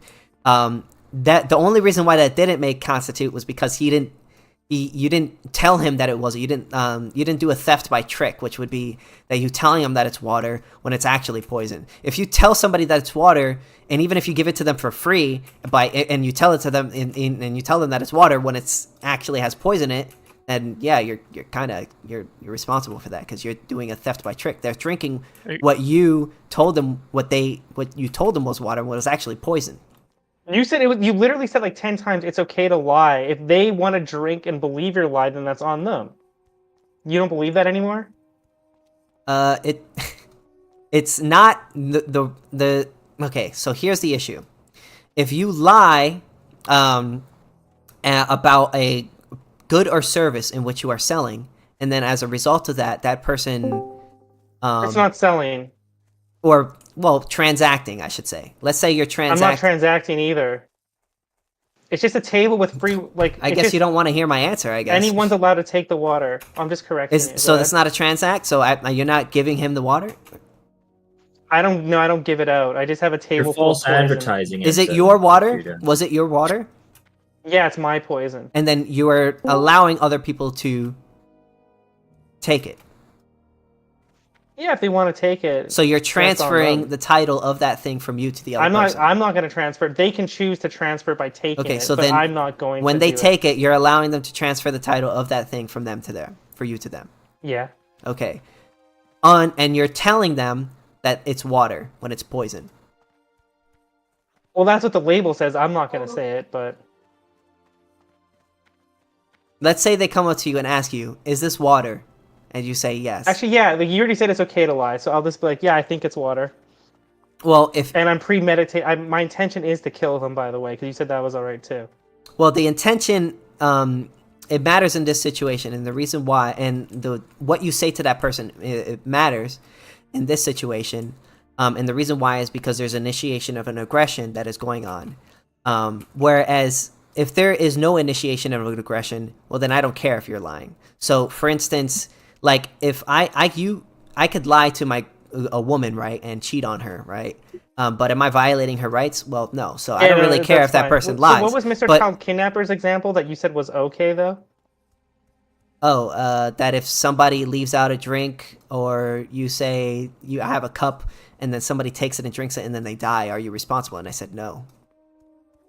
But in that case, it was labeled water. I said it. Well, no, there was no label on that one. Oh, but he had said it was water.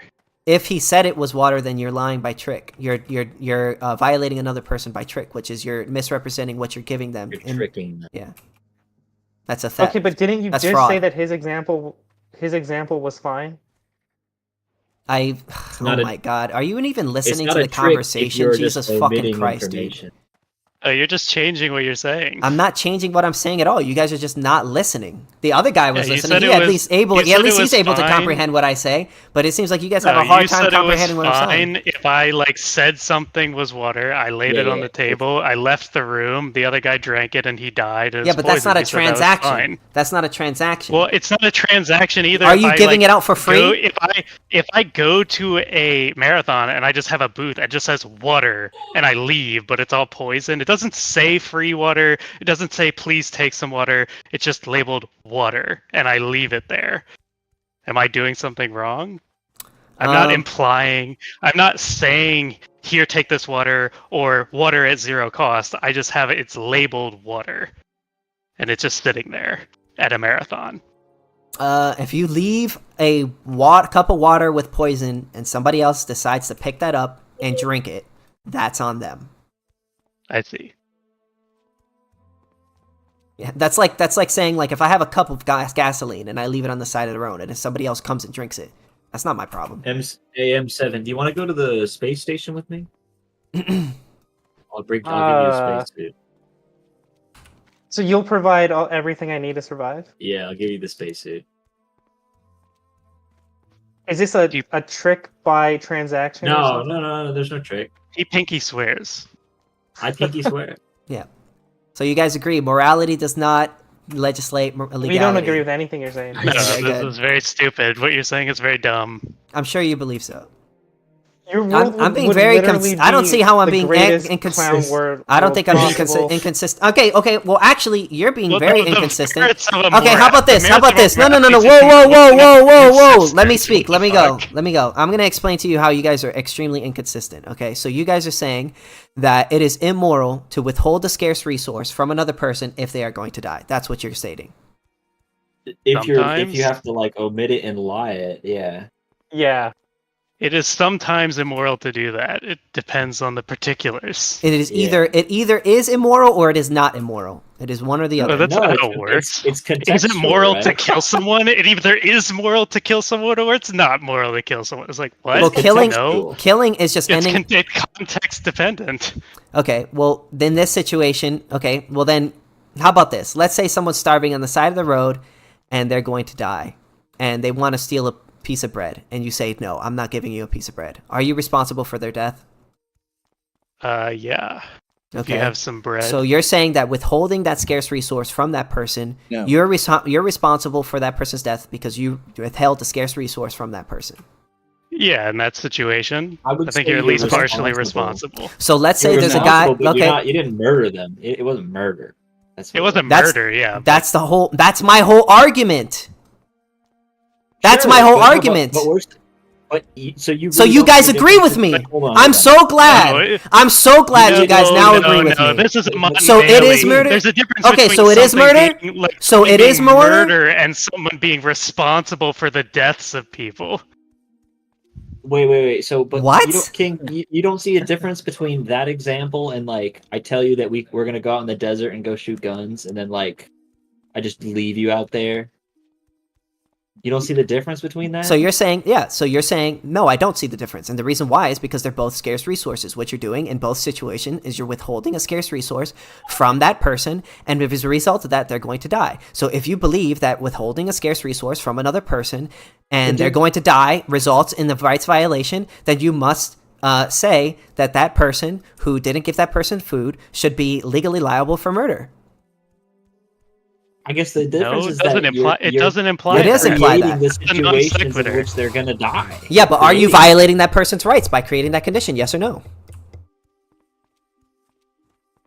I mean, it's not like that's the only argument that I'm making is that you're not. So if you don't agree with me, hold on.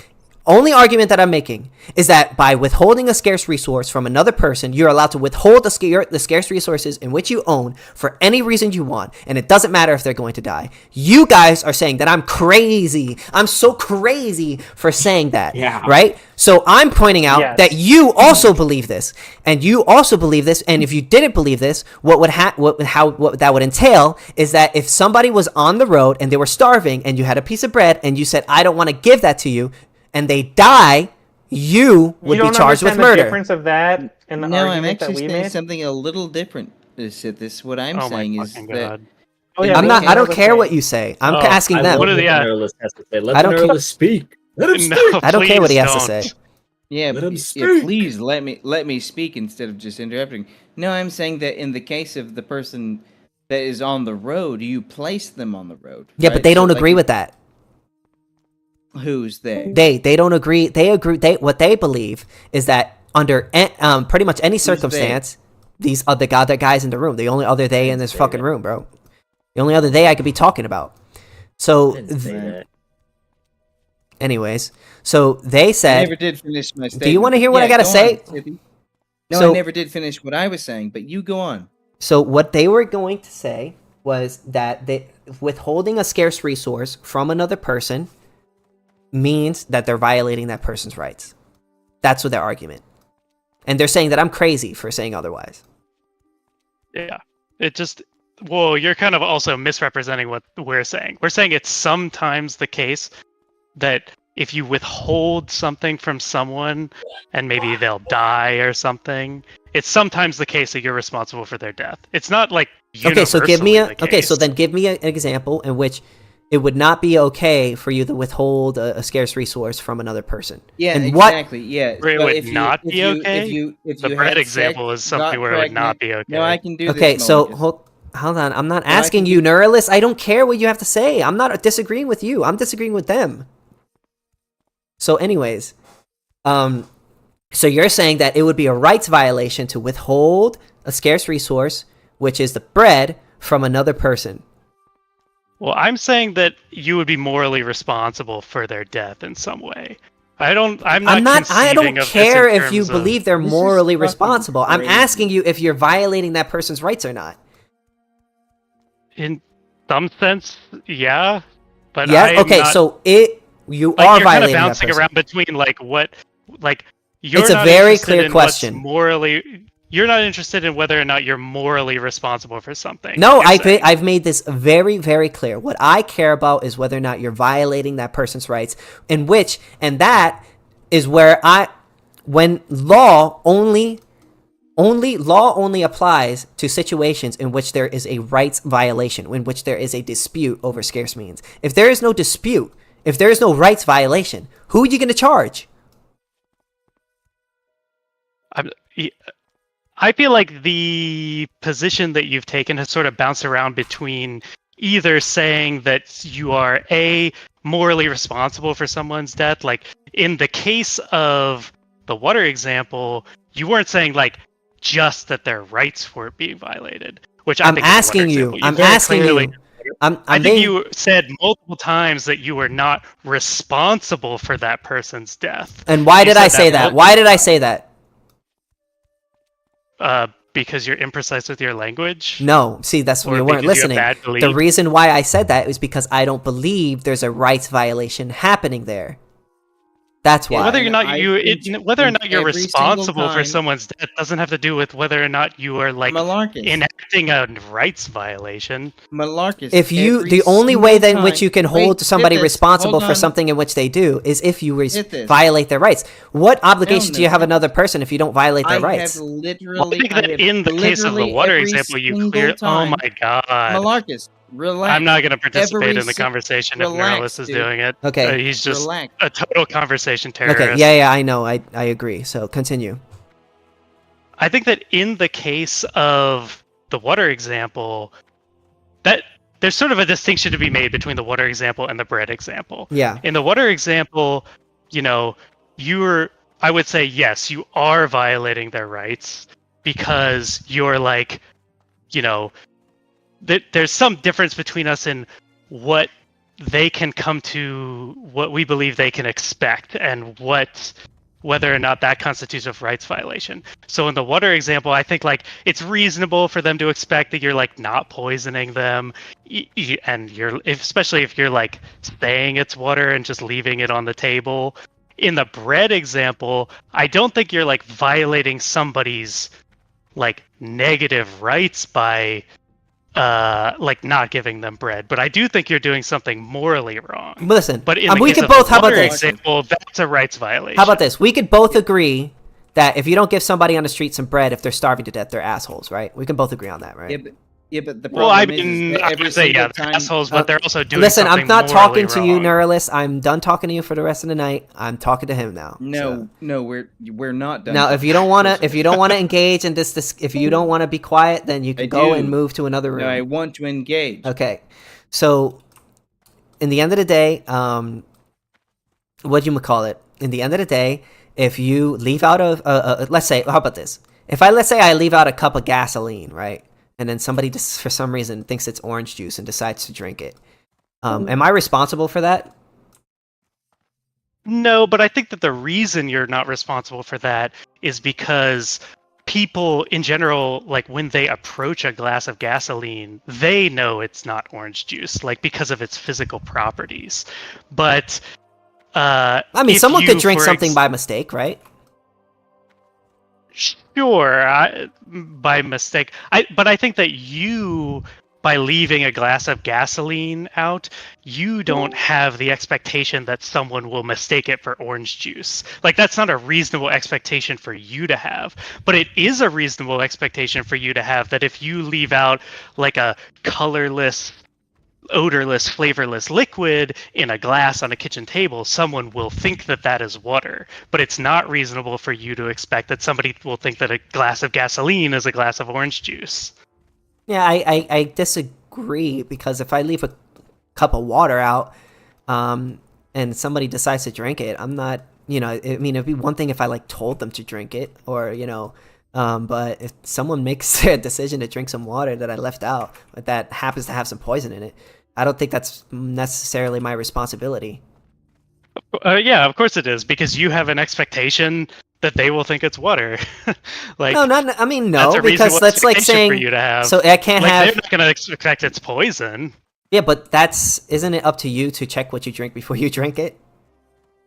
How am I going to check? Odorless, flavorless liquid. Well, then maybe if you don't know what's in the liquid, then maybe you don't drink it. Well, Okay, I have a question. reasonable Wait, expectation if I Marcus. go to my friend's house that the odorless liquid in a glass on their kitchen is but if water. you don't know what it actually is, then maybe you shouldn't drink it. The poison that Nobody comes out told of you to the drink fire. that water. Nobody told you to So drink what that. if I invite Scenario, Marcus to my house, and at my house though a shotgun shoots whoever opens the door? I mean, are you inviting the person over? I told him he's welcome to come over whenever he wants. And then when they opens, have you invited the person over? So you've invited the person over, and then when they open the door, they got shot? Well, I just have a machine that it shoots a shotgun at the door whenever it's opened. Yeah, no, you can't do that. If you're the only way that you could do that if somebody the reason why is because you've invited the person over. If you've invited the person over, then Okay, I don't invite anyone over. I just have the shotgun that shoots the door if anyone opens it. I don't invite anyone. Oh, well, then if somebody is, then that would be breaking and entering, and then yeah, you could do that. Yeah. Well, let's make it more clear. Like, let's make it more clear. I invite someone to my house, but the shotgun contraption is in the bathroom, and then they ask, "Where is the bathroom?" I point them to the bathroom. They go to use it, and then they die. That seems like a more clear-cut system. Not only have I invited them to my house, but this is a funny hypothetical. I'm not gonna lie, this is a pretty funny hypothetical. Wait, do you think I would that it's probably analogous say to the I'm not sure it is analogous, but it is legal murder. I think it's though, pretty is it? directly analogous to the water example. not really, because okay, if you're telling them where it is, I mean, it depends on. That's a good one. That's a good question. it's really not that good. So, like, look, the problem here is, and this has been the problem of the whole debate here, is in the case of. Oh, let me guess. I'll start talking, and you're gonna mute me again, right? I'm not. I only muted you when you kept talking after we told you to shut up. No, you kept muting me over and over again. Yeah, because we told you to stop, and now you kept you're on. being muted. So let's I actually can- take. I can what it is unmute that myself, you're so- actually- That's cool. That's totally fine. But it doesn't matter. What I'm saying is that what you're actually talking about is something like this. I actually create the conditions for you being in my house, using the shotgun. What any of your like little hypotheticals that you could have used in any of those cases. If I am the agent that is creating all of the conditions for you being in that situation, you understand that you did not get the consent of that person. That's number one. You get that, right? Are you talking to me? Or are you agreeing No, with me? I I'm can't not. really I'm not talking to you at all. Are you talking to me? Yeah, I'm talking to you. It depends on whether or not you've initiated an aggression in order to do that. And I've answered this question like 20 times, and I don't see why you're asking So me it then again. let's see if we can actually answer it this time. I've answered If it I already. You haven't, dude. I have, and you just don't like the answer, and I'm going to give you the same answer No, you asked. So you you can ask it haven't, again, and you but after don't this, you like ask me the the same answer. question You again. haven't. No, dude, you haven't. Go Let me ahead, go ask back your over it. question. If I create the conditions of your need, do I not have an obligation to fulfill that? Have you initiated an aggression in creating that? No. Then no. I've answered this 20 fucking times already. I want everybody here to hear that. I asked this. They guy. heard it the last 20 fucking I times can't I stop said hearing it. it. They heard it the last 20 fucking times I said it to you. And you thought that was a good argument? If I get that Hold you don't on. think it's a good argument. Okay, I get it. It's- But it's unless not you have an something argument else at to add to all. the conversation, then I don't care. do you have an obligation to the He's asking me the conditions? same If he- question again. Why are you asking me the same And you question didn't again? answer it I just a did. second Did I ago. not answer his question, guys? No, you Nicholas, just I have asked to me. say, he did answer it. He Like it's more didn't. probing to ask. It's more probing to ask him specific, maybe hypotheticals. I've or answered this something. question already, bro. Malarkus, I he think- did not answer it. Malarkus, he asked me, did the person that created the conditions violate the NAP? That was not. And what then your I answer asked. was no. So then I No. said, well, then what was my answer I after didn't that? get What an was my answer- answer? What was I my didn't answer get an after that? answer from Okay, so you you. weren't fucking listening? My answer is No. if they did not create I don't give a shit if they created the conditions. If they have not initiated an aggression to create those conditions, they are not responsible for the 20th fucking time. Do you get it? Oh, they're not. But you said, but responsible. lying to them isn't doing an aggression, right? No.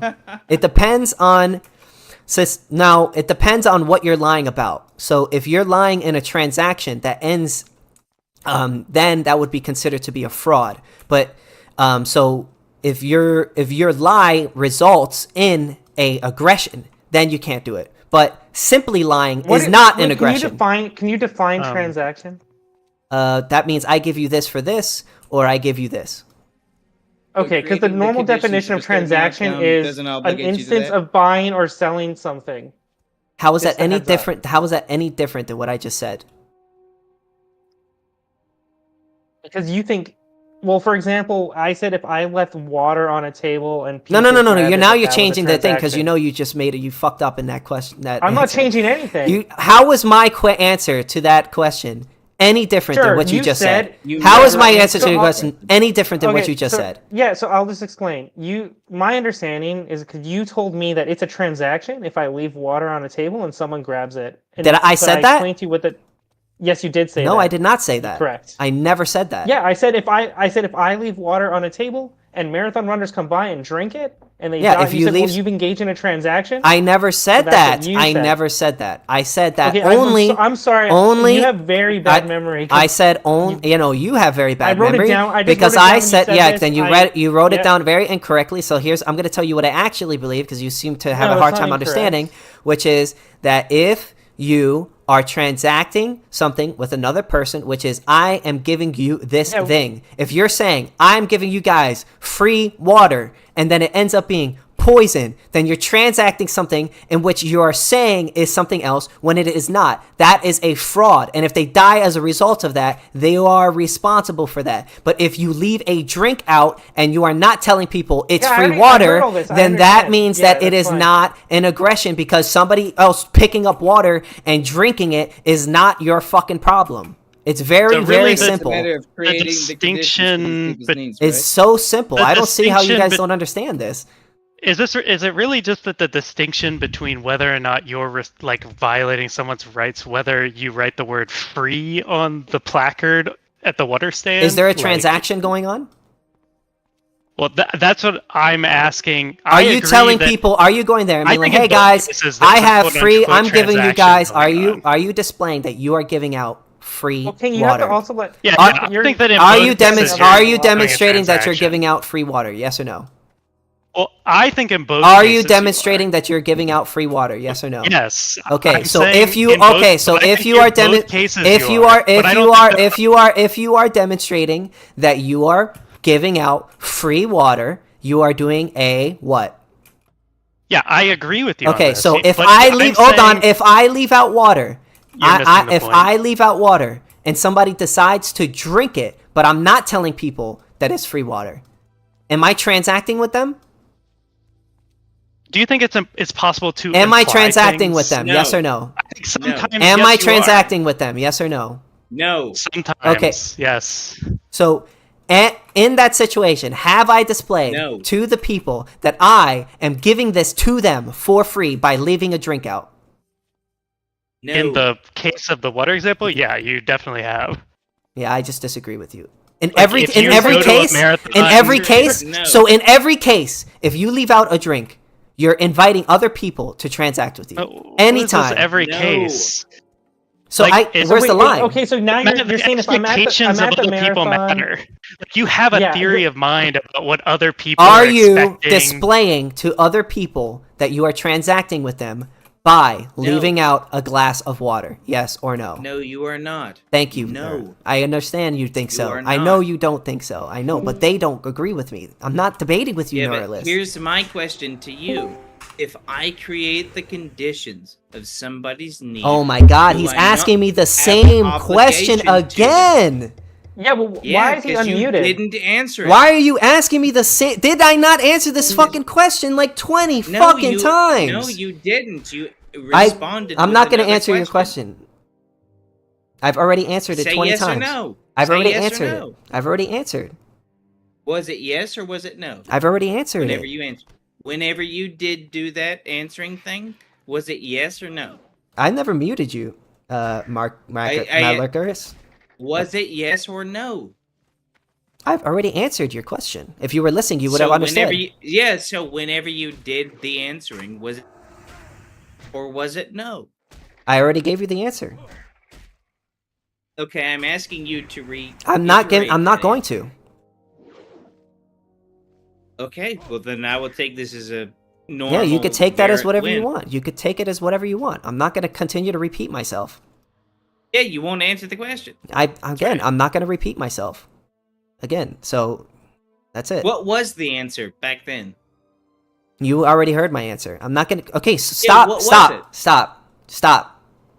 Seriously, you're being really annoying right now. I've already answered your question. I'm telling you that I don't want to answer it again. I think it's so just super stop. annoying that you won't answer it. I don't care if you think it's annoying. I don't want to answer the same question again and again. I don't care that you think it's annoying. Okay, then stop It's just asking. that I'm not. it's You a can video, ask me right? until you're blue in the Coming to face. you. I'm not going to continue to answer the same fucking question over and over again, and that's it.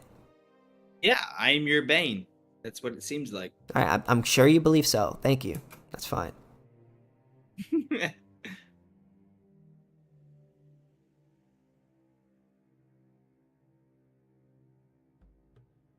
So the answer to my question was. I Oh already my answered it. god, bro. Yes, that was the answer. Yeah, that's right. Yeah, we know. You got nothing else? Well, no, you won't contend with my position. So All right. I So then you everything. have nothing else. No, I have everything. I have the whole. Does leverage anyone over else all- have anything else? Malark, I don't know who Marcus, muted you. I did not unmute mute him. you. I did not mute him. That was not me. Okay, somebody messaged me saying you didn't mute me. I don't know who That muted was not me. but That was I not me. assumed it was you. No, it was not me. I wouldn't do that. I only did it to Nilius because you know why. over Oh, yeah. and over Okay, again. Yeah, good because good you news, wouldn't Malar want says to- the Neuralist just said that he's completely done with this argument and it's over, so now he won't be involved anymore. Yes. Okay. No, it didn't say that. But go on. Ugh. He's just going to continue to ask me I'm the same question interested- over and over again, and I'm getting really annoyed with it. I've answered his I'm question interested in the sort of booby trap example, like things like the bathroom with the shotgun. So I feel like implied in a booby trap is that like you're not transacting with anyone, you're just sort of leaving a trap in a place where you expect someone will be so that you can harm them. But you're not like telling anyone to go do anything or anything. You know, maybe I leave, like somebody's walking down the street and I leave some contraption that will drop rocks on them or something if they pass under it. Yeah, I think I get the That- question. If I could answer it for you, if you don't mind. Sure, that just Yeah. seems like a whole class of things that No, is- I get your question, but I have an answer for it. So the answer would be, you would not be allowed to do that. The only way you would be allowed to do that is if the person, like, let's say if someone's on your property and you just decide, I don't know, or you don't want them there. You could have just shoot them in the face because you haven't made your will known to that person that you want them to leave, and they haven't refused. So like the only way that you could initiate force against another person is if they aggress against you. So if you have a booby trap in a room and you tell someone, yeah, go ahead, use my bathroom, or even not even tell them, just let them go into your room. You don't say anything about it, and they get shot in the face. Well, you're kind of responsible for them because they didn't initiate an aggression in order to warrant that, and also it is your fault because it is your property that is doing the shooting. So, like for instance, another example. I'm sorry. Just another small example would be like, let's say you have a dog, right? Because I consider animals to be property. I know some people may disagree with me on this, but whatever. Sure. But let's say you have a dog and you have your friend over, right? And that dog just decides to maul that guy, right? Out of nowhere, right? You weren't really like, you didn't want that to happen, but because it's your property, you're responsible. If so long as that guy hasn't initiated force against you, what your property does to that person, you're responsible for it. I mean, I agree with everything that you're saying right there. Yeah. But I don't see what the meaningful distinction is between the like examples that you've given here and the glass of water example. In that case, I've also, the person has a reasonable expectation about the things in my home, that I'm not going to poison them, so on, and they drink a glass of water on my counter and they die. I think there's not a meaningful distinction between that and the things that you just also agreed would be wrong. Oh, that's a good point. I would argue there's a little bit of a difference, and the reason why is because you're not like inviting that person to drink that shit, unless like it's not like if you invite somebody into your home. It's a little bit like you're not inviting someone to touch every single thing in your home, right? Like, if I invite you to my house, that doesn't mean that I'm okay with you touching my expensive vase, right? So I agree with that. Yeah. So unless I'm like directing you to drink that thing, then that's not necessarily my fault. Whereas like a booby trap, you're kind of rigging it. You're not directing. You're correct. You are directing. You're kind of rigging that thing to shoot somebody when they open that door, and and you're allowing that person to open that door. So yeah, you are responsible. This just comes back to like people's expectations, right? Like, okay, in the glass of water example, I leave the glass of water on the counter. You say that in that case, I'm not like, violating their rights because they chose to pick up the glass and drink it. I mean, let's change the scenario a little bit. Let's say that I invite someone over for dinner and I make dinner, I have a glass of water on the table at their place. I don't ever explicitly tell them to eat the food or drink the water, but, they obviously are going to because I invited them over and I cooked dinner. I would say that's a little bit different because food is you're actually it's like you're actually like let me think that for a second. Let me think about that for a second. If you don't mind. In my mind, sure. I'm just gonna. No, yeah, go ahead. Yeah, go ahead. In my mind, the like operable thing that matters is like people's expectations. Like when I come over to your house, I expect that the bathroom is not going to be booby trapped with a shotgun. I expect that a clear, odorless, flavorless liquid on the counter isn't going to be poison, and I also expect that you, as my friend, don't really care if I have a drink of water. No, I get that. No, I think you may have got me there. I think you may have got me there. Yeah, I think. But I also think that if you're inviting somebody, well, actually, I don't know because I feel like it's only thing is I just feel like it's a little bit of a stretch to say because like I do agree with you on the reasonable expectation. Like obviously, you don't always communicate to every single person that you can touch this. Like you just tell them, hey, come on in. You know what I mean?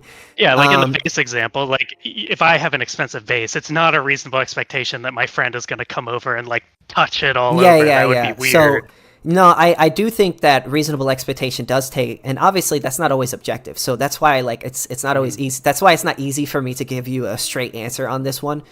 But all I could tell you is that if there, like, let's say if there is, how do I say this? If there is a like reasonable expectation that you if there's an expectation that you've invited that person, like if you could argue that that person invited you to drink that, then you would have a case. If you can't argue that, then you wouldn't have a case. I guess it really just depends on how you argue it in court. I feel like, doesn't this extend to all of these other hypotheticals that we've been talking about, like the desert and the car example? Like when I like invite my friend to go on a road trip with And the me, reason why, like the reasonable expectation is not that they're gonna like leave me in the fucking desert for no reason to die. Oh no, the reason why it's different is because you're withholding a scarce resource from them and they're dying. Whereas in this situation, the only thing that would make it wrong is if you give them something and then they die. That's what makes it wrong. So for instance, like if you're in your own property and you give somebody something, or you could reasonably assume that they're giving you something and you die as a result of that, then that's a transaction, right? In which you're giving something to someone and then they accept it, and then they've given something to them that in which they you lied to them about. You weren't honest, and so because of that, they're dying. In the other situation, you're saying, hey, come with me, and then when they come with you, you're withholding a scarce resource from them. So you are allowed to, if somebody dies as a result of you withholding a scarce resource, that's not your fault. But if somebody dies as a result of you giving them something, then that's different. I understand the distinction you're making, but I think, okay, let's change the hypothetical a little bit. Let's say that I invite my friend to go on a road trip with me, and we draw out an explicit contract, like a written contract that we both sign. It says, I'm not going to leave them in the fucking desert. I'm agreeing beforehand, written, that I'm not going to do that. Do I then have an obligation to do it? And then because you're no one's slave. You're not obligated to do anything for anyone under any circumstance unless they've initiated an aggression against you. So if you say, hey, come with me, I promise you I'm not gonna, or I agree that, hey, I'm not gonna leave you over there, and then you decide, fuck you, I'm leaving you over there, you're not violating that person's rights because you are allowed to withdraw consent. What if there's consideration for the contract? That is, the friend gives you $5 in advance for the privilege of going on this road trip with you. He's like paying for gas, let's say. In that situation, let's say like you give me $5 to drive me here and then back, and then I drive you halfway there, and then I leave or something like that. No. Malarsis is like, hey, I'm gonna take a road trip to the desert. Gas is expensive. Give me $5. I promise not to kill you. And you give him $5. He brings you to the desert, and then he says, you know what? I just don't like you anymore. Get the hell out of my car. Yeah. Did he give you the money beforehand? Yeah, he gave you the $5 up front when signing the contract. Like the deal was, Malarxist. Yeah. So will take you on the road trip with it, and bring you back. That's a good question. So the thing is, you couldn't. Okay, so in that contract, you're saying, hey, give me $5 to drive me here, whatever. If he then drive me back or whatever, let's say he drives you halfway there and then he says, hey, I'm not going to drive you anymore. He would have to give Here's your $5 back. Yeah, he would have to give you your money back. If not, then you would be initiating. He would be initiating an aggression against you. But what if he says, given the current circumstances, this $5 doesn't remedy the damages you're causing me, which is my life, like the loss of my life. No. You're not responsible for contract. That. You're not responsible because if the second you don't have to fulfill the contract. Yeah, because you don't have to fulfill any contract. Okay. Yeah, the thing is if you took money from that contract and you go back on that contract, that money would belong to them. That the person whom you agreed with. It would not be yours. And if you withheld it from them, them interest. No, Like you I have to wouldn't. pay you interest Unless on the $5. only if that's part of the contract. If not, then he just owes you the $5 back. But I thought that Okay. contracts weren't binding, though. I thought that Well, it's not binding in the sense that like if he regales on it, you can't force him to do it. That's what I mean. Come up with an arbitrage screen. So like for instance, like gonna let's come up say with a desert let's say arbitrage. I take you to the desert, I say, hey, let's take a ride to the desert and back. You give me $5, and then I decide to Yes. leave you there.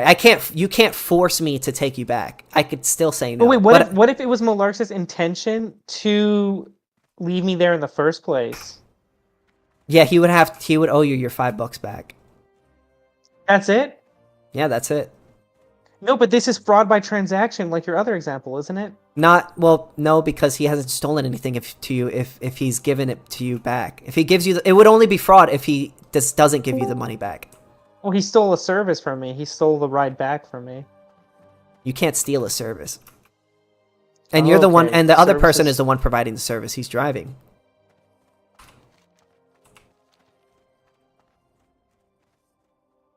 So in your world, Malarkis could offer a tour bus service where for $5 he drives people to the desert and back, and every time he gets to the middle of the desert, he gives them all their $5 back and kills all of them, and he just does this en masse, killing thousands of people.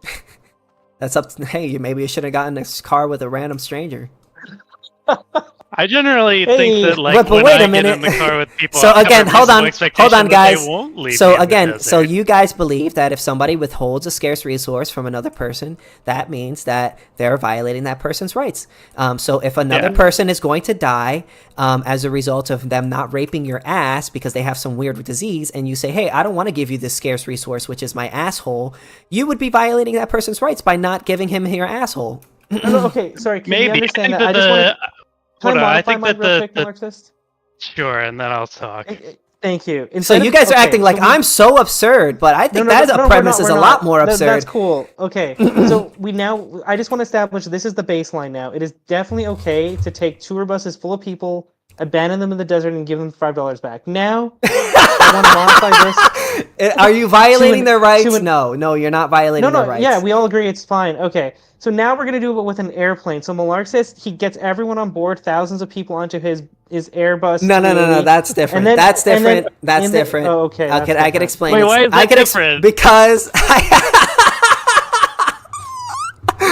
that's a little bit different. You would have to give them a safe way of getting off of your property. You can't just be like, oh nope. Parachute right into the Whoa, ocean. I mean, if they I'm have not a giving them parachute- Right into the middle of the ocean. Do you think the desert is safe? What? Wait. You can no. What I mean by that is, So so it's okay if you give them a parachute right into the middle of the ocean. yeah. Middle of If the they have a parachute, Open then the it's middle of fine. the If they don't have a Pacific Ocean. parachute and you just let them, if you Pacific push them Ocean? off, Wait, why is that the distinction? If they're gonna Well, like because- die immediately, because you're not the versus one. die a You're slow, not the painful one death? causing them that. You're not the one causing that. Come You're on, not the you one gotta causing understand the this by ground. now. You guys gotta You're not the understand one this by causing now. the You're not the one ground. causing them to die. No, in the Pacific no. Under Ocean? your logic, you're also not the one who's causing gravity to kill them. Just in the same way, you're Yeah. not the one That's- who's causing the desert That's to the thing I kill wanted them. to bring up. I Well, wanted you're to the bring one it up. kicking Yeah, them out of the thing, which will make them fall onto the floor and die.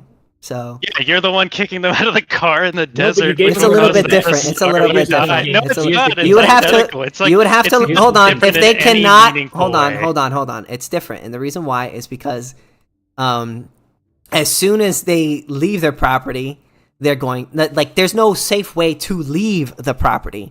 Whereas you could safely leave Yeah. somebody. Hold on, you could leave. Safety become a Do you want to concern. hear my answer, or do you guys want to keep No. interrupting me? All right, next person who interrupts me is getting a mute. All right. So the answer is there is no safe way. There is no safe way in which you can let somebody leave your airplane without them dying. Whereas there is a safe way in which you could kick somebody out of your car into the desert. Now they may die because of the desert. That's them. But you could safely make them leave your car. Whereas you can't make somebody safely leave your plane. Of course you can. They'll die I mean, you like could give them a later when couch. they hit the ground. You could give them a parachute, but that's about it. There's no meaningful Arbitrary. distinction It's here. It's just that, arbitrary. like, in one case they die a minute or two later when they hit the ground, and in the other case they die maybe 3 days later when they die of dehydration. If there's a way in which you can, well, actually, how about this? I'll meet you halfway. All right.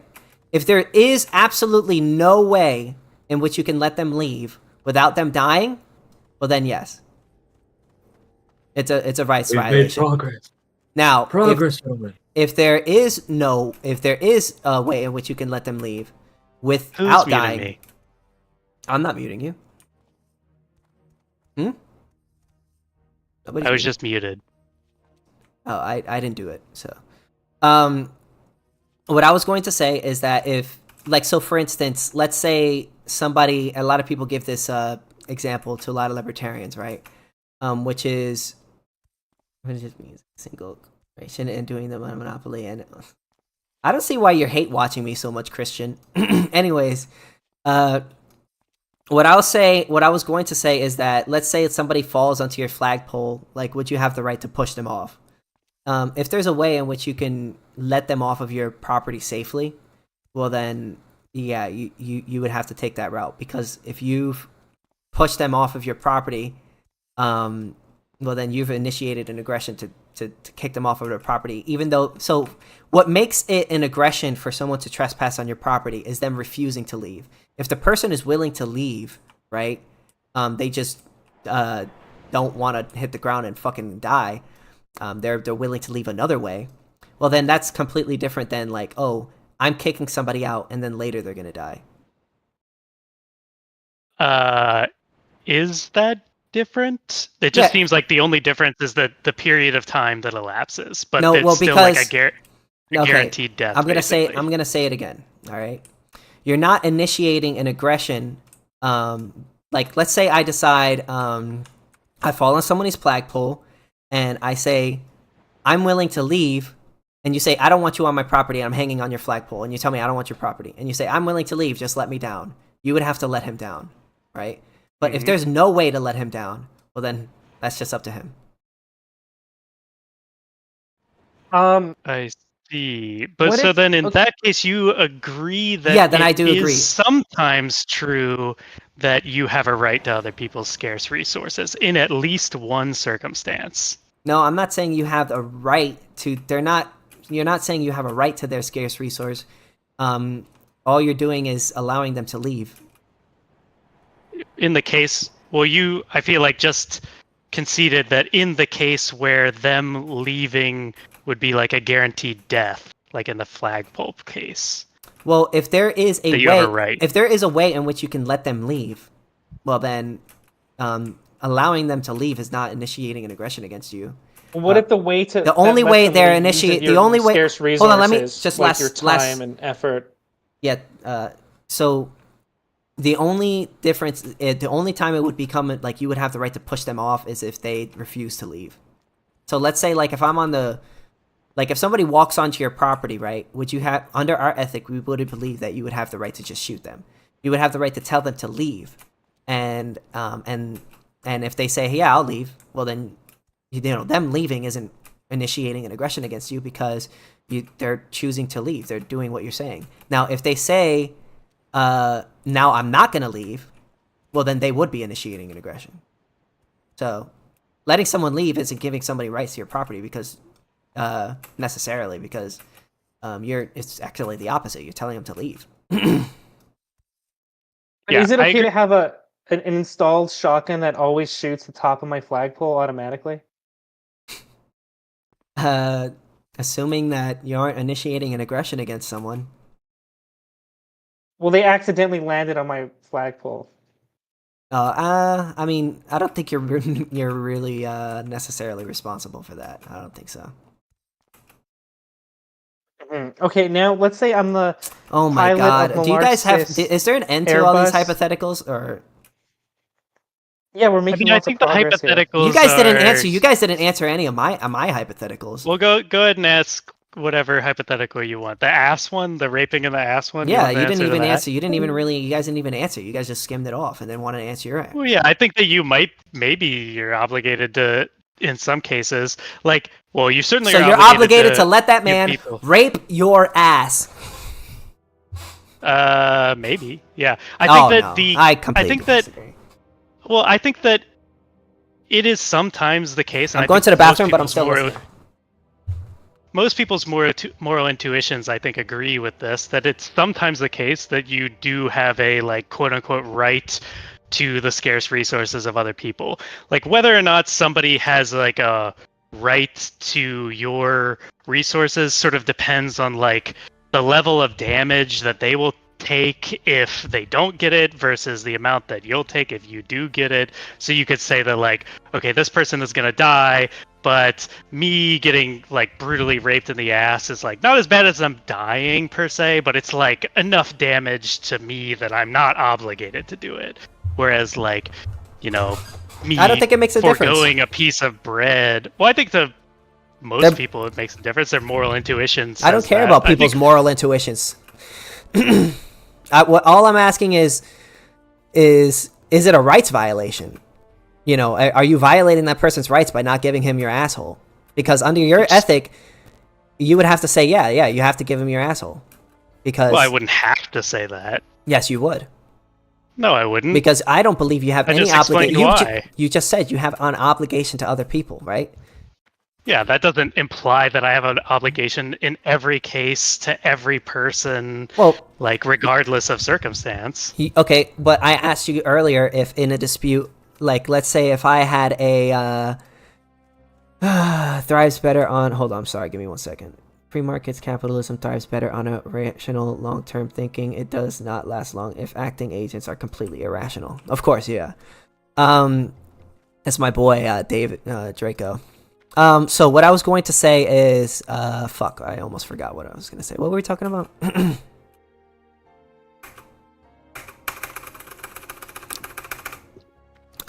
Fuck, what were we You talking might not be cut out to be a streamer. Yeah, I know, bro. I should kill myself. Bro, I've been doing this for like 5 hours already, okay? Cut me some slack. I'm trying to remember what we were talking about. Oh, okay. I remember. We were talking about what... Okay, so what we were talking about was, do you have an obligation to, like, is it a rights violation to withhold a scarce resource from another person if withholding that scarce resource means that they're going to die? And you said yes. I said sometimes. I said it can be the case that that's true, but not that it always is the case that that's true. Well, it either is. I mean, it seems very arbitrary. How do you determine whether or not it is the case or not the case? The vibes. It's totally vibes based. Yeah, I don't think law should like be... there's like no consistent principle that you can apply to it, but I think that that's true about basically just morality. I have a consistent principle. Yeah, but I think that you can have like there's basically an infinite number of consistent moral systems, but like most of them would be like just violate our moral intuitions, and that's why they would be wrong. Like it would be like a consistent moral principle to say, well, it's good for me to kill every person I see on sight whenever I want. That's but that's why we shouldn't go based on our moral intuitions now, should we? We should be going based on... I'm saying that moral system That's the opposite. would be the opposite of our moral intuitions, but it would be consistent. Like the consistent principle is just kill everyone all the time. So like something being consistent is not like a sufficient criteria. Well, I would say for a good killing moral people system. all the time. You can't really say that while being alive, because then if you believe everyone should just be say killed, killing other people all the time. if you can't argue that everyone should be killed if you want to be alive. Well, then that would be inconsistent. You don't want to be alive either. You then you can't argue that while being alive, because then you would be inconsistent. What? You could say, after I kill everyone, I'm going to kill myself. Yeah, but then you would still be alive while doing that. So? That would be inconsistent. No, wouldn't. The moral principle is kill myself after I kill everyone. so it's not inconsistent. So why kill everybody else first and not me? Yourself? It's just... Why do you have a special pleading? That's just the axiomatic moral principle. Like in the same way that the non-aggression principle is the axiomatic moral principle. I'm just saying that's not very consistent. Yeah, it's totally consistent. Consistency. Yeah, what's Well, the the inconsistency? inconsistency is why are you saying that it's okay to murder those people first and not you? Why is That's that not an an inconsistency? inconsistency.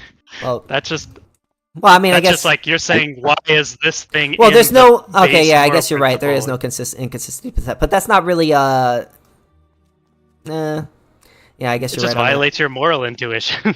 Well, it doesn't violate my oral intuitions. It would violate. I don't go based off of intuition. I go based off the non-aggression principle.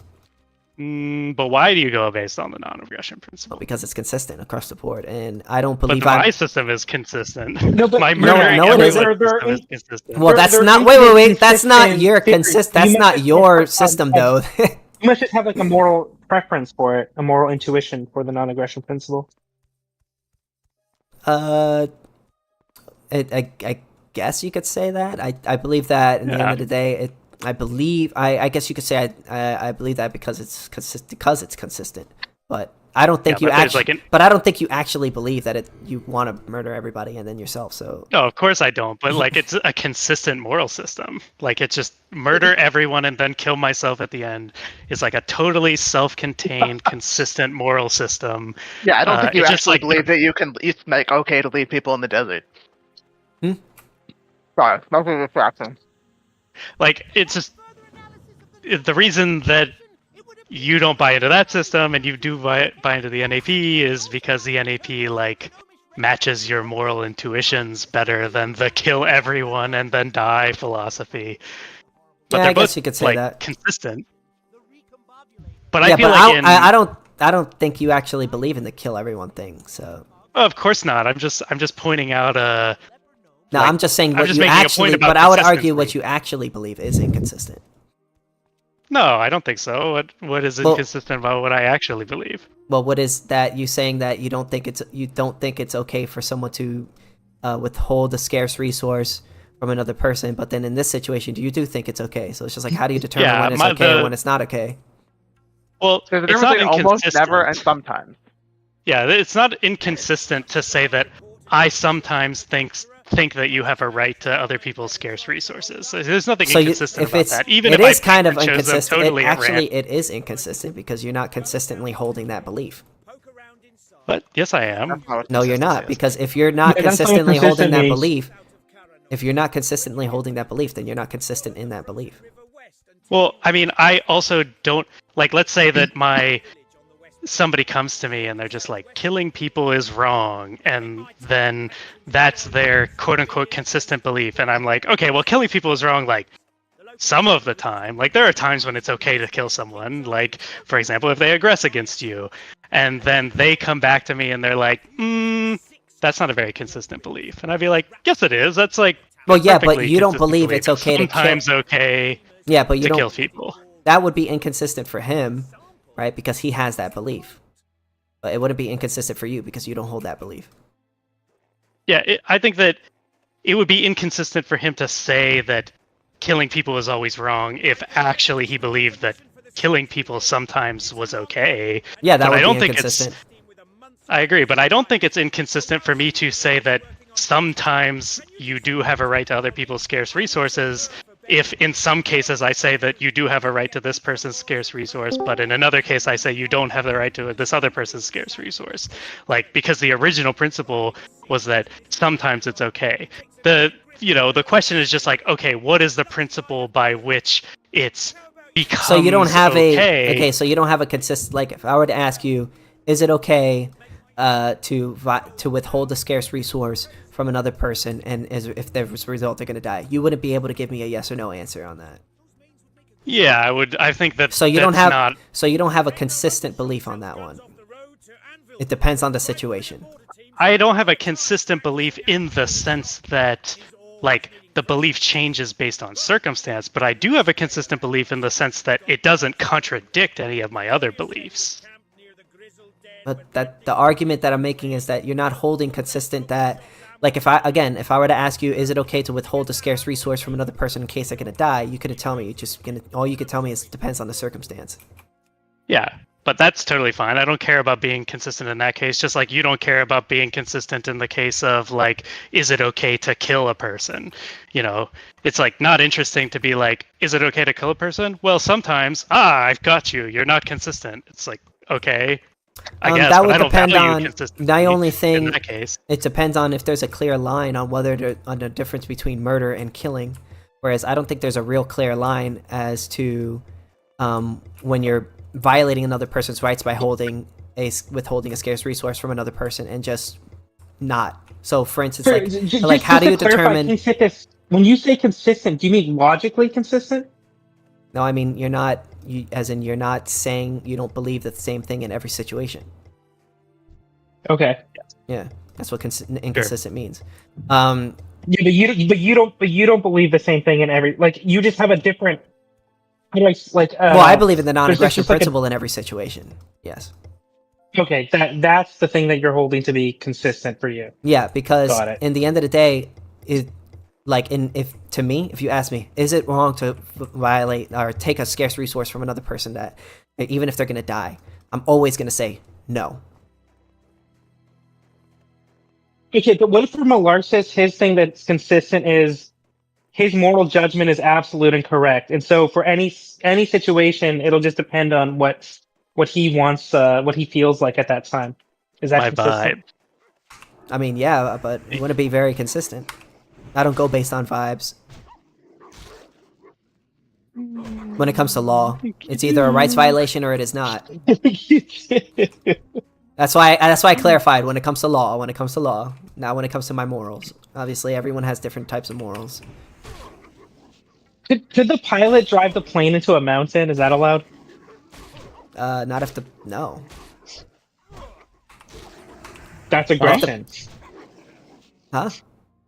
Why would that be? Why would that one not be allowed? Or would I just jettison? Is It's there- like is there do whatever I people- want is with there- my property. You can't use your it's property. You his can't use plane. your property to kill other people. That doesn't make sense. I jump out of the plane. Ownership is the right to exclude another person from a scarce resource. Using your car to kill somebody or a plane to kill someone, Okay, that's the pilot- not excluding the pilot something from jumps- another person from a scarce resource. That's you just using your car to kill them. I think this is like a pretty damn easy thing for you guys to understand. I think it's kind of mind blowing that you guys are even asking me a question like that. What if the pilot jumps out of the plane because he doesn't like it anymore? I think you're smart enough to know the answer to this question. I don't think you're that stupid. I don't know what you'll say, actually. Yeah, I think you're smart enough to know the answer to that question. Well, I think that the reason that it's is because people have an expectation the pilot's not going to do that because they agreed to the flight. They have an implicit, and I mean quite literally, probably an explicit contract that he's not going to do that, right? Wow, bro, you're really blowing my mind, man. At the amount of stupidity that's going. I think that this is like not an actual this isn't really a application of the typical non-aggression principle, right? Like most people who talk about the non-aggression principle are gonna agree that like signing a contract and so you're saying that you wouldn't be allowed to your car. You wouldn't be allowed to withhold. No one who believes in the non-aggression principle does not believes that. They shouldn't believes that you're not allowed to withhold the scarce resource in which you own from another person. That if they believe that, then they would be incorrect. I think most people who believe in the non-aggression principle are like, also have some belief about like contracts and implicit contracts and expectations, like in the car example, nobody believes that no libertarian should believe in compelled force. No real libertarian would ever tell you that you should be forced to give up any scarce resource that belongs to you. If they do believe that, then I think they're wrong. Even if you they believe in contracts. Even if you agree, you are allowed to withhold. You are allowed to. Wait, how about this? Let's say you have a job and you agree, I'm going to come in next Monday. You sign a contract, I'm going to come in next Monday. And you say, I don't want to come in. Would they have the right to drag you to work?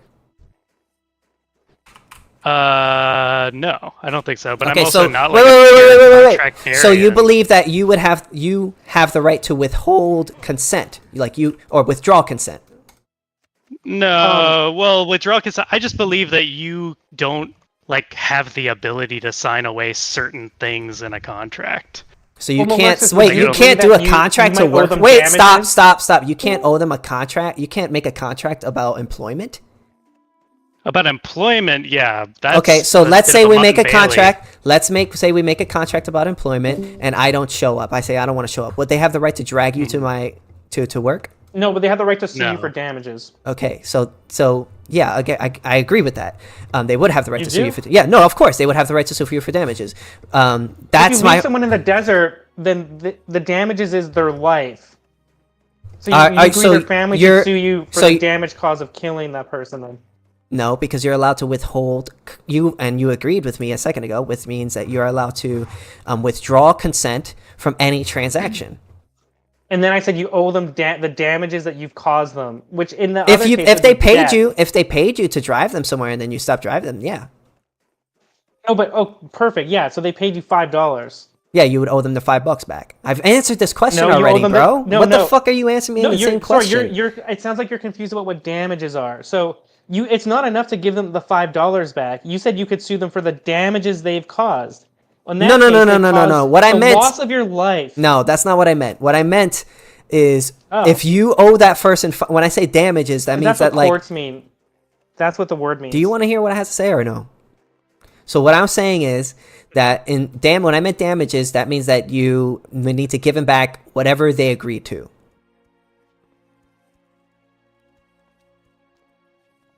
You're allowed to withdraw from a contract. This is like basic fucking shit. Okay, so what did the I think this is like a very unique system to you. This give isn't to unique at all. Malarsis Like before- you, No, sorry, so you agree going back with to me your on. You guys, example, let's be clear. You guys agree with me No, we on this. don't. Going Yes, back you to do. your example, what did No. the employer give Malarsis? Okay, before so he showed if up you to don't work? agree with me on this, No, then sorry, so what did they give him before- what did they give him stop. before he I'm showed up gonna. to You work? just said Just that you finish don't your agree. No, example. you just told me you don't agree with me. So if you don't agree with me that you can withdraw consent from a contract, let's say you decide this company goes, hey, I want you to work for me for this amount of days, and you decide not to show up. Would they have the right to drag you to work?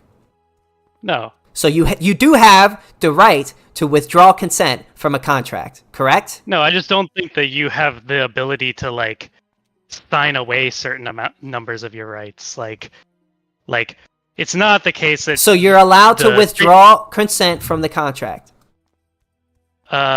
it like depends on the contract. Most employment I contracts just gave have you the. clauses I just about told you what the withdrawal. contract was. Did you not hear what I said?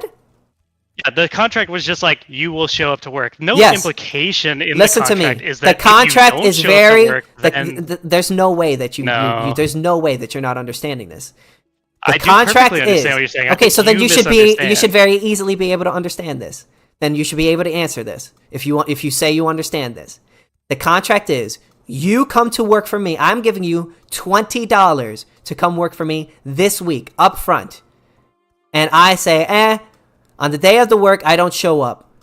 Would you have a right to force me to go to work? Yes or no? No. Okay. I already said no. So so then you agree with me. You are allowed to withhold consent from a contract. It depends. Some contracts explicitly have things that that you are obligated to do as part of the contract. So Like okay. in the case of employment, I would say there's no part of like a typical employment contract that implies that when you like if you don't show up to work that the employer has a right to come and drag you to So work. you have a right to withdraw consent from the agreement. You could say, I don't want to do it. Here's your $20 back. You can do that, right? No, not always. When are you not allowed to do that? When are they allowed to drag you to work? They're not ever allowed to drag you to work. That's Okay, not so then implied you in are the- allowed. Okay, so then you are allowed But that's to also withdraw not consent. implied in the So you are allowed to withdraw consent, correct? It's not implied in the Okay, contract. so then they that they're can allowed drag you to drive work? No, but that's not Okay, so then implied they in the contract. so then But it they is are implied in the agreeing. So then desert they are contract that then you they will are then they are bring them across the withdrawing. desert. Then they are withdrawing from the contract. Very simple. No, Why are you normally yelling and in interrupting him? Because Normally it's a very in- simple answer.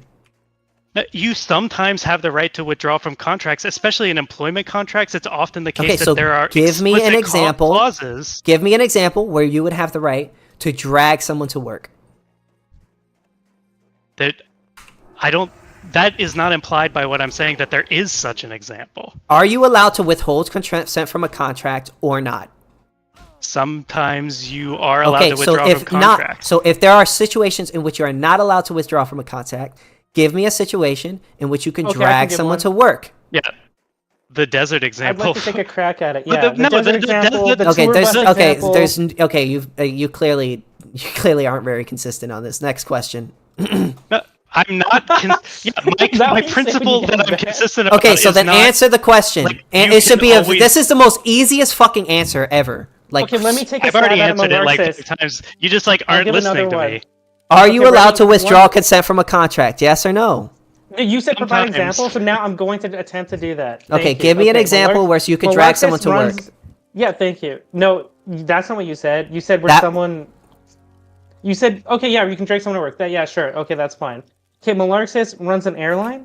He's hired me as a pilot. Mhm. I have 1,000 passengers in my Airbus A380. I'm flying them right now 40,000 feet in the air. I decide he can't force me to work. I jump out of the plane. I think that's a case where you're not allowed to withdraw from your contract. You actually have to work. No, I disagree.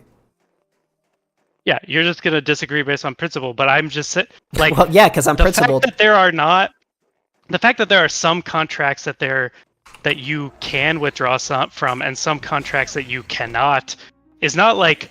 But you and haven't a given me an logical example. I mean, inconsistency. at least the other guy gave me an example of which he believes in which he could drag somebody to work, even though I disagree with him. But again, Malarsis you did have as well. not. He told you the desert example. So you could force somebody. You're believing somebody. You could force somebody to let them use your car. That's what you believe. Yeah. Yeah, Yes. I completely disagree. Definitely. Like, Yeah, I don't so even the think same there has way, to be a same way, contract. You just yeah, can't same fucking way leave that you somebody could in the force, desert. same way that you could force somebody to give them your asshole if you're dying because you don't get it. Yep, I agree. No, because at least you're consistent now. You guys are consistent now. No, because my moral principle is not you're obligated to give anyone anything they want at any time. That's Okay, not, so then like, you don't actually, the so then you principle don't that I'm actually holding. believe that you're not allowed to withhold from contracts. Then it seems because it either is or What? it is not. No, it's just in some contracts you can withhold, in some Very basic contracts you logical can't. fallacy. It's Okay, just so basically you're making, saying- You don't know the extremely difference basic between some and fallacies. all. Yeah, so basically it's what hard. you're saying It's gonna be hard. is that if this guy, you basically saying that you're allowed to withhold scarce resources from other people unless you do something that I don't like. That's basically what you're arguing. Yeah. Yeah, that's completely inconsistent. What? No, it's not. That is, and I've explained No. why already. Because you haven't. you don't have a consistent way of answering that question. Yeah, but the consistent way is like my moral intuition, like my vibe. So if I were to ask you, okay, your It's the vibes oracle. is not very consistent. If I ask you, hey, is it okay to withdraw from a contract? You couldn't tell me yes or no. You would be like, it depends on how I feel. Yeah, but in the same way that you couldn't tell me, is it okay to kill someone? You'd be like, it depends. Well, yes, because the implication in that would be that the only thing that would change that is if there's a rights violation going on. Whereas I could tell you whether or not in one situation or another, whether or not someone's violating their rights or another. Whereas you can't consistently tell me whether or not when you believe it's okay to withdraw scarce resources from another or not. It's all based on it's how I feel. So for instance, Yeah, like there's just not a it's not based whether or not someone moral principle. whether or not somebody has the right to kill somebody isn't based on my whatever. It's based on whether or not they're initiating an aggression. Whereas it's based on it's how I feel. Well, for you, it's also how you feel. You've just decided that like the feeling of the non-aggression principle, like it makes you feel good. That's the moral principle. Well, I that you're gonna argue apply the to reason I don't everything. agree. I don't sit here and agree with the non-aggression principle because it's just how I feel. I agree with the non-aggression principle because it's the most consistent way to settle disputes over scarce means. That's not how I the most feel. consistent way. That's just a fact. Well, why does that matter? Well, I don't think that's Because I true, believe but in also, because why does settling that matter? Like maybe the most consistent principle is just like the kill everyone like philosophy, and I take your stuff. That's like the consistent moral thing is like I kill you, I take your stuff, you try to kill me. It's like it's a consistent, like logically consistent way of settling disputes. The logical consistency is killing is good all the time. Give me your stuff. Well, you would be. I would argue in that situation you may be more consistent, but there would be some. I would just disagree with you. Whereas you're completely inconsistent. Why do we Yeah, care about your vibes? You just have to understand there's like competing criteria. There's consistency as one criteria, and then there's clearly another criteria that we're using to evaluate these things that you're just denying. Yeah, which would make you inconsistent. But No, you because are just two different moral theories can both be consistent, but they could be. You could choose between one or the other. So you must be using some kind of criteria to decide the NAP over these other consistent criteria, and you're just repeatedly just sort of like moving past that or glossing over it or denying it. Wait, really Because I quickly, don't. I'm not sure I would consider believing murder is okay to be a very consistent. Well, you don't. I There's know. two things you should review before your next What debate. about One is the might difference make- between might some make and all, and the second is the definition of consistency. I've clearly laid out what I meant by inconsistent. You guys agreed with me. What I said was inconsistent, That's not correct. which means that you're not holding the belief in every situation, and that's the only argument that I'm making. I believe in the but there's, non-aggression like, principle. infinite- Might makes I believe right. in the non-aggression principle. Oh well, might makes right would be consistent, but it would be the issue with is that you can't propose it without contradicting yourself, which is why I disagree with it. what? Why Well, can't you because- propose it without contradicting yourself? Because if might makes right, anytime someone has strength to use your body, you're basically saying that person has the right to use your body. But you can never relinquish. You can never be like.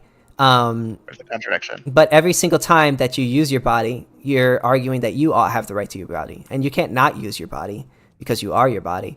So, Well, yeah. you're just using your body. Maybe I own your body as the mighty person, and I allow you to temporarily use it to, argue your case to me. But then I kill you and take your stuff.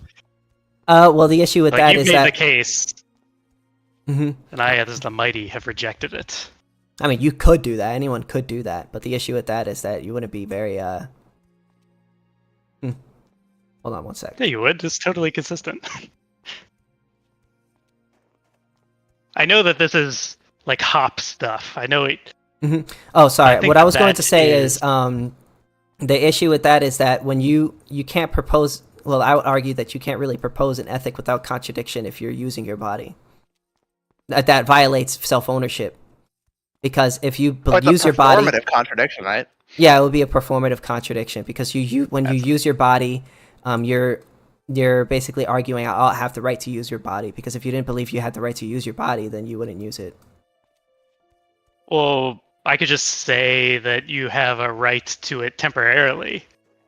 Well, You have the right to but the person who is temporarily- If you're using it, using your body, but you the have person- the might to be able to do yeah, so. but the so person who you- is you can using use their it. body must believe that they. It's kind of I think this might be flying over your guys' yeah, head a little bit. No. But the Oh, person So who the argument doesn't really work. Yeah, so I think this might be flying over your head a little bit. So the yeah, argument that I'm making is that if anytime that you use your body, you're arguing that you all have the right to use your body. You're recognizing the self-ownership in your own body. Is that not true? No, No. this is not true. So then why, if you didn't believe you owned your body, wouldn't you just lay flat? No. No. So then what gives you the right to use your body? Well, we said no, so you can't just move on in the dialogue tree. Well, but you without are using, acknowledging but you're anything using that you wanted you're us to using, say. hold on, but you're using your body right now. Sure. Yes. Uh-huh. So do you think someone should impede you from doing that? I do not think that someone should impede me from doing that right now. Okay, so then If I you're, believed in might make right, then I would say if they do it and they have the might to do it, then they should do it. Fine. There's no contradiction. yeah, but if you were to propose that, you would be using your body, which means that you believe that you all have the right to use your body. No, that doesn't well, you imply would that. be using your body, but that doesn't imply that you own your body. It's just Well, a- it Surely- implies that you believe you own your body. No, it doesn't. Yes, it I does. as use long as I have the things- might to control it. If I you use have the, if you things use that your I don't body, own all the time. well, there's a difference between possession and ownership. But the thing is, controlling a scarce resource is different between possessing it. Only you can fully control your body, and so because of that, and any other person that would be using your body without your consent wouldn't be in control of it. They would only be in possession of it. And simply because someone's in possession of your body doesn't make you the owner. You are the owner of your body because everyone believes so when they use their body, because if they didn't believe they had the right to use their body, though, they would not use it. Because Just a the only way non-sequitur. to use it is to use it in an exclusionary way. And if you didn't believe you had the right to... And ownership is the right to exclude another person from a scarce resource. So through action, you basically demonstrate that you believe you own your own body. No, that's a non sequitur. Well, I mean, you could believe that, but it's perfectly consistent. You should look up Murphy, who is a fellow ANCAP, his response to this argument, which I think is the most comprehensive response to the hop argumentation ethics thing, which I think, basically is a non sequitur. I can post the link to the paper, which I think is a good addressing of the argument. Yeah, I've heard a lot of the arguments. I'm just not very convinced. There's also like an infinite regress problem with argumentation ethics, apparently. Nah, like generally the argument that people make is that it's the issue. The arguments that people make is that they don't really understand it. The fundamental argument is that actions are purposeful, and because actions are purposeful, people don't act. Generally, they don't act without some sort of agency. I mean, obviously, you could act automatically, but generally, humans don't act automatically. Generally, they choose what they want to do. So, because you choose what you want to do, and a right to us is an action that ought not be impeded, essentially. So, when you basically say that when you use your body and you don't believe someone else ought to impede you from doing that, you're basically demonstrating that you believe that you are the owner of your own body. You're saying, I am the owner of my body. But there's nothing in contradiction between that and the might right. Yeah, but I haven't gotten to that. I haven't gotten to that part. We have to agree with the first premise before we can move on to the next. So, do you disagree with that premise or no?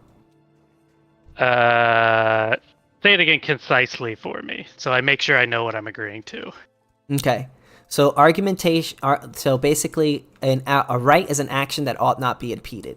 So basically, it means that you shouldn't be stopped from doing that thing. You have the right to do that thing.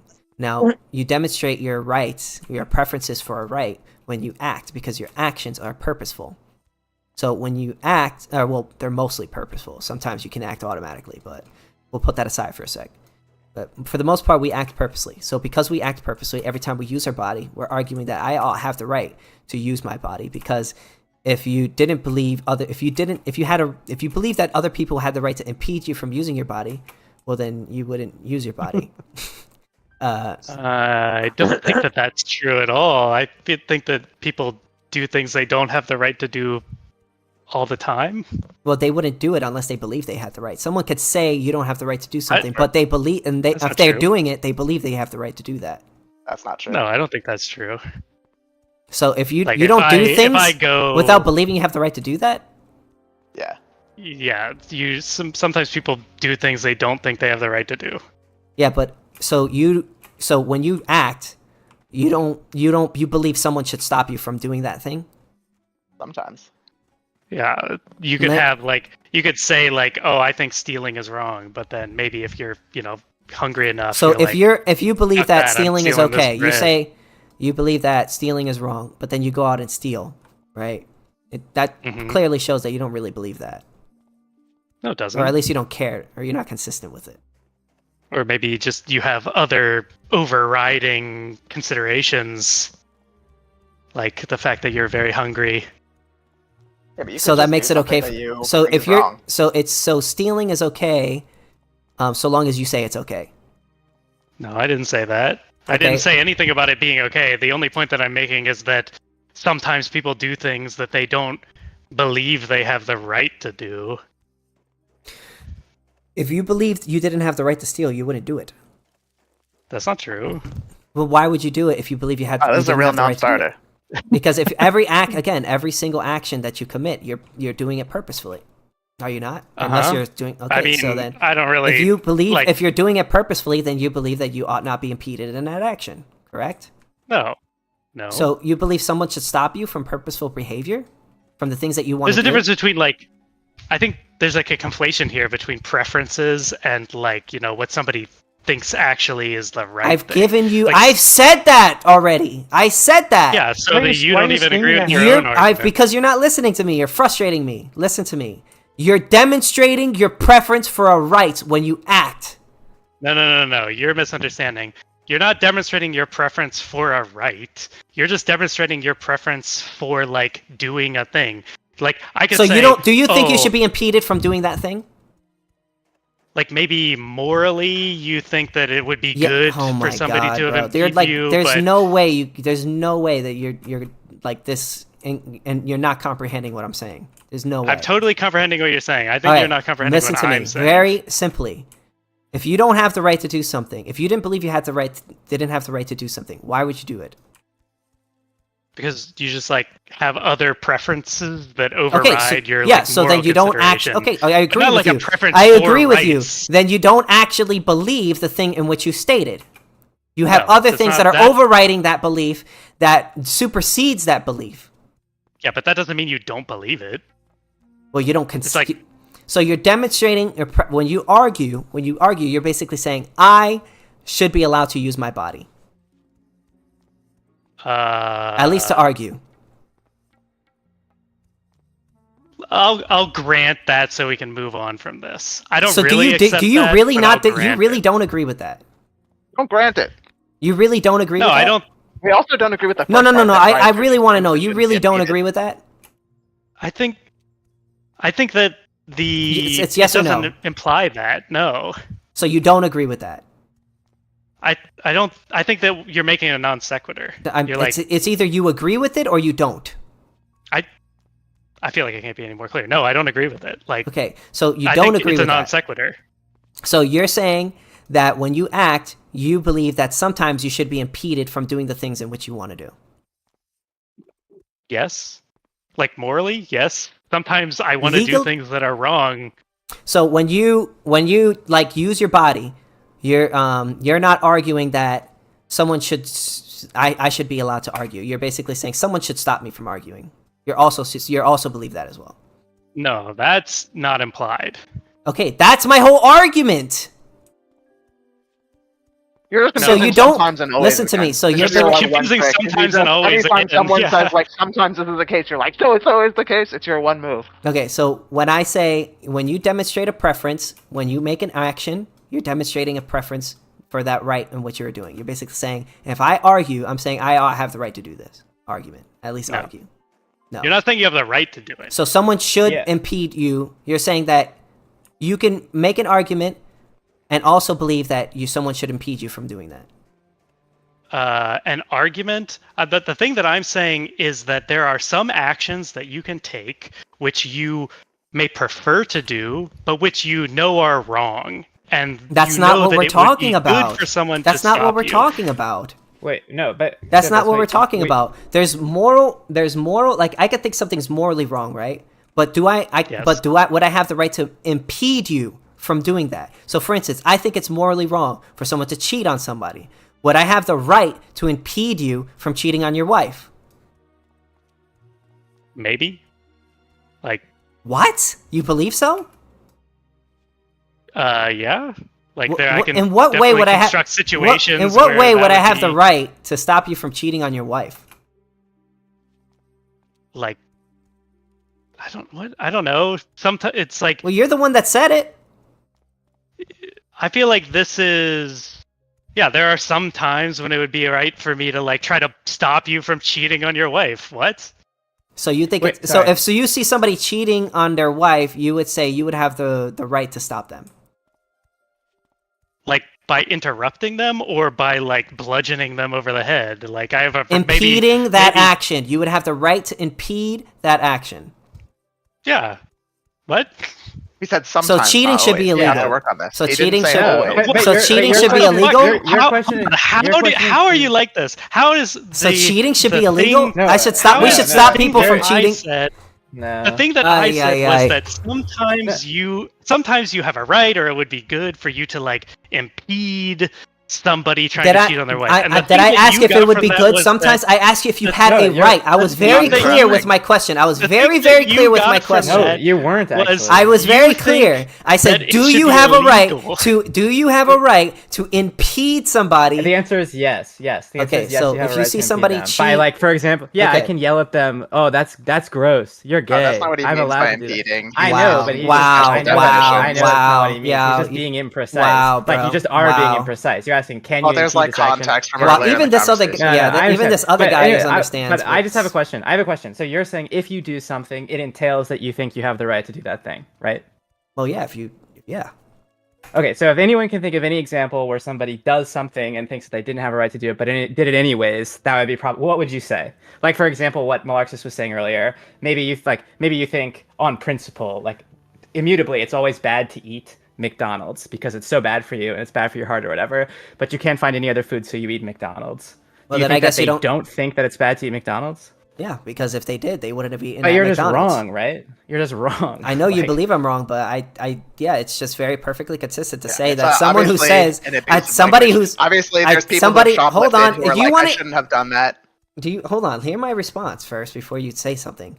So if you say I don't think it's ever okay to eat McDonald's and then you go and eat McDonald's, well, yeah, I'm gonna believe that you don't actually really believe that, because if you believe that, well then you wouldn't have ate that McDonald's. Very simple, very easy. That's wrong. All right, last question before I leave, because I've been doing this for 6 hours. But what you just said is wrong, because you could think that it's always bad to eat McDonald's and still eat McDonald's. Those things don't contradict each other. Like you can do a thing that's All right, bad. next right? question. But you just agree with what I'm saying. What I just said is true, right? I just said a true statement. He's saying like the action is like encoding you like think an I actual believe you? proposition. You think I agree with Like, you? do you think it's possible for somebody to do something they think is bad, or is that impossible? Do I think someone think could it's do? impossible? Do I think someone could do something that they think is bad? Huh? Yeah. They could say they think it's Nope. bad, right? Yeah. And then if they do it, it can but still be they bad. don't. I guess they don't. If they were to do it, then I guess they don't really believe it's as bad as they say they do. Yeah, I would say they're And inconsistent. that's bad. So No, that's wrong. do you That have doesn't make any okay? sense. So this is gonna be the last question. So because I'm getting tired. So last question. Go ahead. Whoever wants to. I have a question. Is the reason that it's important? This is a genuine question, not like a snarky one. No, is you're the good. reason that it's important that if you do something, it entails that you think you have a right to do that thing because that is like the line of argument you make to make the argument that you own yourself in the same sense that you own like a toaster. Like that relationship between you and yourself is the same as the one between you and the toaster. Like what do you lose if that's not true? What's the question? Like what is the notion that doing something implies that you think that you have a right to do that thing? Oh, What we is were the talking about relevance of that argumentation to, like ethics. so there's no relevance between that and self-ownership? Oh, it is. Argumentation ethics justifies self-ownership. And that's what I was running down. But you kind of joined in late, so you didn't really hear the full conversation. Mm-hmm. That makes sense. Mm-hmm. Yeah, so we're talking about whether or not it's consistent to believe it's okay to murder somebody. Like, sir, because they're arguing like it's consistent to argue it's okay to murder everyone. But I would argue it's not really consistent to argue it's okay to murder while you're arguing, because by arguing, you're arguing that you believe that you have self-ownership. It feels like by arguing part of you're this, saying go ahead. Part of this is actually one of the arguments that Bob Murphy makes in his paper, Mhm. which is that even if you accept the premises, which he does not in the paper accept the premises, the initial premises, but even if you accept them, it only implies that it would be wrong to like kill someone or like initiate force against them while they're making an argument, but you could do it at like any other time. Well, actually, the only thing that you're partially right. The only thing that it would contradict, the only way you would contradict yourself is if you proposed doing that thing. If you did that thing without proposing it, you wouldn't contradict yourself. But then if you argued that another person would not be allowed to retaliate, then you would contradict yourself. Who's doing that thing? I don't understand. So what you're saying partially now. right. But yeah. Did you not hear what I said? No, I don't understand it. Like, Okay, so I'll explain it again. So you only contradict yourself in proposing doing an action that would contradict, that would violate another person's rights in proposing it. But if you did it without arguing, you would be contradicting yourself. The only way you would contradict yourself is if you argued that another person would not be allowed to retaliate, because through your actions you demonstrated that you believe that's an appropriate action. So under this idea, it would be a contradiction for me to propose killing someone while they were arguing, but not an actual contradiction, even a performative one, to do it. Unless it would only be a contradiction if you argued that that person wouldn't have the right to retaliate. Because okay, so this is just like, it's consistent with the might makes right system, right? Like the might, I'm just stronger than you. Like you could retaliate. You can retaliate if you want, but I'm just bigger. And we live in a might makes right. We live in a might makes rule world, right? But whether or not something is right or wrong depends on your moral compass, right? Yes, I'm just saying that you don't. I don't think you actually believe that might makes right, because then that would mean I don't. Pretty of fucked course, up I'm things. just saying that it's consistent with your argumentation ethics under the way that you've described them. I don't see how you could come to that conclusion. Well, because I'm not killing you or maiming you while you're arguing, and I'm not arguing that you can't retaliate. I'm just, I'm bigger than you. I'm gonna hit you. You wouldn't have the right to stop another person. Retaliate. Yeah, another person wouldn't have the right to retaliate against you, and you wouldn't have the right to stop them. Why would I not have the right to stop them? Because you've demonstrated through your actions you believe that's appropriate action. What? No, the other person retaliated against me, but I'm just bigger than them. And if somebody comes and tries to take my stuff and they're bigger than me, then I'll retaliate. Yeah, but that doesn't mean it. That's not me saying that it's right because they have the strength. I never said that anywhere in this conversation. I didn't say you did. I said it's consistent with the framework that you've laid out. I do agree that I'm consistent. Thank you. No, I'm saying the might makes right system is consistent with argumentation ethics. It's not consistent with argumentation ethics because simply because you have the might does not give you the right to do anything. Nowhere in argumentation ethics does it say that. Argument against what I'm saying. Then what are you? Are you not trying to say that argumentation ethics is consistent with might makes right? I'm trying to say that it's consistent with it, but not that it implies it. How is it consistent with it? What do you mean by that? Because argumentation ethics, the way that you're describing it, says that when the thing that I cannot do is argue that somebody doesn't have the right to retaliate against me, or argue or impede someone from making an argument because so the thing. So where in any of that do we say that might makes right? Yeah, so it's consistent with the idea that as long as I don't try to mess you up while you're making an argument, and as long as you have the ability to retaliate, then it's totally fine. It's totally kosher for me to try to take your shit. Yeah, I don't even know. I have no idea what the fuck you were just talking about. You're saying that me saying that I believe in self-ownership because by making an argument against it would be contradicting myself aligns with might makes right. Do you even know what might? Tell me what might makes right means. I will explain my argument to you. What does might make right mean? I'm going to explain my argument to you. Well, I want to hear that first.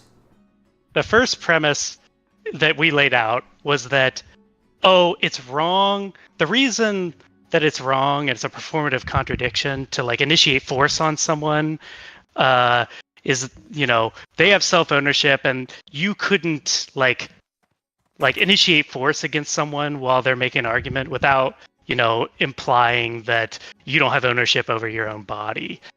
My response to that was, okay, I said that? The thing that... Damn, bro, you weren't listening at all. That is... Holy fucking shit. I feel like you just don't understand argumentation ethics. I do understand argumentation ethics very well. I said very, very clearly, multiple times. I think it's very hard. It really blows my mind that you guys are having such a hard time understanding this, which is that when you act, you're stating a preference for a right, which is self-ownership. When you engage in a discussion with another person, you're basically trying to get to the truth of the matter, and you're basically recognizing the self-ownership of that other individual. If you were to, in that argumentation, you were to propose that I think it's okay to, or I think it's right to violate another person's rights, well, then you would contradict the argument of self-ownership, which you're making through arguing. That is a contradiction. Nowhere in there does it say, if you have the might, you have the right. Nowhere in there. I have no idea where the hell you even got that from. Yeah, that's only a contradiction if you do it, like say that you're going to violate their ownership during the argument. Yes. This is the point that I was making earlier. Yeah, but that doesn't mean might makes right. If you argue that... But wait, that doesn't... hold on. You agree that does not mean might makes right. It's consistent with it. It does, but it does not. As long as what do you mean consistent with it? It either is might makes right, or it is not. It is obviously not might makes right. No. What do you think might makes right is? What I'm saying. What do you think might makes right is? I'm not gonna be dragged down by this. I'm saying that it's what do you possible. Think? Okay, I'm not gonna answer any more questions unless you answer this question. You don't have to. All right. You don't have to answer any questions. Okay, so then are you going to answer my question? No. All right. So you don't know what might makes right means. Okay, That's that makes so much sense. That explains why you didn't really understand what I was talking about. That was your last question, right? Yeah, that was the last question, so I'm good. Will you review the two things that we talked about before your next debate? What things did you talk about? Okay, the difference between some and all, and the definition of a contradiction. Yeah, I don't think those would help. I think, and then maybe you can get viewers. I've made myself very clear on the definitions that I've used. If you have a hard time understanding it, that's on you. No, we don't misunderstand. They're not the right definitions. Yeah, they're not the actual. Yeah, I've made that very clear that anarcho-capitalists go by different definitions of these words. I've explained. All, yeah. I've not made a direct distinction between all of those things. True. You can ramble on about whatever you want, but that's fine. I don't care. At the end of the day, you're hopping off, right? Yeah. So. Okay. Have a good night, guys. See ya. Okay, see you. All right, guys.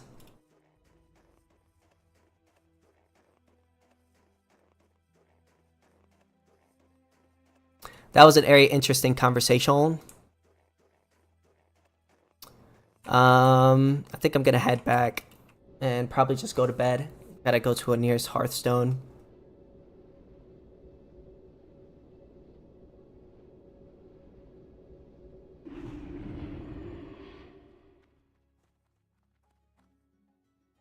All right, guys, have a good night.